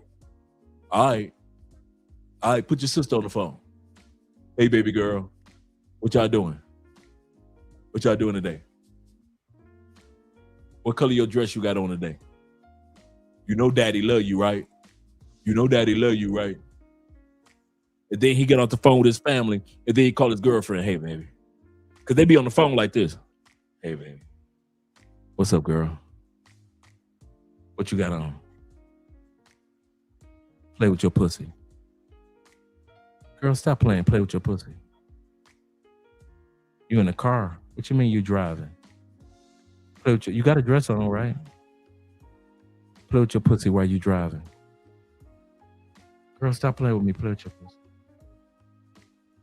You know I love you, right? You gonna come up here Saturday? No, my family ain't gonna be here. My family ain't gonna be here. Hey, your ass up here Saturday. Yeah, I got the money you sent me. You know I love you, right? You know I love you. Them niggas, that wasn't me. That was not me. Nigga, I was on the phone like once every 3 months, once every 6 months type of brother. I'm doing this time. Let me get this bit out the way. Then I'll talk to y'all when we get back on the streets. So when it comes to America, when it came to cutting off people when I was in the feds, I guess subconsciously, that's why I'm like that when it comes to travel in the United States. I wasn't trying to live my life through the cell phone or through a telephone back in the day. I'm in prison. Let me live this life in prison. Let me do what I need to do and get the fuck up out of here. I'm not one of them dudes that live half my life in the world on the bricks. In other words, live half my life on the bricks and then half my life doing a bit. And that's why I don't live my life halfway in Colombia, but I'm halfway in the United States. And I'm listening to U.S. music all the time. And I'm watching U.S. gossip and U.S. this and U.S. that. 90% of y'all fucking gossip I don't know nothing about. The only reason I know about the Meg and Clay situation, because it's so much on social media, you can't miss it. But for the most part, man, 90% of y'all gossip that takes place, like everyday gossip, I don't know nothing about that, because I treat y'all the same way I treated life when I was doing that bit. I let the bricks be the bricks, the world, in other words, the world. Let the world continue to turn, and my job was to stay here and do this bit and get my ass home. Same thing with Colombia. I don't sit around worrying about what the fuck going on in the United States. I don't give a fuck. I've cut that umbilical cord. I'll go visit. I'll hang out, and I still love my people. I love black people. I love my family and everybody, my friends. But I don't sit around all over my phone all day. What's going on in the States? I wonder what's going on in the States. What's this in the fuck that. No. I don't know what's on your radio. I don't know what's on the charts. If you dudes turn the radio on right now and let your radio play for 5 fucking years, I still couldn't tell you 2 songs that's playing on the radio in the United States. If you let your radio play for 5 years and you wrote down every motherfucking song that played, I could not tell you not even 2 of the motherfuckers that take place. When I say Andre is one of them dudes that cut the umbilical cord, I cut the umbilical cord. I ain't one of them dudes. I don't give a fuck about what's going on in the United States. Plus, I ain't got no kids there. Oh, shit. No, I don't do that. I don't play that game. Let's go ahead and finish off this last part of the video. Mac entered a not guilty plea. Meanwhile, a custody battle is brewing over her 6-year-old daughter Stella, whom Tommy Schaefer's mother wants custody of. Am I going to get an opportunity to step up as a... That's her mama?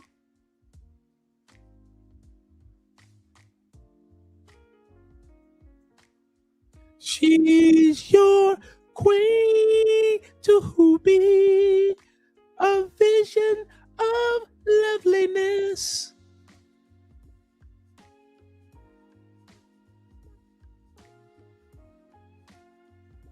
grandmother to Stella. Because let me tell you something, I can show you pictures after this, but my granddaughter's eyes, they light up when she speaks to me. My granddaughter loves me. But Mac's lawyer says they'll be fighting to keep that little girl with the foster mother who's been raising her. A determination of who will be the permanent guardian of Stella pending resolution of Heather's criminal charges is based on what is in the best interest of Stella, the child. We will argue before a judge in Cook County that what's in the best interest for Stella is to maintain this consistent, loving, nurturing environment that she's been in with her foster mom for 6 years. Now, we received a statement tonight from the brother and sister of Sheila von Wiesmack, which says in part, "We are forever thankful to all the FBI agents and the US Justice Department officers who have spent endless hours finding and preserving evidence, as well as searching for the truth in order to obtain meaningful justice for Sheila. Every single one of them should be recognized because they all contributed to today's arrest and indictments of Heather and Tommy." Now, the murder conspiracy counts carry a maximum term of life in prison if Mac and Schaefer are convicted. The obstruction charge carries a maximum penalty of 20 years. Mac's lawyer was hopeful bail would be set today. It was not. She will remain in federal custody here in Chicago for the time being, and she's due back in court next Wednesday. Do we know where Stella, the little girl, is tonight?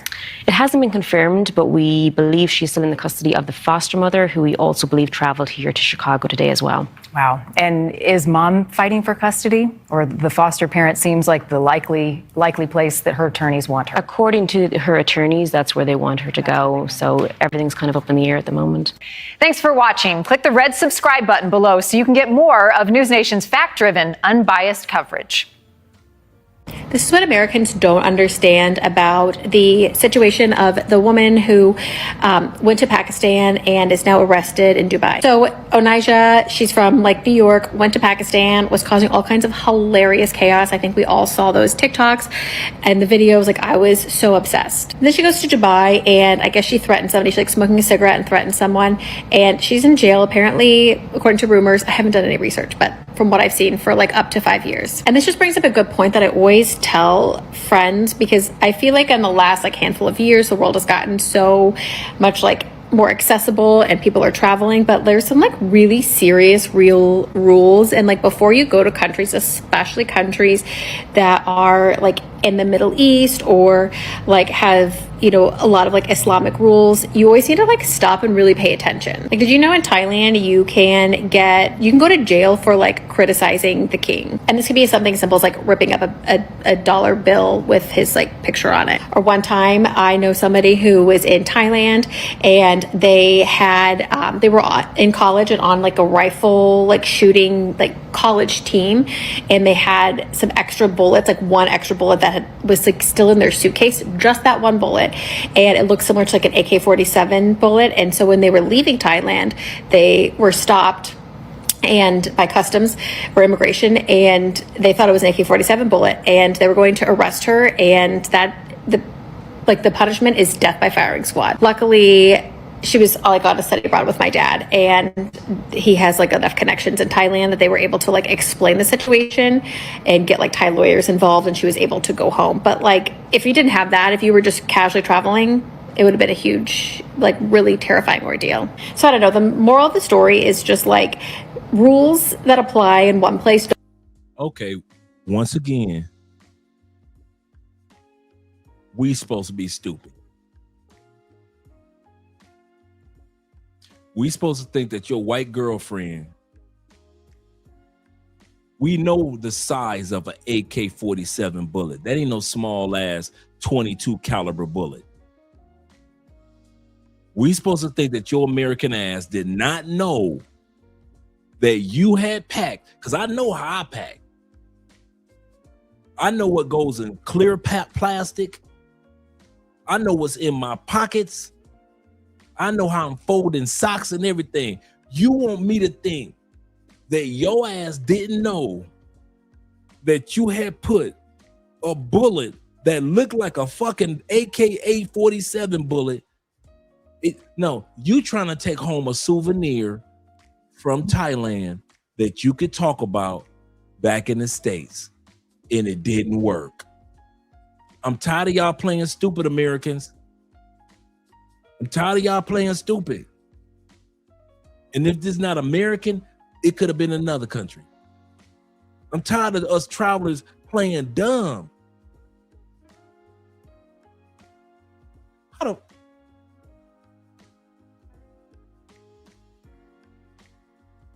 How the hell you not know?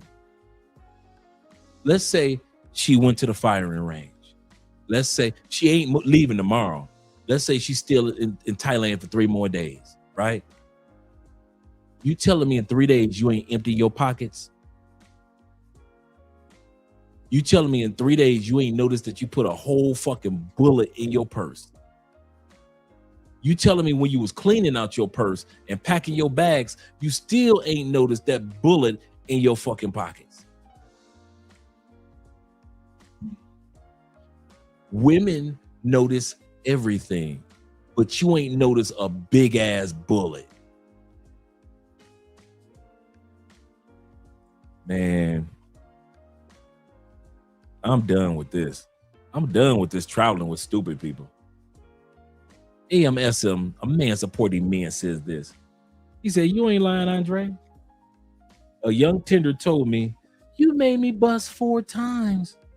I'm thinking to myself, hey, and I won't be the last one to do it for you. I ain't the first man. I may be the first man to make you cry, but hey, I know I ain't gonna be the last one to make you cry. I ain't the first man to make you quiver, and I ain't gonna be the last man to make you quiver." He ain't lying. He ain't lying. Yeah, she had connect. Yeah, and her friend just happened to have connections. He said, "May not be. I'm looking at it from choosing the lesser option of 2 evils. Could be." I'm dipping in the conversation. My bad. My bad, gentlemen.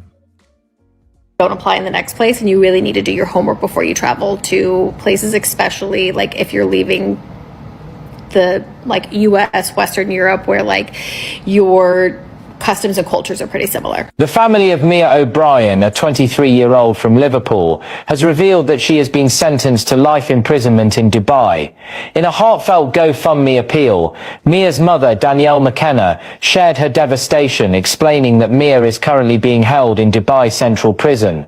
Danielle expressed that she has not seen her daughter since October and described the situation as absolutely devastating. Danielle wrote, "Mia is only 23 years old and has never done a bad thing in her life. This is a young girl who went to university to study law and unfortunately got mixed up with the wrong so-called friends. She made a very stupid mistake and now she's paying the price." In her appeal, Danielle asked for donations, no matter how small, to help cover legal fees and travel costs so the family can visit Mia. "Even if it's just £1, it could help us massively and I would be forever grateful," she said. The GoFundMe fundraiser aimed to raise £1,600, and although it raised just under £700, the page was later deleted for reasons unknown. In the United Arab Emirates, a life sentence typically ranges from 15 to 25 years. While the exact crime Mia has been convicted of remains undisclosed, such sentences are usually handed down for serious offences like drug trafficking, possession, murder, attempted murder, human trafficking, and terrorism-related activities. A spokesperson for the UK Foreign Office confirmed that they are supporting the family. This woman is going viral for doing the dumbest yet most American thing ever. Liliana Goodson, aka River Soldorado Salvatore Chunga, had flown from Florida, because of course Florida, to Australia to attend clown college. I looked it up, fellas. Clown college and clown schools in Australia is a real thing. And felt that she was going to need protection while she was there. And so packed in her suitcase was a gold-plated pew-pew worth $3,000, which is probably the first and only bad decision she's ever made in her life. Customs officers at the Sydney airport quickly spotted the object in her luggage, and when they asked her if she had anything prohibited in her bags, she said, maybe some scissors? And the Australian officers then asked, what about a $3,000 gold-plated pew-pew that's not allowed in this country? And she said, what? Oh, that. I forgot about that. Must have accidentally packed it. Except in Liliana's case, her browser history on her phone included the search for, can I have a pew-pew in my suitcase, and a calendar. How? Hey, get your passport, sisters. She's from the States. Oh, she is from the States. Queen to who be a vision of loveliness for your affection. She's stateside. This is one of y'all queens to be. Native American queens. She went to clown college. She thought she needed to be strapped around all the other clowns. So she brought a gold plated after. This is the funny part.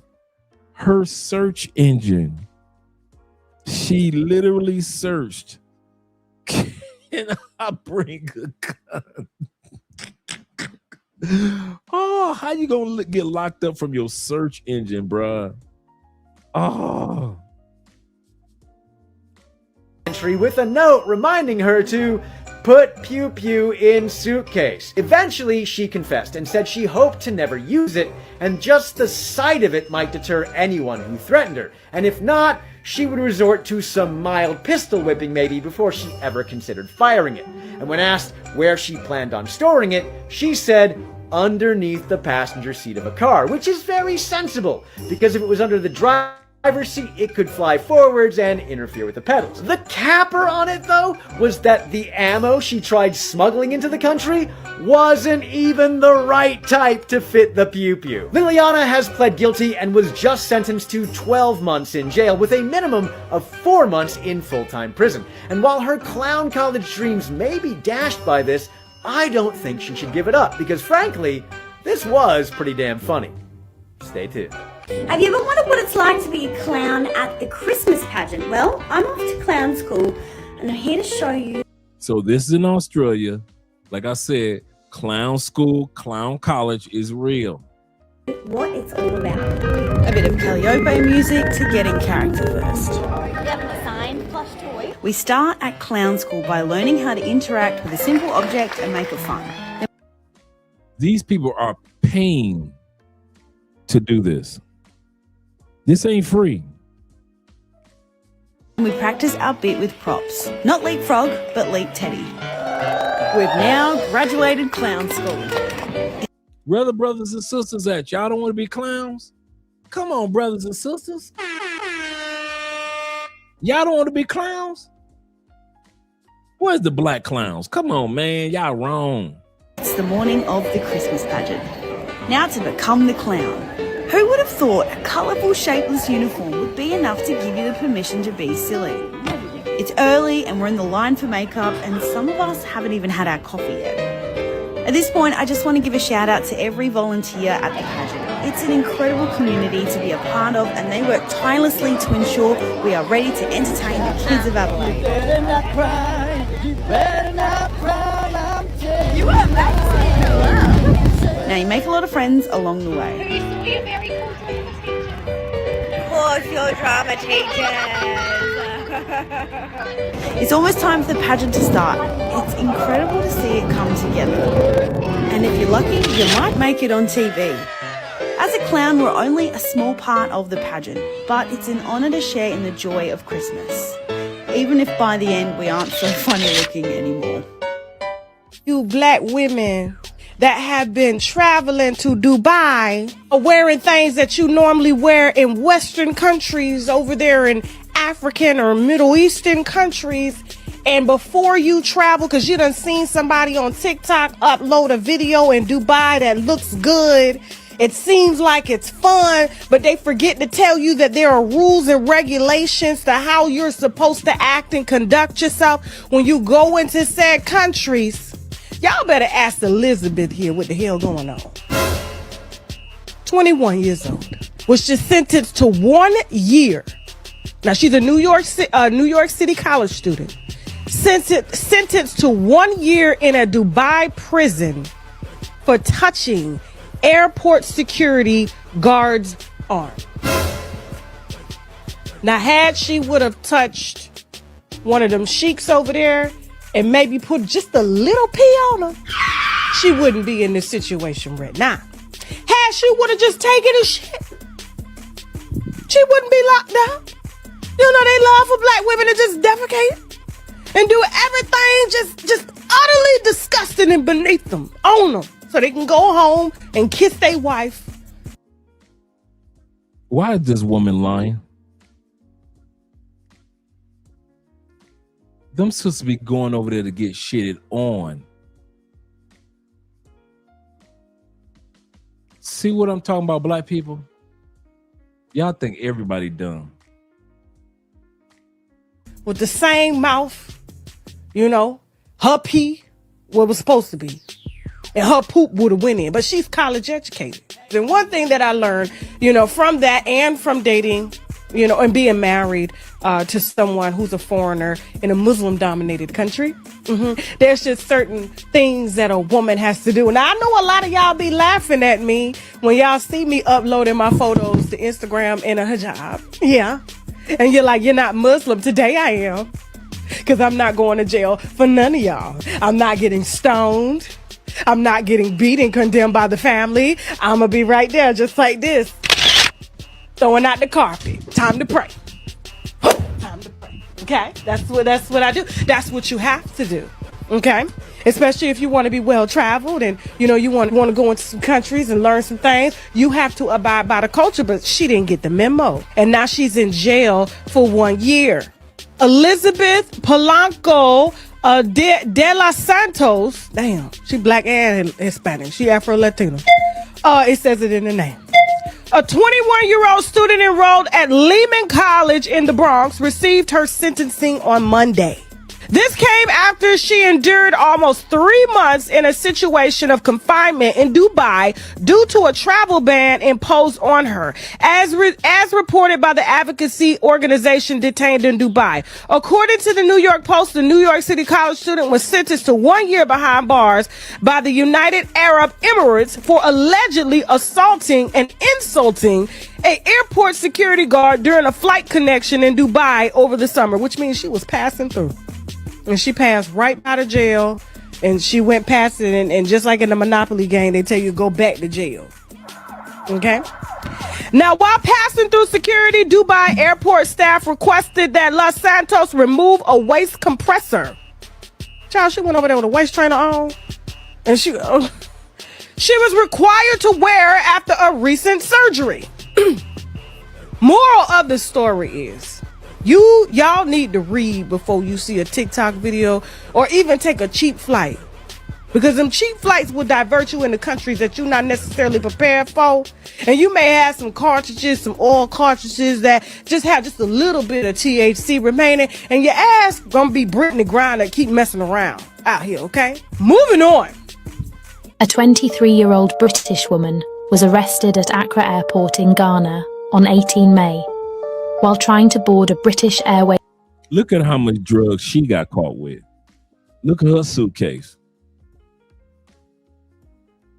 Let that sink in. Look at her suitcase. Well, these passport sisters from around the world, they failing bad. His flight to London. Authorities. She said, I ain't got nothing else to do. I'm going to go ahead and do these 5 years in jail. I'm going to go and do these 5 years in jail. I'm going to go and give them 15 real quick. I ain't got nothing else to do with my life. I'm going to go ahead and take some drugs. I'm going to go ahead and do this 15 real quick. He's discovered 17.72 kilograms of 17.2 kilos. 17.2 kilos.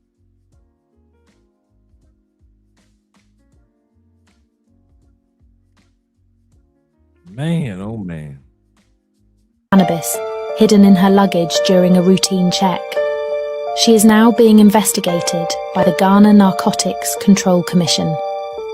The arrest is the latest in a recent trend involving young British women caught trying to smuggle large quantities. I'm going to do a post about this because another girl, I think the algorithm really be in my head because she posted about how rude and mean the African American men are in Thailand.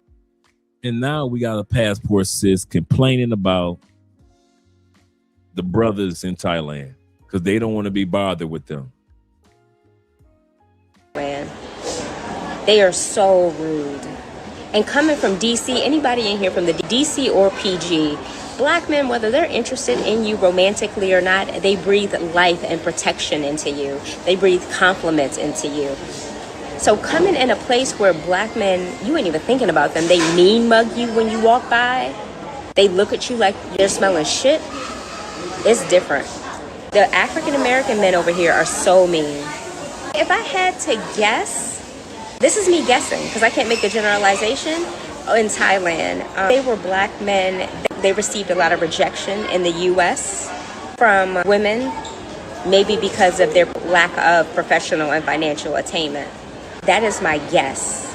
And over here, if you came over here as an African American man and you only had $30,000 a year, you were deemed as a baller. That 5 o'clock shadow, she did a good job.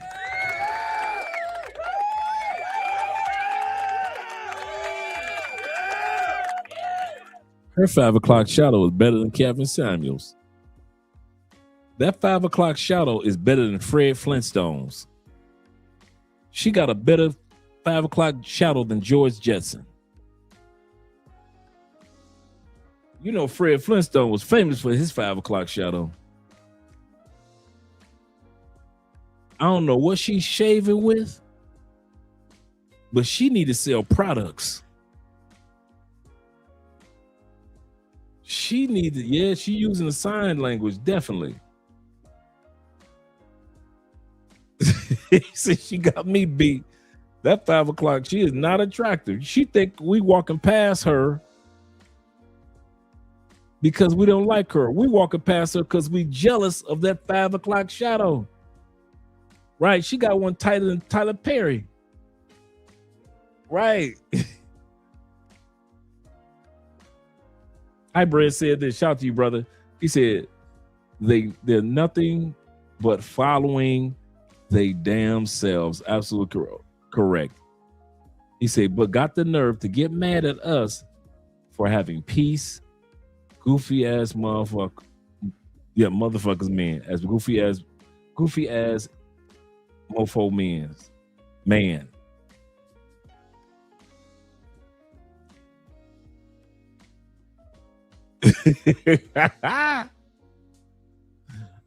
And I saw when I lived in Colombia, South America too. And it's just different. Coming from DC, when I walk by any black man, they smile. How you doing today? You look nice.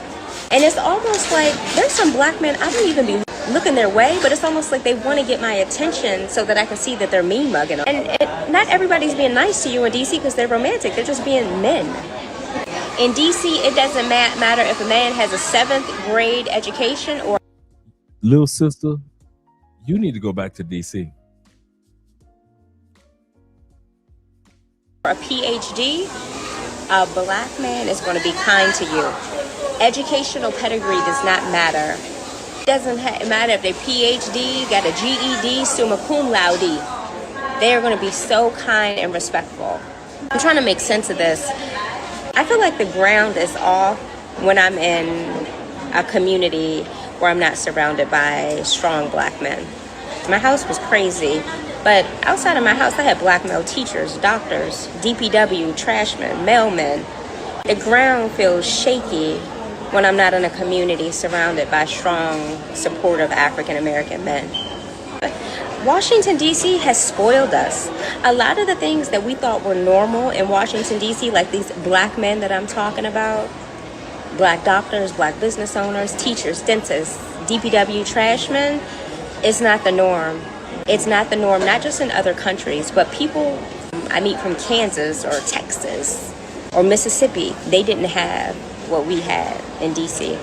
Black people that all speak to one another, I thought that was a universal norm. It's not. The Washington, D.C. that we grew up in Zamunda. We grew up in the real Wakanda, and we just didn't know. We got Howard University, because most people that go to Howard a lot, whether medical school or undergrad, they stay in D.C. We got Howard University spitting out doctors, dentists, lawyers, teachers, professors, like an assembly line into our communities. Women are about to get really mad at me, but y'all criticize men for going to Thailand, but what do you think Tuscany is? Italy is Thailand for women. You're going there to have a fling with an Italian guy, eat a lot of food, forget about life back home. Same, but different. You know how men, if they can't find women in the US, they get a passport and they travel to other countries and get a wife there, right? As a woman, you can do the same thing. Go to Europe. There are men in Europe that love black women. If you're thinking of dating a man from Sweden, Swedish man, just run. Run, baby girl, as fast as you can. Guess what? You know when people complain that, oh, my boyfriend doesn't give me any money to make my nails, do my nails. It doesn't give me any money for, to buy me anything or get me flowers or anything like that. These Swedish men, they are not only not going to give you any money, but they are going to make you, seriously, pay 50-50 of the bill. So one sister telling sisters to go to Europe, but this sister's, she like, listen, I'm telling you, I've been to Europe. These men are not paying the whole bill. Shout out to Blade Runner with the $5 love, supporting black male media, supporting the cause. And on top of that, girl, you know what they're going to do? They are going to cheat on you and they're going to tell you that, oh, I would like to sleep in a different bed. That's how we do it. It doesn't matter. I mean, they could be good ones, but majority of them, run, baby girl, run. See Swedish, run. One girl asked me, she said, how do you get a boyfriend in Germany? How do you get a boyfriend in Germany? One, you need a job, girl. These German men are not paying on the first date. You got to split the bill. If you broke, yeah, that ain't going to work. All right, that's the end of the video. 5 U.S. citizens were denied entry by and for those that weren't Migration Colombia at Medellin's airport due to concerns related to tourism for sexual exploitation purposes. So far in 2026, a total of 56 foreign nationals have been refused entry in Antioquia for the same reason. Did you hear about this woman from... All right, that's the end of the show for tonight. Thank you guys for hanging out with your boy with like 2 or 3 rants.